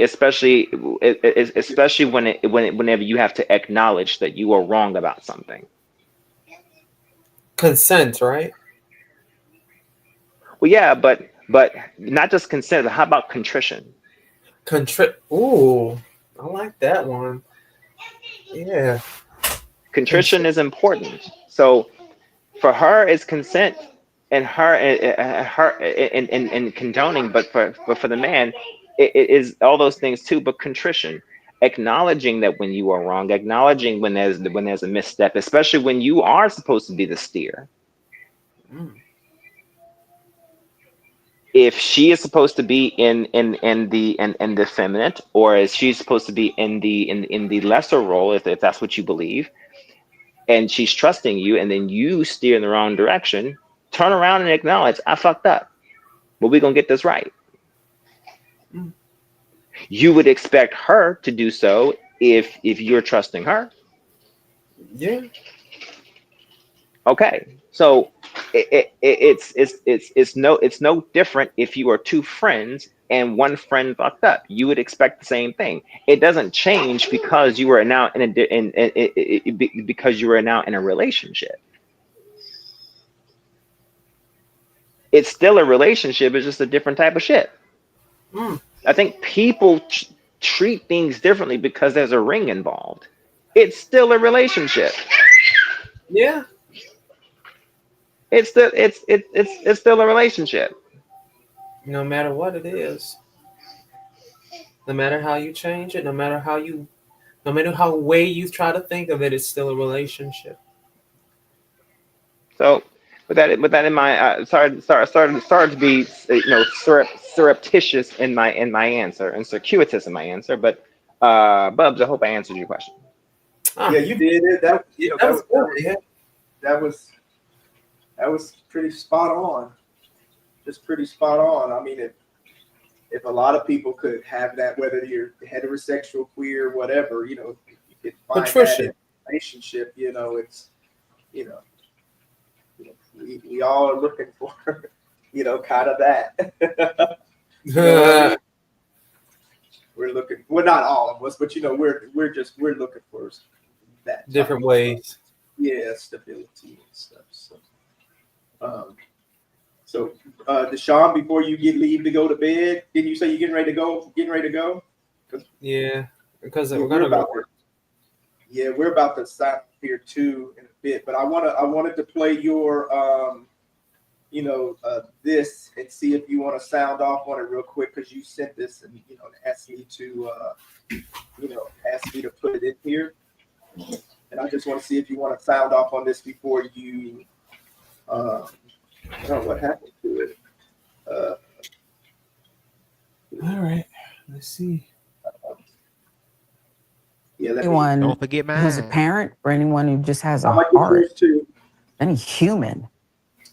A driver under the influence who ran over a 7-year-old somehow is getting light charges. Look at this sweet, sweet baby. Oh, God. It's in Georgia.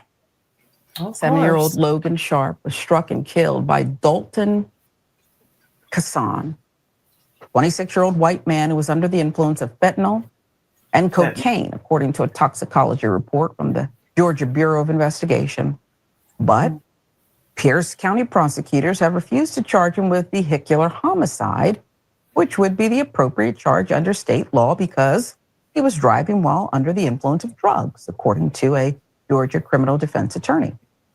This little cutie was loved, valued, just not by everyone. The incident took place May 19, 2024 in Patterson. That's a rural town in southern Georgia. Population less than 1,000 people. Everybody knows each other, said McBride, who lives on the same block as her granddaughter, the boy's mother. Shantae Sharp said she was doing chores when her 4 children asked to go outside and play, including 2 sons and 2 daughters, with Logan being the youngest. I said, y'all clean up the house and then I'll let you go down the street and play, she said, which they did. So she gave them permission to play outside.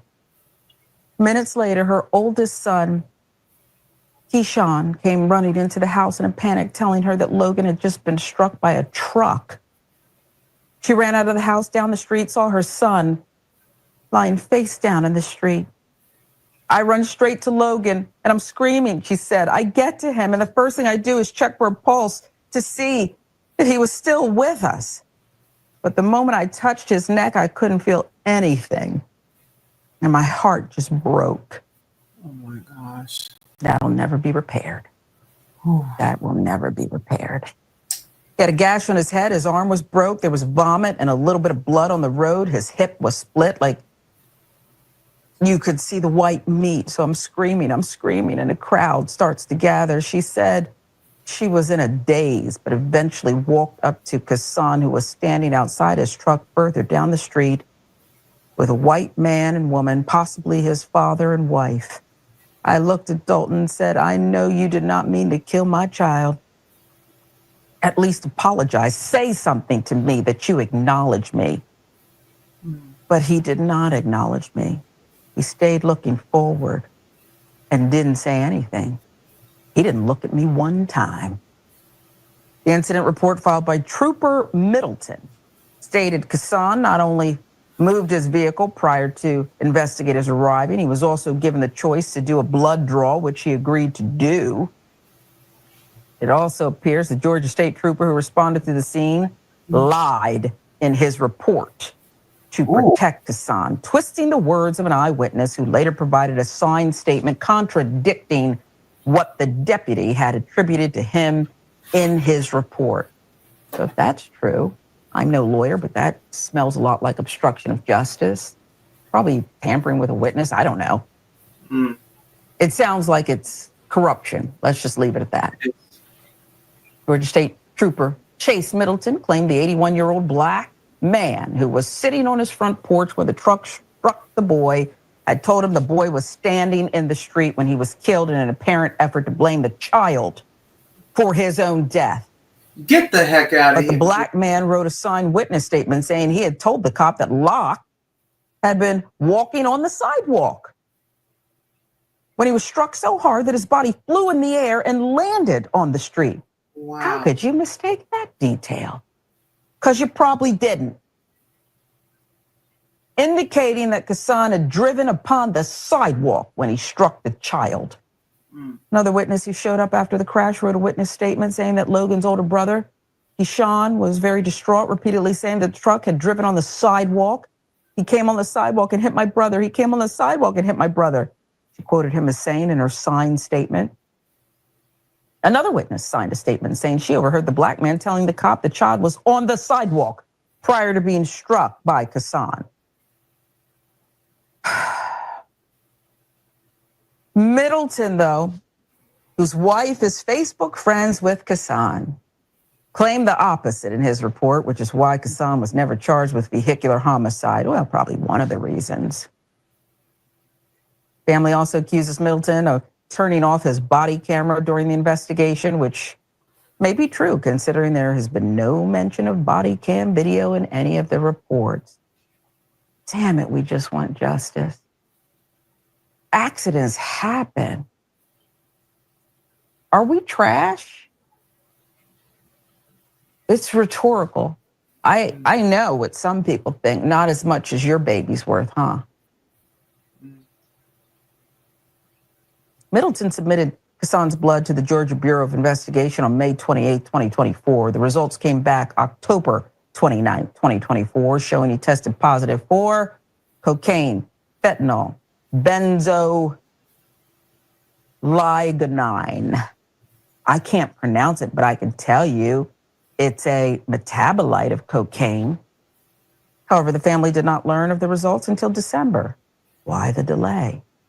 And it was only when Imamu, the founder of Journey Black Foundation, got involved and started posting about the toxicology reports on social media in January that led to Kassan's arrest on a misdemeanor DUI charge February 2nd. This guy is so dangerous. If this stuff is true, he's so dangerous. Even the delay in having him out there, he should have been charged on the witness statements alone. All those people, were they conspiring to, blame an innocent person for a child's death? And this is somebody carrying a badge and a gun. I don't feel like he would have been charged if we wouldn't have went to social media with it. Yeah, ask Ahmaud Arbery's family, said Shantae Sharp. They didn't charge him until we put it on Facebook. And it started getting traction, and everybody started tagging the police department and the sheriff on Facebook. At the bottom of the toxicology report states that biological evidence, body fluids and tissues, and proof determination evidence will be destroyed after 1 year. Which is concerning to the family because May 28th marks exactly 1 year since the GBI received the blood test, even though it took them 5 months to finalize the results. Wow. You see, folks, you have to understand that it's not demeaning or accusing all law enforcement, but you have to understand the inner workings, not just in small towns, but they work collaboratively, right? Prosecutors, officers, wives, events, just like any other industry. Just like any other industry. It's not so difficult to understand how they can collaborate on corruption. Happens every day. Suppose it's your turn. I'm just disgusted that we're here again. I kept mentioning Ahmaud Arbery because this is the exact same thing. Everybody knows each other. You're a trooper and you see this, do us all a favor and just say, I can't investigate this one. Call somebody else. These people are cowards and they lack humanity when it matters most. What say you? Do you remember when Derek Chauvin was first charged?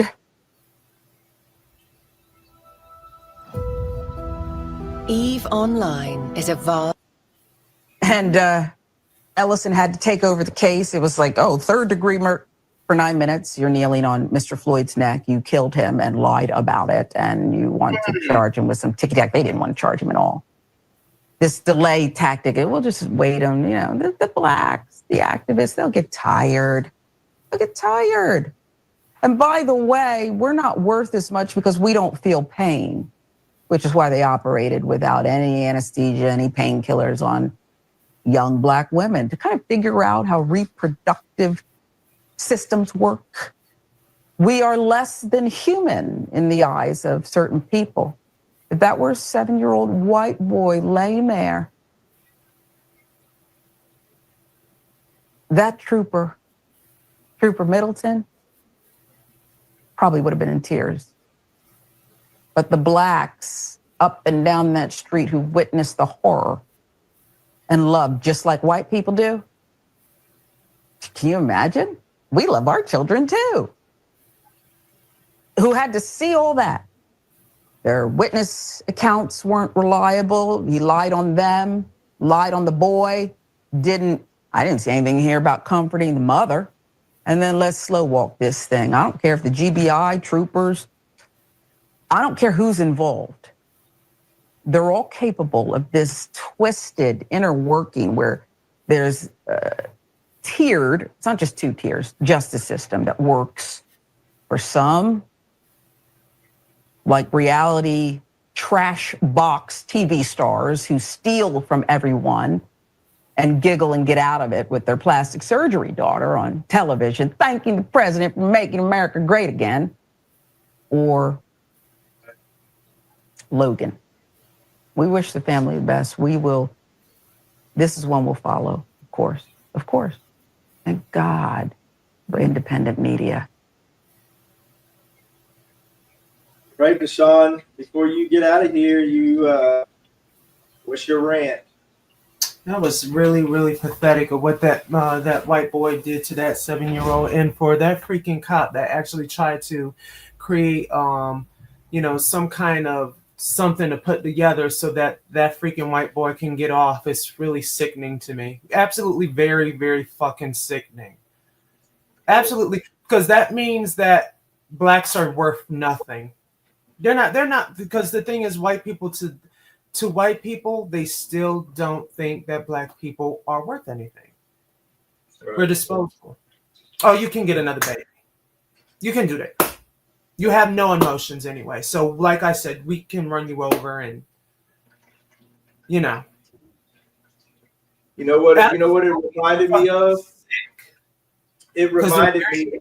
People, and the thing is, all they know is destruction. All they know is killing. All they know is just no fucking emotion of human life at all.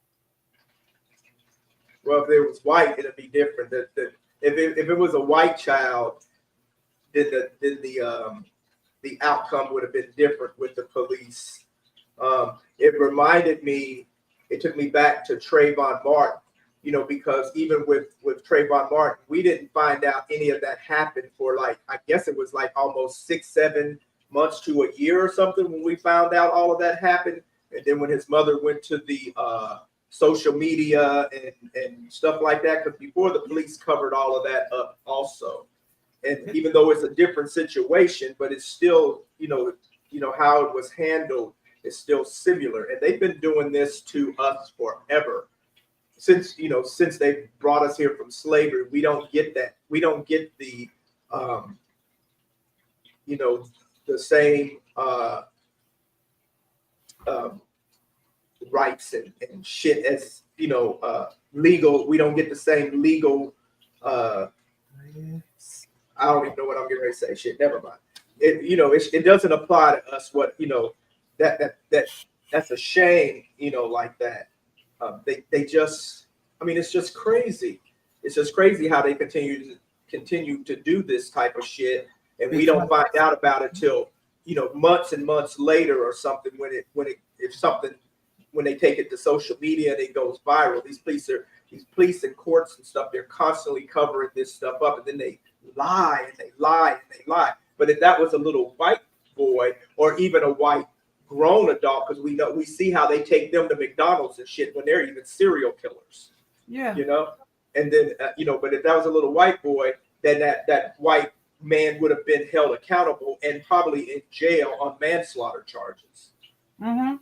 Or whatever, second degree murder or whatever the hell he would have been charged. But they don't do that with us. And then even when it's found out that they were corrupt and they didn't do what, and the way they handled it and stuff, they still do cover-ups and they still try to, and they let these police off. I mean, not police, but this guy, like that guy will get off. He'll get off. Slaughter. Just like those police got off up in Cleveland when they shot that little 11, 12-year-old boy in the park. Right. I mean, this is crazy. This is absolutely Tamir Rice? Yeah, Tamir Rice. I mean, it's so sad. I mean, I don't know. And that was fast. It was only 3 seconds, and then they shot that kid. Mm-hmm. Like zoom, and they shot him. Bang, bang, bang, bang, bang. Like there's just no accountability with most white people. There's just no accountability for the shit that they do, the harm that they cause, the deaths and destruction that they cause. It is absolutely sad. I mean, look. And if a black man had hit that little boy and killed him, that black man would be in jail for a long time. It would have been on the news right then. The police themselves, the mayor would have got out there and put it on the news, standing at a podium, giving a press release like this, so and so done hit this poor little black boy, whatever. But when it's a white person, then we don't hear about it till almost 6-7 months later. This is bullshit. Well, unfortunately, you're going to actually start seeing more of this. Mm-hmm. Right. And Oh yeah, it's happening now. Unfortunately, you're going to start seeing more of this, and it's going to be a situation now where, because of who is currently in office, and because of the, I'll just put it like this: because of who's in office, it now creates more of an emboldened situation for these people, Yeah. and Well, these it's people. Say it again. because it's for them to have more ability to say derogatory shit. There's their ability to try to think that they're trying to harm us. This is the ability for them, because if listen, Donald Trump is trying to put in martial law the best he can. So because these white people are absolutely crazy, trying to do things to black people or any way they try to, and think that, because they think that they're better. They always have that mentality where they think that they're better, knowing that they ain't better, because the thing is, they do things to each other a lot. They ain't no better than anyone else in this world. That's the saddest part about it. But you got Donald Trump up there trying to have these freaking laws where they have the ability to do everything they can to try to attack us. That's what it is. And not just that, not just verbally, but physically. And that's if that's the next step, then the whole town's going to be burnt down because of what Donald Trump did. Because you're not going to attack us. That's not happening. If you think that's what you think you're going to do, because we're not going back. If you think that this is the generation from the past saying yes, master, no, master, oh no, the fuck you don't. No, you're yeah, gonna no. get fucked the fuck up. Yeah, TikTok is riddled with spaces of black people saying basically we are not our ancestors. All right, and what I can say is certain communities are a little bit worried right now because we are too calm right now. We're out here learning line dances, country line dances at that, and we are lying in wait at the very moment because we are tired at this point. But what I can say is that they feel emboldened, and we kind of figured that this was exactly what was going to happen. We saw the writing on the wall. This is why we were so annoyed at a certain sect of the black community, for instance, who couldn't see the writing on the wall, but acted as mouthpieces for, how do I put it? Acted as basically bird beaks, in a sense, for those individuals, for that movement, in a sense, pushing for immunity for police officers, pushing for those that wanted black people to speak for them, who were too cowardice to speak for themselves, until they got emboldened. And now they're able to speak loud and proud, saying the quiet part out loud. I saw something on Instagram. I wish I had saved it, but essentially, they knew that when they casted their vote, for the most part, they knew that they understood and knew who they got whenever they put this person in office.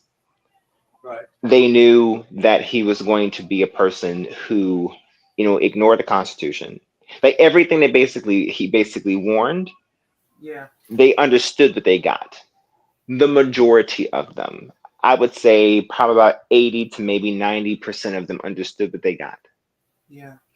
And that's why I am done speaking. I mentioned this to Bubs the other day, but I am tired of speaking to these individuals as if they are unaware or dissonant from what is going on.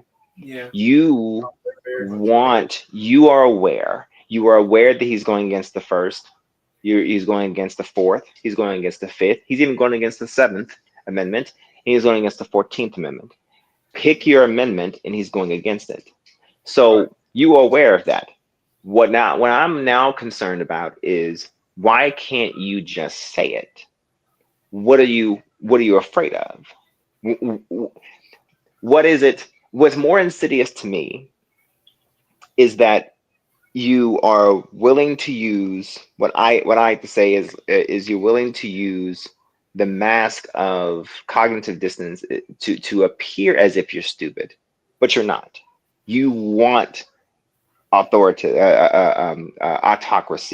or maybe even authoritarianism. You want that, and if you do, just say that. I'd rather you just say it, and I'd rather you just say that you are a bigot, that you are someone who is racist, that you are someone who have maybe even some what's what I'm looking for, that you have some prejudices. I'd rather you just say that as opposed to practicing, gaslighting, because this type of stuff here that you just played, this isn't nothing new. But what we're going to see is this being made mainstream again and given carte blanche again. And the reason why it is, in a sense, is because deep down inside, it has always been a situation of them being greater than us, or it's them and then the rest of us. Now, the question is that we're in a new season where it's not just about race. And this is where the rest of America is about to be awakened to a new era. That it's not just about race anymore. It's about class now, too. See, it's about to be a situation of, so one thing I can appreciate about Trump, and I don't know how people are gonna take what I'm about to say, but if you're gonna come out of bag on me or not, I really don't know. But here we go. Trump is showing people that he really don't care so much about race as he does about class. Class is mixed. I mean, race is mixed in there with class too. Sure, if he can get a little bit of racism seasoning in there, sure, he'll take a little bit of racism in there too. But if you think about it too, he's willing to tell states that fend for yourself. Arkansas is feeling it. Oklahoma is feeling it. North Carolina is feeling it. He's willing to deny FEMA, not just the blue states, although blue states about to really feel it, but it's okay. Blue states blue states receive less than what they give. Red states are about to really, really feel it based off of the simple fact that, and red states are the main states who claim and are progenitors of the "Don't Tread on Me" moniker. They're the main ones who say we're the sovereign states. And the only 2 or 3 red states that can really survive it are what states? Texas, Florida, and maybe Utah. The rest of them need federal government and blue states to survive. He's really showing people that it's, race is there, sure. Absolutely. But for him, it's mainly about class. He'll accept a black person so as long as he has enough money to be able to afford to rub elbows with them. But at the end of the day, it's about money for him. The rest of the party, it's about racism, and that's one of the things that the rest of the party don't like about Trump. But the biggest, I think a majority of them do like it about him. It's a small fraction that doesn't like it. There you go. Because you the clocked majority it. of them still vote for him, even with all of his racist rhetoric. Now they want to cover. They don't want you to know that that's what they think. Well, there it is.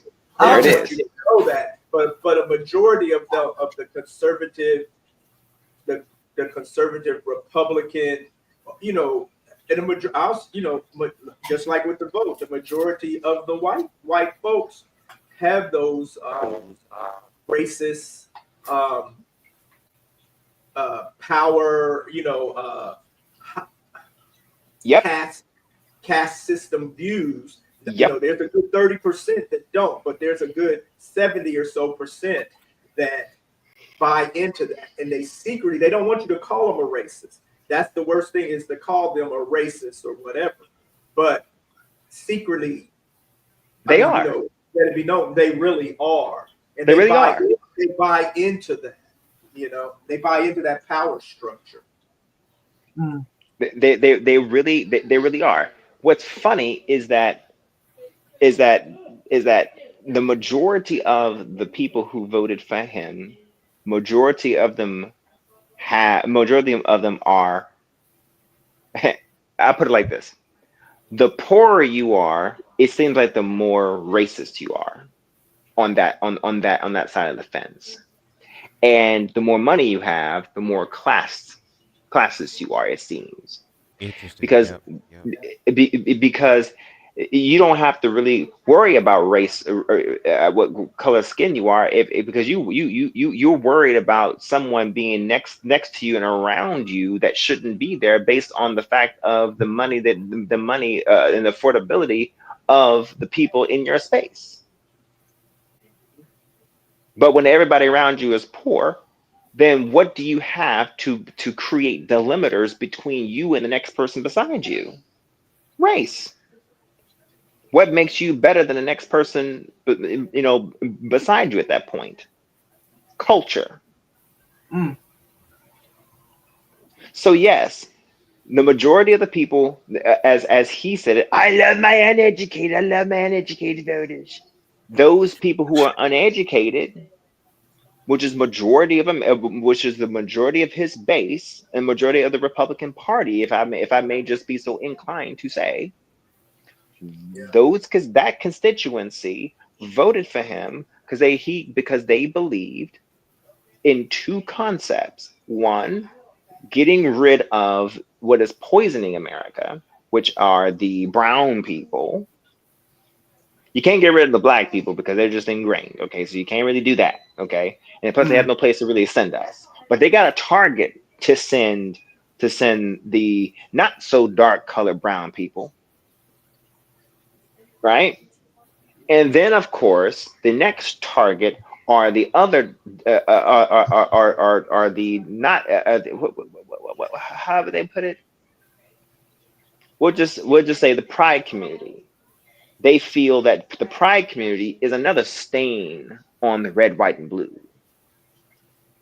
Because if you strip away any of the policies that they didn't read, strip away all of the sins that they don't make, and you back them into a corner of logic that they didn't make, that they didn't build, what comes out every time are those 2 points: immigration and LGBTQIA+. Every time. I kid you not. It's one or the other. Every time. Every time. Hell, they didn't forget about abortion. They didn't forget about that. I ain't seen an executive order or a proclamation yet about abortion. It never concerned them anyway, just like queers never concerned them. It's all smoke and mirrors for what they're really planning, and what laws and shit they want to put in place, and stuff they want to take away. What they've been planning for 30, 40, 50 years now. They've been planning this shit for even longer than that. But it's all smoke and mirrors. They use us, as smoke. It's like smoke and mirrors. So while we're being distracted by all of this other bullshit, then that way they're implementing their laws and policies and stuff. And before we realize it, we hear a little bits and pieces of it, but nobody's really paying that much attention because they're too concentrated on the gays, the queers, the trans, the immigrants, the the blacks, you know, whatever. They're too concentrated. The blacks. Right. On that. And the real shit that they're actually doing in the background, you know, with taking away your Medicaid and your, you know, messing with your Social Security, Medicare, all these other stuff. This shit that they're implementing, you know, to give themselves more power and more money. We're not paying attention to that because we're too focused on the bullshit that they're putting out there about the trans and the athletes and the bathrooms and the immigrants and eating the dogs and cats and water buffaloes and shit. You know, it's you know, that's what they got us distracted by, so that they can, while we're doing that, they can implement the real shit that's going to harm this country. You know, and once the country is, you know, deeply harmed, which is going to take another probably 30, 40 years to repair. But once they do that, they're still going to be okay. But the country's going to suffer, but they're going to be okay because they're going to have put in the policies and laws and stuff that they need to keep themselves in power and to keep themselves rich. And it's your money, our money, you know, and we're not going to have it, but they're going to have more of it. And that way they can be able to still, even though the United States will be weaker and China or Asia will be the damn superpower by, you know, whatever, by then, but you know, but the rich, the filthy rich stuff will still be rich. So even when America is basically nothing, you know, whatever, they'll still be okay. Or their families okay when they're not here anymore, but then their families will still be okay because all that power and wealth will be concentrated all the way at the top. And I'll give you another boogeyman. Well, boogie woman. And that's black women. The demographic that has lost the majority of jobs in the past 6 months or so, black women. Right. Black women have lost jobs in the past 6 months or so, By design. by design. Mm-hmm. They know what they're doing. Then they know exactly what they're doing. And so the progress that has been made, you know, black women were too smart. So and they'd gotten too high in the workplace, and of course I understand that the demographic of people in America, black women that were largely progenitors of the single mother trope. But the problem there is that think of the children that are tied to those single mothers who were thriving on those women who had those well-earned jobs. Now, I want to also note that it's not just black women who had those jobs too. It was also other yellow, brown women also who had those jobs too under the initiatives of DEI, non-discriminatory laws and regulations as well within contracts under the federal government, things of that nature as well, because it wasn't all just the government. It was also other companies that were as this executive order says, I encourage other companies to follow behind because my DOJ is not going to prosecute. I'm paraphrasing on that executive order, but you get the point. Now, with that in mind, that's a lot of children hindered by that. Some of them were going to private school. Some of them were, going to college off the back of that single mother. As however you may look at that, whatever the case may be, the facts are the facts. if you were to just look at the statistics of that. So now think of it like this: how many of those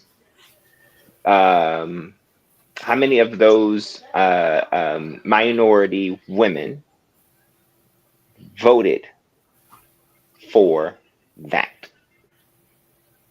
Very few. Yeah. Very few. And come on now. So it's like, there's a part of me, my title says it, which is the objectivist, and my concept is like, some of this FAFO, some of this we got to also give to the Black community too. Some of this we got to give to the Latino community too. Some of this we got to give to just the melanated community in general too.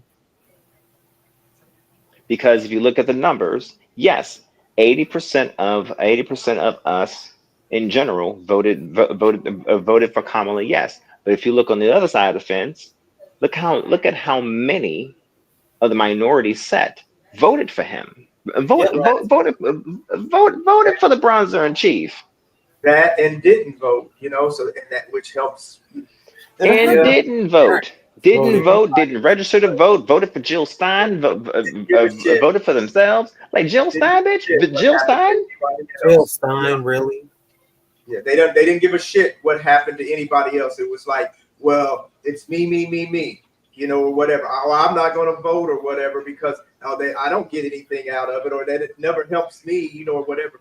It was a selfish, for the ones who could actually get out and vote and didn't, and the ones who voted for Trump and stuff. It was a selfish act, and they put not only themselves, their family, and the country in jeopardy, for their selfish act, and now, just like you say, it's fuck around and find out. And a lot of them now are whining and complaining, and then, but there's still some of them still saying that they would go back and vote for Trump again. Yep. And then not only that, let's also talk about it too. Since we're on the topic, let's go ahead and talk about it too. Because like the video that you just played, let's also talk about the fact that some of this is on them too, because they also decided here we go. All right, here we go. I have a hunch that a lot of those who are that are bloviating and pontificating and going around here, monstrosing as Black conservatives, they're not Black conservatives. No, they're not. They are Black liberals who feel as though there's some sort of pride to have about going against the fray, about being a liberal who voted conservatively. You better bloviate. And think that they are doing something by voting conservatively. They screwed us, what they did. Now, they screwed themselves and they screwed us. So by standing on an island, they think that being the ones who are different, that they were right. And so now they are then looking at other people by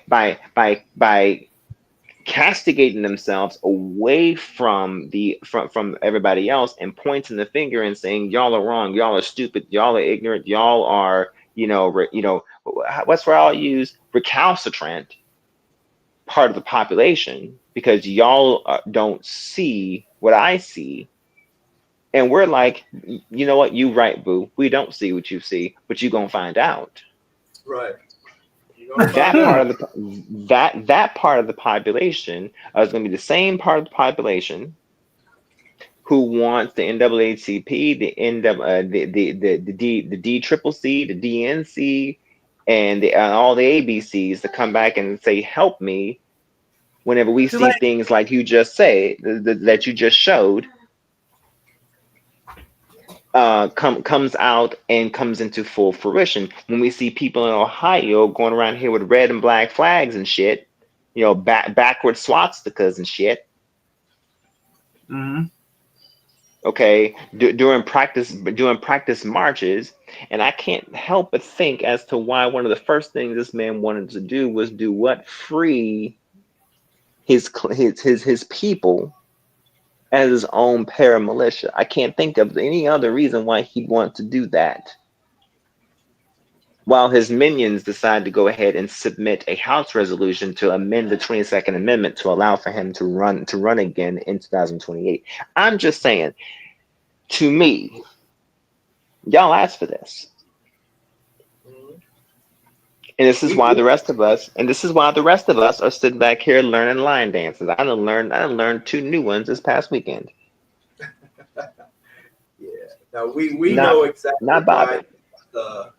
We know why he's freeing these January 6th people. Why he's freeing these, pardoning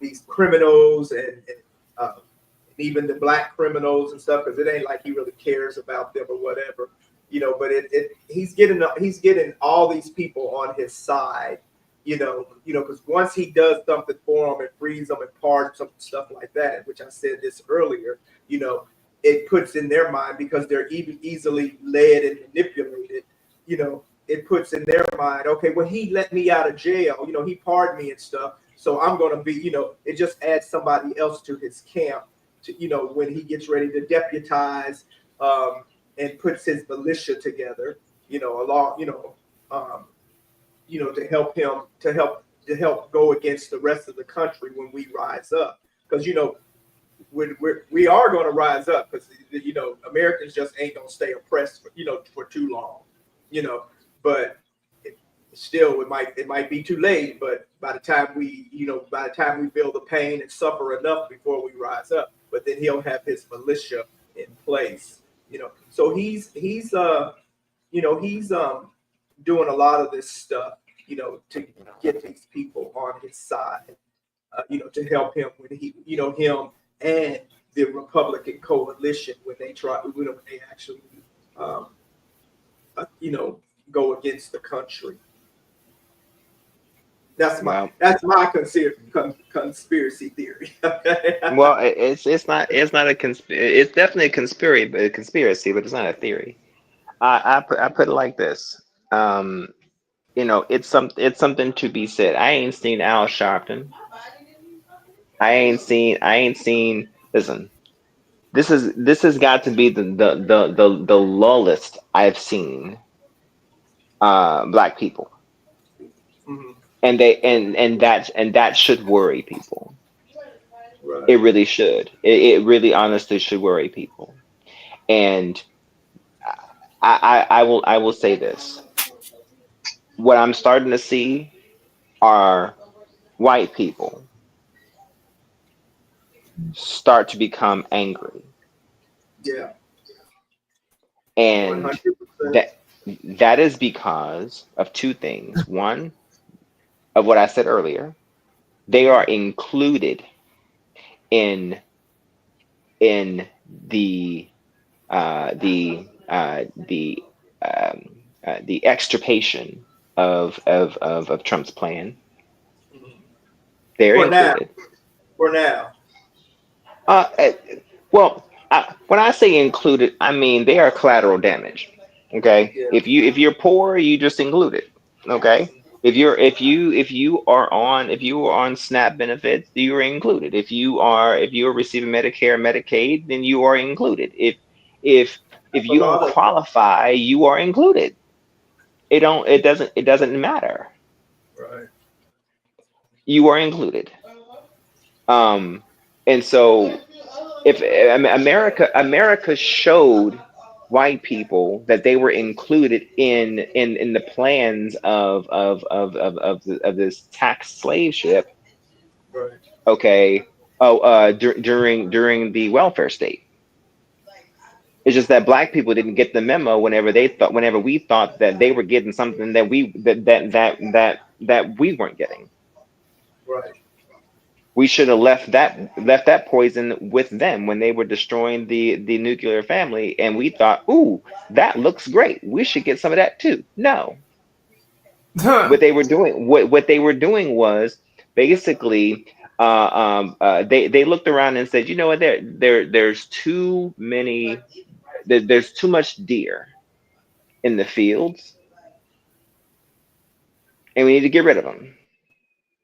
We need to create classes amongst us, and we need more work. We need more people within our workforce, and those women ain't doing nothing. But we can't get to the women until we get rid of the men. That's what the welfare state was about. Mhm. And we black people look at that and said, you know what, we don't have enough problems of our own. Let's go ahead and let's inject that into our system. That's what that was about. It wasn't meant for us because it wasn't made for us. We had a system that was working. We were dealing with racism at that point in time. We had our own problems at that point in time. It wasn't made for us. But no, we looked at that and we thought, oh, we want benefits from the government. Sure, we want all those rules and regulations that came with it. So yes, the whole issue about not having a man in the house, whatever the case may be, that wasn't a racist rule. That was a societal class rule. You think you think the greatest amongst them was kowtowing to that rule? No, the smartest amongst them kept their men in the house. The smartest among them kept their families. So I'm saying, like the welfare state was the issue that was designed to basically say that there's too many amongst us in the higher class, and they were injecting poison within their own community. White people don't even care about their own kind, and their own kind are too stupid to see it. They're too busy looking at problems within our community to see problems in their own community. Y'all said it earlier.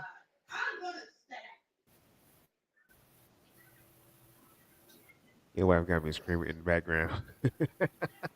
Hold on a second. Oh Lord, he about to get it together. No Lord, I should have shut the hell up and said nothing. But I think on the way out, you should play my clips. My clips are short. They're on the way out. They Yeah, gonna I'm be. getting ready to They should play be them the end. now. I'm getting ready to I know play that's them. right. What's name saying? Look, I got to go to bed. Yeah, ain't mad at Yeah, that. I'm I about to do go lay down too. my I damn gotta get self. up. I gotta get up in the morning. Shit. So I'm gonna do this one, You and take then your I'm gonna shower do yet, the one. Deshaun? He did. Oh, he did. Yeah, I'm But hey, right here. apparently my toddler is apparently fighting all 4 gummies I gave him. So look, They still up y'all, now. man, he is a trooper. Look, let me look over here. Look at him sitting here, watching TV, laid out on. Hey, you ever see a kid that basically make a bed look huge? Yeah. It's a king size bed, and he's laying back, and he has the entire space of the bed, and he is just looking at both of us, saying, we baby kids, we don't die, we multiply. No, I got it. I have a My king son size was bed his too, and ass I'm a with leprechaun, so I bed. feel the same way your son does. I'm a leprechaun. I be in my king size bed in the middle of my bed, be like, oh my god, I can roll over 4 times and not fall off. Kid here, man. Yeah, But my I'm gonna son, go. I put his ass to bed. His ass would not have been up at this time. No, because see what'll happen is then I'll go and I'll put him over there. If he's not at least halfway down before I put him in the bed, what'll happen is he'll go in the room, and what I'll hear is him yelling and screaming at the TV. There's a process, and I missed my process because I was talking to y'all. So with that in mind, I'm gonna go complete the process. Okay. Well, we appreciate you coming through, bro. Appreciate We appreciate you. Tell people how they can find you on the social medias on the internets. On the internets, on the On interwebs. Algorithm internets. You can find me on YouTube. You can find me at The Objectivist Podcast. And on TikTok, you can find me with the handle of Bossman or also The Objectivist. And as far as me being active on live, I'm taking a little bit of a hiatus, but I am around. So whenever you see the porch light on, as you see it on TikTok, just come on in. I have a men's panel that I'm on every Saturday at 9:00 p.m. Eastern time, where we get together and talk as men. It's not called anything per se, but it's a men's panel that basically just talks about men's societal issues relative to relationships, love,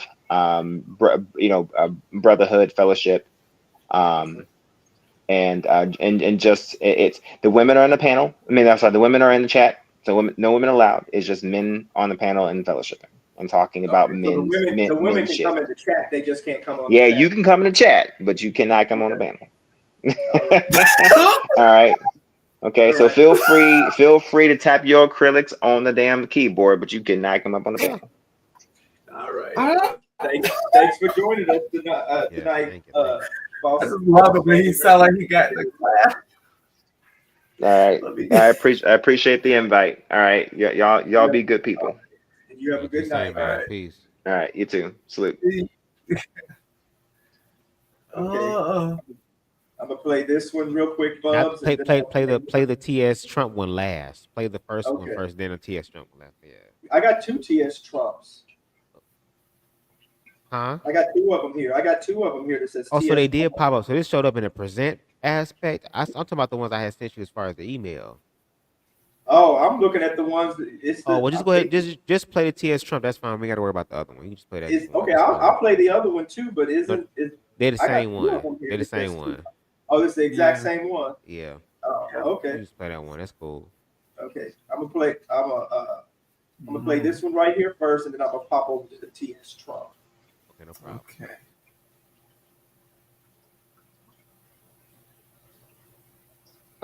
Girl, you Well. tea? Have I got a bit of tea for you, baby? I'm about to burst apart at the seams. The tea's so goddamn good today.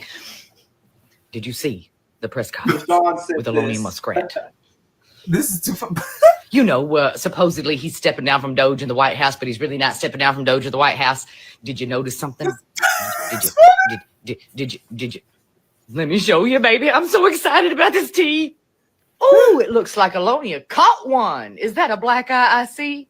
Oh, yes, baby. Do you need a bag of cold peas? Now you might be asking yourself, who dotted his eye?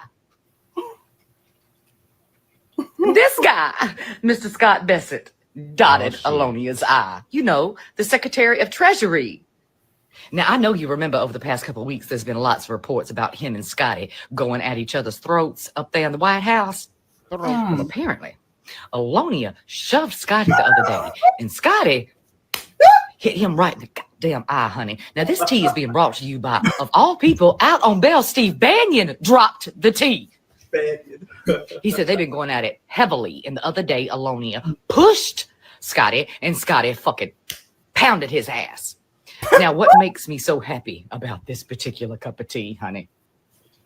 If you fucking know, you know.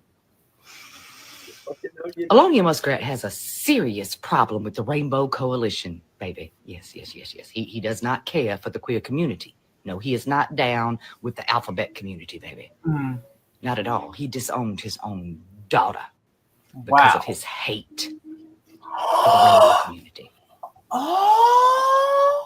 Scott Bessett is a member of the Rainbow community. Now, I know he has turned his back on his community and all working for the orange guy, but either way, it brought me joy today to know that a queer man fucking put him in his place. Yes, baby. What's the matter, Alonia? What's the matter? Are you okay, baby? You manly man with your chainsaw? You got put in your place by fucking Papa, a 60-something-year-old gay man, honey.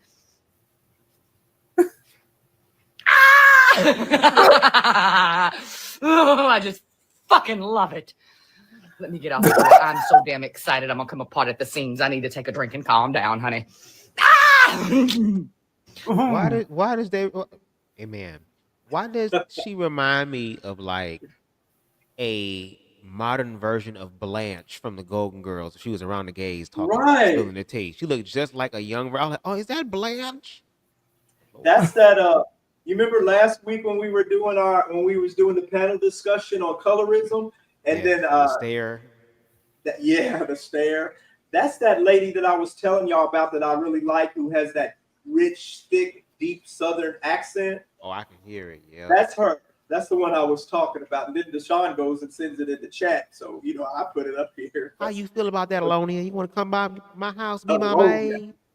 Got a little beat down. Do you want something that come my way, please? The way she be talking is so freaking funny. Oh, I know. I love that accent. Okay, let me go here. Let's see here. Formed against me shall prosper. Oh, it won't work. Formed against me. Give me that ad lib again. No weapon. One more time. No weapon. One more time. No weapon. Yeah. No, the fuck y'all hoes. Okay, the facts are back. Bitch. Who the fuck y'all hoes think it was, bitch, or what time of day it was? Okay. You gotta understand that this is a community-based project. We're not getting any funding from the government. I seen bitches out there talking about, wait till Trump hears about this. Trump can suck my dick. Oh damn. Damn. I love T.S. Madison so much. I swear, when I meet her one day, it's gonna be magical. But yeah, I just feel that. I just figured that'll be like a nice little way to end the live. Okay, let me. Let me see your other one here. It might be the same one, unless it's from the email. Unless it's from the email I sent you. It's from the email. Okay, then yeah. Let's see here. Oh God, no. Bubs, why did you do that? Why did you do? You gotta cut up. We can't hear it. We can't hear it. It is. Mine's cut up all the way. That's. I don't hear it. It sounds low to me. You couldn't hear it? I mean, that's I heard it a little bit. I think that's the volume you had it set at, because my volume's all the way up. Oh, you had screen recorded it? Yeah. No, I just went to my email. I pulled it out of my email from where you had it at. Oh wow. Let's see. No, I can't hear it. Look at that fat ass head of his. That's what I'm saying. It's the way he's staring too, nigga. Between him and the other chick, I'm ready to fight both of them. Oh my He's God. staring like, so you really gonna eat that last piece of chicken like I wasn't gonna come get that? You really gonna do that, Pepper? That's how I be looking at niggas when they be holding my joint in their hand. They just be talking and talking like it's theirs. Nigga, yeah, give me my stuff back. I will That's vote hilarious. for Donald Trump. Ding, ding, Well, ding, guys, ding, y'all, ding, ding, ding, ding, ding. before we sign off, tell everybody which channels they can find y'all on. I will How to get in vote touch, how to follow y'all. Go Donald ahead, Deshaun. Trump. You go first. Deshaun. Go ahead, Yes, Deshaun. follow my channel, which is Deshaun Stallings, where I have the most amazing videos. That's very interesting. You can come follow me on simply Deshaun Stallings. You can see my icon right there with just Mortal Kombat. So come follow me. I'm gonna tell my son to follow you because he plays all those type of video games too online. Just tell your son, just ignore the other videos, which is music. So just tell him just ignore that. That's just a hobby. So just tell him that's just a hobby that I do, because I just had a infatuation because I was a little kid, and it just I'm just attracted. It's the music, so it has the reverse on it. So just tell him just ignore that. You know what I mean? Yeah. All right, bud. Oh yes. Y'all can follow me, Bubs the Guy, everywhere. Again, make sure y'all stay tuned and locked in for my Blame on the Dress narrated, dramatized manifestation, if you will. I dropped the mini teaser trailer. I'm gonna be dropping the prelude trailer again either this weekend or sometime next week, and we'll be getting into chapter 1 and possibly chapter 2 this month. So I'm excited for it. And definitely, if you want to hit that cash app, you can definitely do it. $signs Bubs the guy, baby. We take everything that jingle and fall. We putting in work, okay, and we taking all the blessings. Okay, so thank you for that. T for T, thank you for always having us over here on the platform. Shout out to Oh, everybody who thank y'all came for coming through. on. I And appreciate it. yeah, here's another one. We've been here for over 6 hours. Damn. Ooh, Lord. I Damn. know. Oh my Lord. God. Yeah, oh my God. Yeah, Yeah, we that's a were lot. we were ranting and raving at the beginning. You know, Miss Stevie went off. So Hell yeah, yeah. we were ranting and raving at the actually for most of the video. So but I appreciate you all for coming on and Yeah, always anytime. always popping on and us having lively panel discussions. I'm glad we made you happy. Guys over in the short stack when we're over there with all the information and and talking and stuff we do over there. So and y'all respective channels, appreciate those because I'm always popping in there. With Bubs anyway. Every now and then I pop over Deshaun, but he still ain't put up none of this, none of this really. But he does have his fight videos and all that stuff over there, his music. So I pop over there every now and then. But I've been going through yours. I've been going through yours and Miss Stevie's stuff, looking at different stuff. Yeah. Checking out y'all older content, that I've missed. And then also the new stuff, but y'all put out good stuff. So I appreciate y'all. Well, thank you. Everybody. Revolution. Thank you so much. And I appreciate everyone who's come in and who comes in and joins us weekly and are coming in, coming into the not coming into the studio. I appreciate everybody. And everybody out there in the world. Oh, thanks. You are so kind. How kind are you? It's time to go. It's whole hours. Let me stop. But y'all have a good week. I mean, I'm gonna see y'all in the short stack and stuff, and then when I get back, I'll be gone to Miami on Friday, Saturday, Sunday, Monday. So I'll see y'all when I get back. I'm gonna try. If I'm not doing anything or whatever, I'll try to check the. I'll try to check. You can always catch us in the replay. Stack, but if not, I'll pick up y'all replays and stuff and what y'all putting out. I'll pick it up when I get back. Correct. Okay. All right. All right, well, I'm going to get y'all some rest. I'm about to go and take me some Benadryl. My nose fuck with me all day. Bubs, appreciate you for coming on because you stuck with us with with your sinuses and everything acting up. So no problem. Thank you. I enjoyed the conversation. So you could have bowed out. But I know. He stood strong on this live. Hell yeah, I deserve a cash app. Let me stop. Okay, let's go.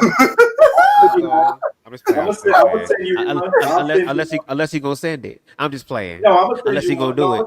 I'm gonna say this last before I get off. One of my favorite movies. Do you want essential oils with that? With extra? What? If you go shit, at this point, if the oil is coming extra with the damn cash app, hell yeah, I'll take it. The fuck. I remember one of my favorite movies I used to watch all the time was Money Talks with Chris Tucker and Charlie Sheen. And I remember that it was one part where he was inside the mansion with the one dude, and he had showed him this watch that I guess he was gonna get, the groom or whatever. He was like, damn.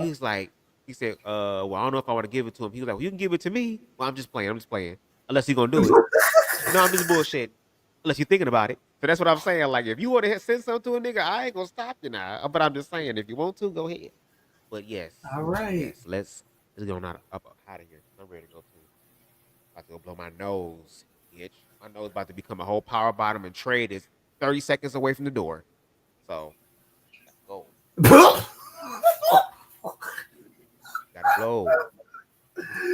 Oh god. Yes.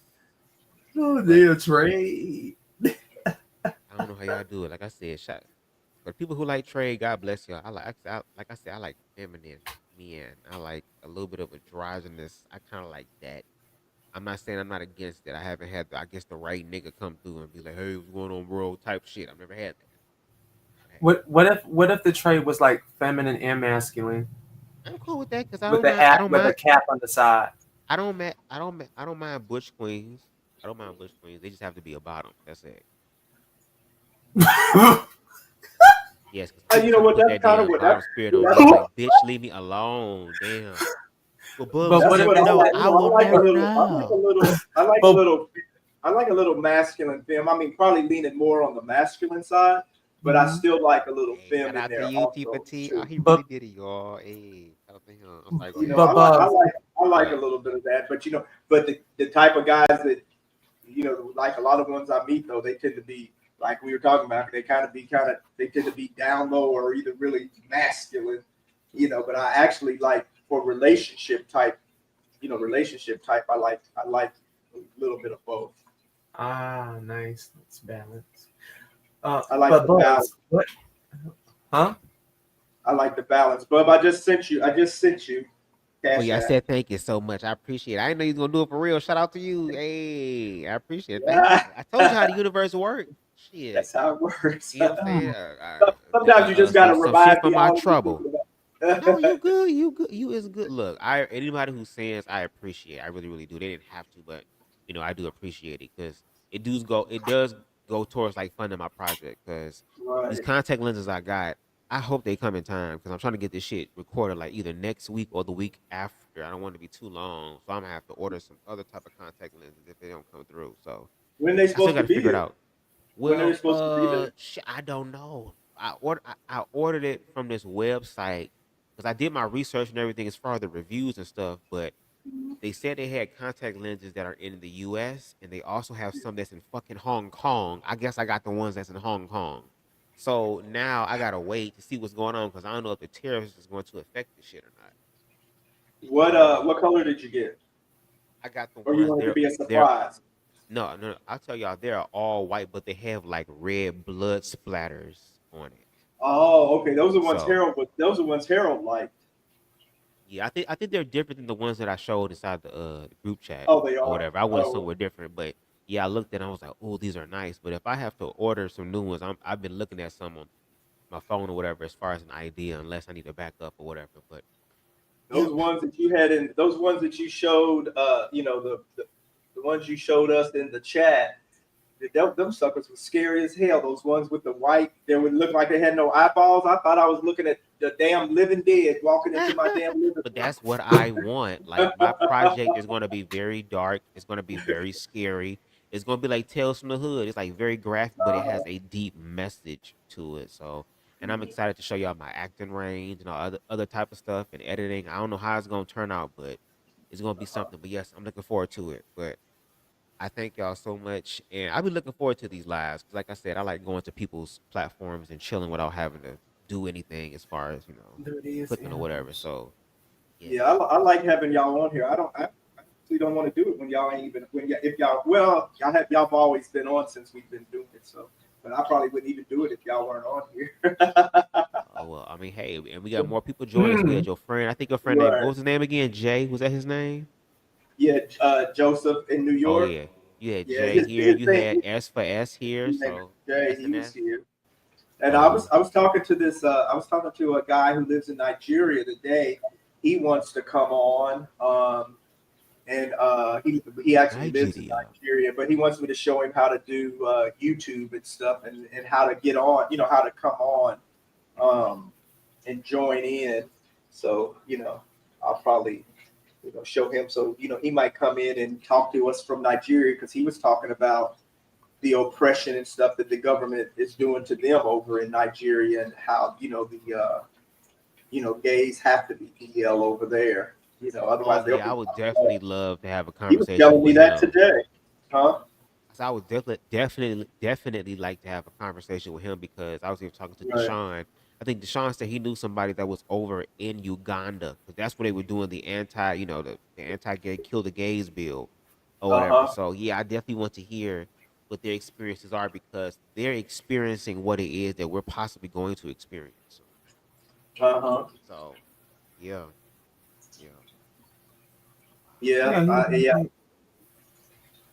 Yeah, I don't know who I don't, I just met the guy really. I just started talking to him yesterday. I mean, I don't know how he found me, but I guess I guess they go through Facebook profiles or something. I guess he thought I was cute. I don't know shit.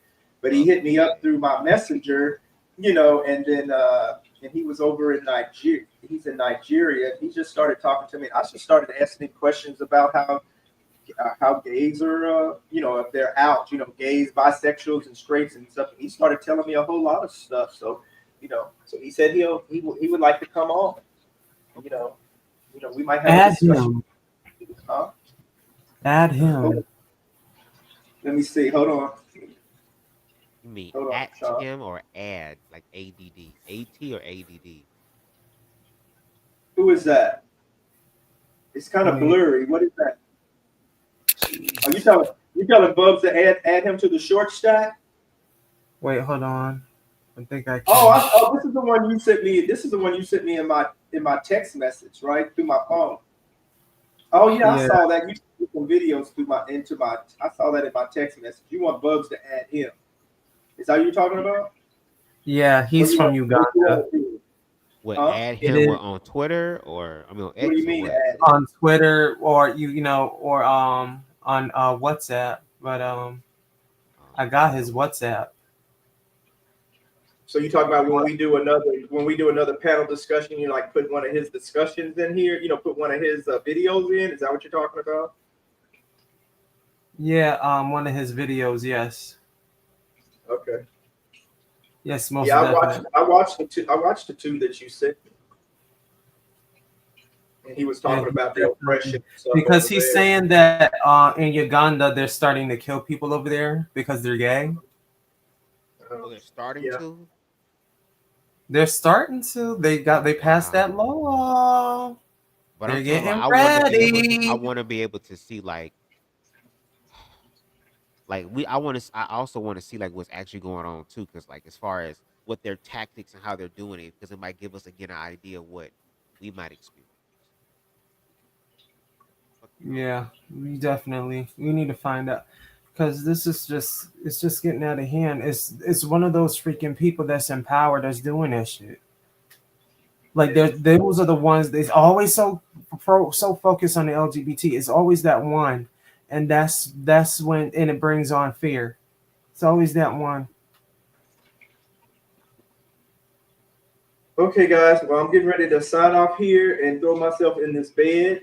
Yes. Y'all have a good a work day tomorrow or whatever's going on. Bubs, you recover. From your weekend out at Pride and your sinuses. Because I know that can wear you out too, being out at Pride. Being out or hanging out. When I got home, I knocked the fuck out. So and then I'll be chatting with y'all tomorrow in the short stack. Okay. Good night, world. We'll be talking to y'all. Peace. All right. Good night, world. Thanks for joining us today. Appreciate you. Please like, share, and subscribe. And good night, Dallas. Mm-hmm. We will see y'all on the next go round. Appreciate you.